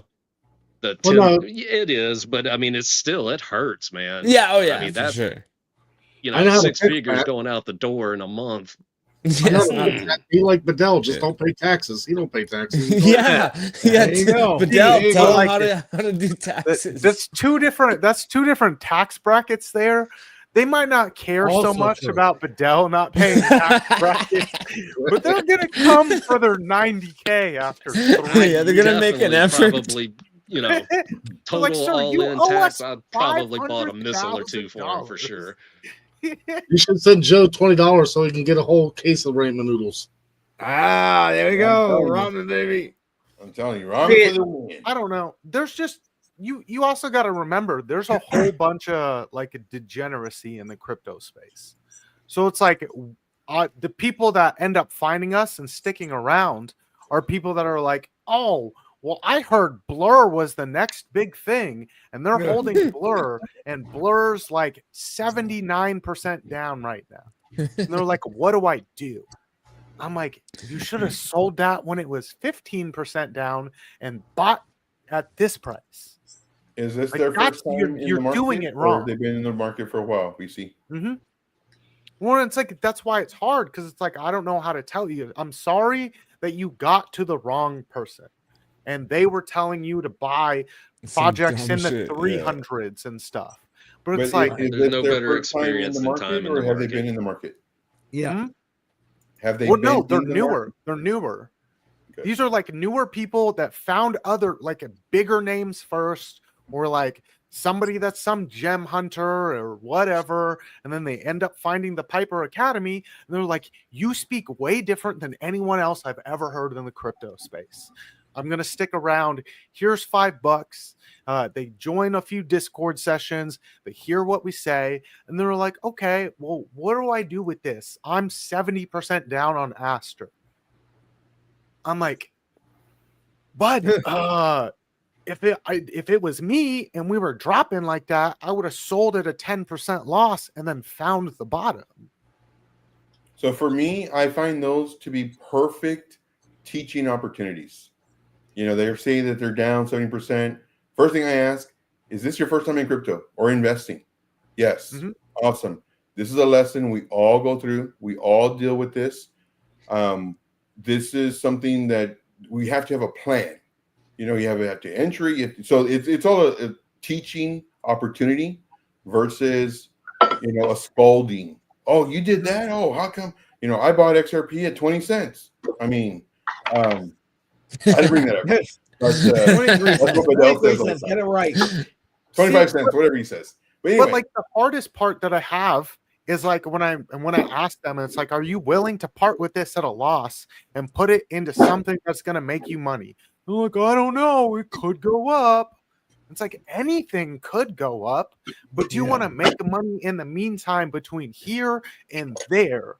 Because it could go, you could reclaim a key support level, and that's a key area to throw that money back into that project that you would originally bought, and you might get your 10x.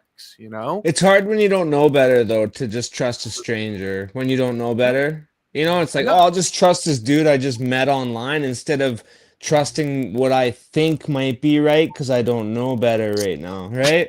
Mm-hmm. But yeah, totally, bro. That's totally what a person should do. Again, like for me, it's all a teaching opportunity. So the first thing that I would do is just ask them, are you okay with taking a 70% loss? Are you okay with that? And if so, well, let's try to roll that into this and this, and let's teach you how to trade versus, let's say they can't afford it. It's like, okay, well, are you okay with trying to hold out until hopefully it goes up? But one thing, if you want to make money, like you're gonna lose, and you need a plan, you need stop losses. This is a perfect teaching opportunity, and this is what happens to us if we don't. So now you know the bad part. Let me show you the good part. And it could go to 0 and you'd lose it all, or are you okay with that? Yeah. Yeah, or not even that. Yeah, it might go up in 4 years or 8 years, but you're losing 4 to 8 years of putting your money to work for you in something And that's a better. great point too, as far as how long can you hold it. So all that again, Exactly. teaching Time. opportunities. Crypto, Badell, you had a question? I don't have a question. I just want to say one thing: is a lot of newcomers into stocks and or crypto space will not just listen to one people. They need multiple people to say Yeah. Bitcoin, Robinhood, whatever it is that they want to invest in. They need multiple people to say that term in their head for them to think about it and then invest. And then it's hard when there's 10 fake people saying dumb shit to them too. Well, yeah, I know, but like Joe hates on me for the whole XRP at 20-29 cents thing. We just give you. It's a joke. I know it's a joke, but but I'm gonna put this story out there. I knew real he was quick. gonna bring it up. I bought XRP That for guy- 20-some cents. That I'm just guy joking. that bought XRP at $3.09, I met 3 years prior at the same place. He still works there, and I was talking to him a bit about Bitcoin, XRP, Ethereum, Litecoin, and the whole crypto space. And he goes, "Well, what would you invest in?" I said, "Well, I put my money into XRP, and I bought some Bitcoin, some Litecoin. I kind of just sheered away from Ethereum at the time because I wasn't a fan. Granted, it was another opportunity to make money, but I was like, oh." And then, 3.5, 4 years later, he bought XRP at pretty much the top. And Everyone's I was done like, it. well, and then it was like a year ago, he told me he bought XRP, and I'm like, okay. Oh, how's your XRP doing? Because it just hit an all-time high. And he's like, oh shit, I forgot about it. He's like, nope, sold it. He's like, damn, I forgot about it. I just made $29 in the last year. And I'm like, yeah, but your fees are probably going to be more than $29. Sorry, but you either broke out even or you lost a little bit. But I mean, see, something like XRP, that's something I'd be like, bro, you're in like one of the biggest projects. I would feel okay with telling someone where it's like, okay, well, like you're a little bit down. Like maybe just lower your cost basis, But he only bought XRP because somebody else came into that establishment, said something about it, and then his brother-in-law was telling him about XRP and how great XRP is and how he should invest in it. And then he remembered, oh yeah, these other two people over the last few years have been telling me about XRP. Oh, let me buy some. Super chat. He got lucky. He made a little bit of money, but he could have made a lot more. But it is what it is. I just feel that most people only remember a name if they hear it from a few different people. Like I heard a thing like a month ago that the average mind and average person only remembers 300 names and 300 faces. Yep. And I was like thinking about that. And I was like, you know what? I could probably tell you 300 names, but I probably couldn't show you 300 faces. I'm just the other way. But shout out to Alexandra G. Appreciate you being here with that super chat. Yes, we are lushy. We've been lushy. Some more than others. But I appreciate you. Thank you so much. Mod Queen emojis in the chat. Listen, I want to do one more giveaway because I'm thinking we're probably gonna wrap up within the hour. So before we do that, here's the giveaway. You got 2 minutes to get the answer in the comments. 2 minutes, and we're gonna give away one more shot glass tonight. Thank you to Shuby. Shout out to Shuby. Here it is. Shooby doo. Next Thursday, 7 p.m. Eastern Time, I'm doing a members only live stream about crypto inheritance. Who is my guest? Put it in the chat. You got 2 minutes. Who is my guest? If you're a channel member, you can just look it up in the post section. Don't If you're not, you got to remember what I said earlier. I'm not going to put my answer in until somebody puts it, because I've already got it typed out. And no, it's not me. I saw that, Jimbo. All right. I saw people putting it in there. G. I'm not saying I'm right. I could be wrong. I could be faking y'all out. Yeah, you're not going to get it anyway, so it doesn't matter. That's true. Good point. Shuby's hilarious. I love Shuby. Shuby's the best. Hey, looks ain't everything, buddy. Oh, hard cider. If Shuby wasn't so mad at me, he'd probably just send me one. But No, I wouldn't. mad at me. Why is he I mad made at you? him What'd you mad. do? We don't want to talk about that, JR. Okay, sorry. And we can talk about it after hours. He's an asshole, that's why. Oh, boy. There Hey, you we go. just have different opinions on the government. That's all.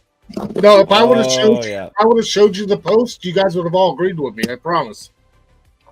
Oh, I agree with you right Oh now. yeah, because the last few words, yeah. There we go. He's gummy though. I'd probably get plenty of people watching the stream if that was the case. Very Hey, look, good. it's already boxed up and ready to go. It's right here. And it's Boom. going to go out with this one here that I can't show you the label, but the label's already on it, ready to go. And the time is up. Wow. Only two. Wait, let me look. I want to make sure I didn't mess that up. 1, 2 people on the wheel. Many of you put in Crypto Billy. And Crypto Billy is joining me, but not next week. He's joining me next month for the maiden voyage of my senior Q&A live series. So for the seniors, he's joining me. I was wrong. That's the only one I can remember was that one. I can't believe so many people were even not here for that or didn't even hear what I said. Yeah, Daniel Diaz is the answer. So Oh, that's Gold right. Miner James, I'm putting your name on the wheel. I'm going to say rigged because I already know Tech Man's going to win because Tech Man always wins. So it's rigged.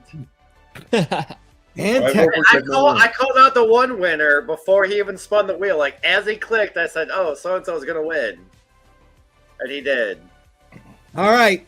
So here we go for the last drawing of the evening. And Dave P., if you're listening, you should already have your dash and mining stocks. If you're still here, don't forget you're going to get me your dash information. Let's go, Gold Miner James. All right. Prove to Tech Man. Shuffle. And here we go. Well, Shuffle. it already don't matter. He said Gold Miner James is not in the U.S., so. Oh, Gold Miner James is not in the U.S.? Oh, so that's an automatic default then, right? Can't you send him like a buck or $5 of crypto or something? You know what? That's what we're gonna do. Gold Miner James, I will send you 0.2 dash to mash mining stocks, and Tech Man, I got your information. We're gonna give you that last rigged. Oh, and it comes the rigs. Yes, the rigged. I didn't realize not in the U.S. Sorry about So they that. both won? So they're both going to be winners. Sweet. That's even better. I thought you were still going to spin it and just pick whoever and Nah. Tech Man, nice. I'll get your information to Shuby. Actually, Shuby probably already has it from the hat. I don't think so, but if you got it, just send it to me. Okay, no problem. And Gold Miner James, get me your Dash wallet address, or if you have a username, get me your username, and I will ship that out ASAP. I know before it even got spun. Yeah, okay. You're being like Bedell now. So there we go. I'll say, hey, Kate Diddy, stop copying me, please. You said it was rigged. He's just taking it. He's just taking what you said and running with it. It's That's all right. good. It's People all trust good. you. People Tell trust you you. what. So I'm gonna go back to it for just a minute. I wouldn't be pissed at Bedell if we didn't have a 30-minute conversation after the live stream last week, and then I woke up and read his fucking comment first thing on Facebook. Anyways, I'm done with it. He's still a dick. And there it is. Bada boom. Oh, good. Here, I'll get you my. Okay, perfect. That's fine. Thank you, Mining Stocks. I will look for it. I'm assuming you'll send it on X. No worries. Don't drink and send dad. Yeah, that's probably a good idea. Except I already did. Don't drink and post on Facebook either. Let's talk about that. I already did. So hopefully Dave P got his dash because I'm drinking and dashing. There you go. Oh man. Well, I'll tell you what, guys. I appreciate all of you for being here tonight. I think we'll wrap up in a few minutes. Let's call it at the my time 11:30. I was about to say, I don't think your voice can go a whole lot longer. Well, I'm hoping you guys are gonna bail me out here. Hey, we hit 4 hours and 20 minutes. Yeah, we're gonna hit 4 hours and 30. Hey, just so you know, I like to send me 2 instead of 0.2. Dude, you're trying to wipe my wallet there. He's bartering with you for I the know, prize. He said you might send me 2.0 instead of 0.2. Oh, might. I thought he said send me 2.0. Okay. Again, probably good thing I'm not doing it. Anyway. Exactly. So you're just proving his point. He might send him 0.02. Oh man. Right? Send him 200 man. instead. Yeah. I appreciate everybody that's been here for the whole live stream. Thank you for everybody in the chat keeping this thing going. I hope you guys enjoy your prizes, especially those of you that are getting a shot glass, because Shuby does great work. I know he's not happy with some of it, but I'll tell you what, he does phenomenal work, and I appreciate him very much. And quite frankly, all of these guys taking time out of their day to come here. I know a lot of these guys are regulars; they're here all the time. But Joe helped me out. I started telling you a little bit behind the scenes. Believe it or not, Joe and I have been messaging throughout the stream here because he's been helping me behind the scenes. BC taking care of everything. But Dell, I'm sorry you're not going to get to do that giveaway because we didn't make enough likes there, brother. But it is what it is. JR, man, you probably been the guy that's talked the least here. So I'll tell you what, why don't you start us off as we do our wind down here? Start us off. I don't even know what to say. What do you want me to say? Say whatever you want, Thanks. brother. Oh, yeah. Thanks to everyone for coming. Thanks for hanging out. Thanks for having me, Keith, again. I appreciate it. I always have a good time with you guys. And, yeah, happy printing. And you love your hat, and, I love my hat. There you go.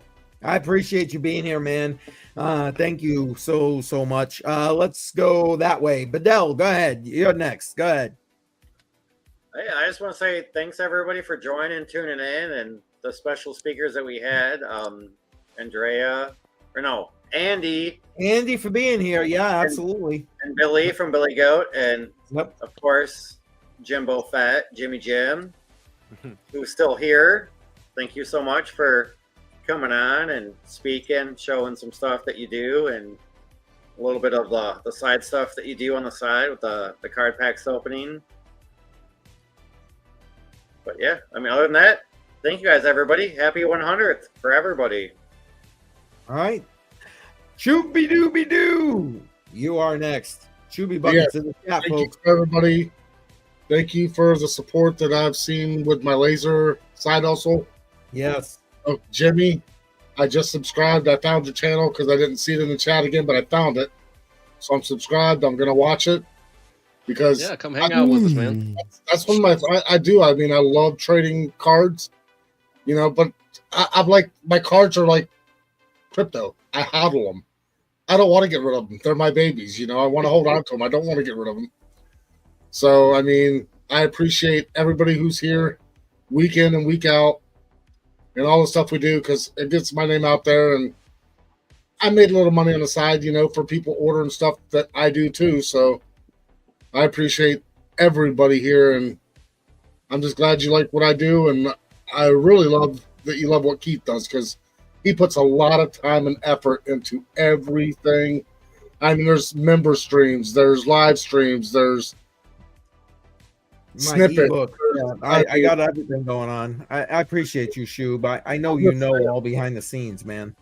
And I appreciate you doing what you do because my work's that hard. I click a button and I got nothing but just hearing bullshit. So I really appreciate you putting this together and thank you. And we got Kim up here. Thank you, Kim. Appreciate you. Appreciate you very, very much. All right, Joe. Bingos and the bangos in the chat, folks. Joe's up. Go ahead, Joe. Yeah, so once again, just thank you for everybody being here. Special guests, especially. Thank you, Jimbo, for sharing a lot of your hobbies, your love, your interest, all that fun stuff. You can tell that when people do stuff and they do it with love, it's their passion, as opposed to just trying to do something to either fill a niche or whatever, like on YouTube. But good for you, man. Good for you. Happy that everybody was here today. Today, again, it's 100th episode, huge milestone. And for me, I'm just happy to be here. So thank you. You guys are great. You've been a part of this for a long time. BC, what say you, my friend? Well, thanks for having me on the 100th episode tonight. I do have a show on Sunday on building personal relationships. So I hope to see everyone there. Sunday, we'll have LBC and Alexo Crypto will be showing up as well. Oh, nice. Very nice. Building personal relationships. Other than that, I hope everyone has a great weekend and congratulations on 100th episode, sir. Thank you. Hey, BC, what time is that episode on Sunday? Gonna be 2 p.m. Eastern time on Sunday. Okay, everybody, 2 p.m. Eastern time. Oh, I don't want to miss that. All right, cool. Thank you, BC. Appreciate you, man. And don't forget, BC and I are going to be live Monday night, as well as Bedell on Hodl the Line. What are we talking about this week? Honestly, I don't even have any idea, but tune on in and we'll figure it out. And Joe and I, of course, 11 a.m. Eastern time on Monday. We've been a little too busy talking about tonight to plan for Monday. Now that tonight's almost over with, we can start talking about Monday. There you go. Yeah, there you go. And see, I don't have internet during the week when I'm at work, so it's kind of hard. That's all right. Keep up with news and stuff. So, we got this. We got this. Oh yeah. And Jimmy Jim, I appreciate you. You, Crypto Billy, everybody from Billy Go Tales. I got to say this before Jimmy Jim says what he's got to say. This guy, I have called him or messaged him last minute to help me with some of my newbie series stuff. And he has literally rearranged his schedule to accommodate me. And not his fault, my fault. And I really appreciate that. So Jim, thank you so much. And thanks for being here tonight, man. No, I mean, thank you for inviting me, man. I mean, this is a milestone for you. I mean, glad to be a part of it. I mean, it's always fun to hang out in the chat and cut up. I mean, I don't always make it in on Friday nights. I mean, we've got a lot going on over here between Billy Goat Tales X Space on Tuesday nights and Sunday streams, and then Space City Breaks going on Thursdays, and started doing the math Thursdays and Saturday, every other Saturday, started doing the math, and I was like, man, it's like I'm live on camera like more than 20 hours a week. I was like, never did I think that would be the case, but here we what are. it is, and we're having fun with it. But I want to Exactly. say Hey, thanks, Kim. to all of you guys, man, for having me tonight. I appreciate it. No, we appreciate you, and like I said, I can't say enough about the Billy Goat Tales team. They've helped me out tremendously. All of you guys here have helped me out tremendously. I if I can keep my voice long enough here, I will give it a shot. Listen, I appreciate everybody that's on the screen right now. You guys have been very much the reason why my channel has grown as much as it is. The support that you guys have given me, I mean, and not even on screen, but even behind the scenes.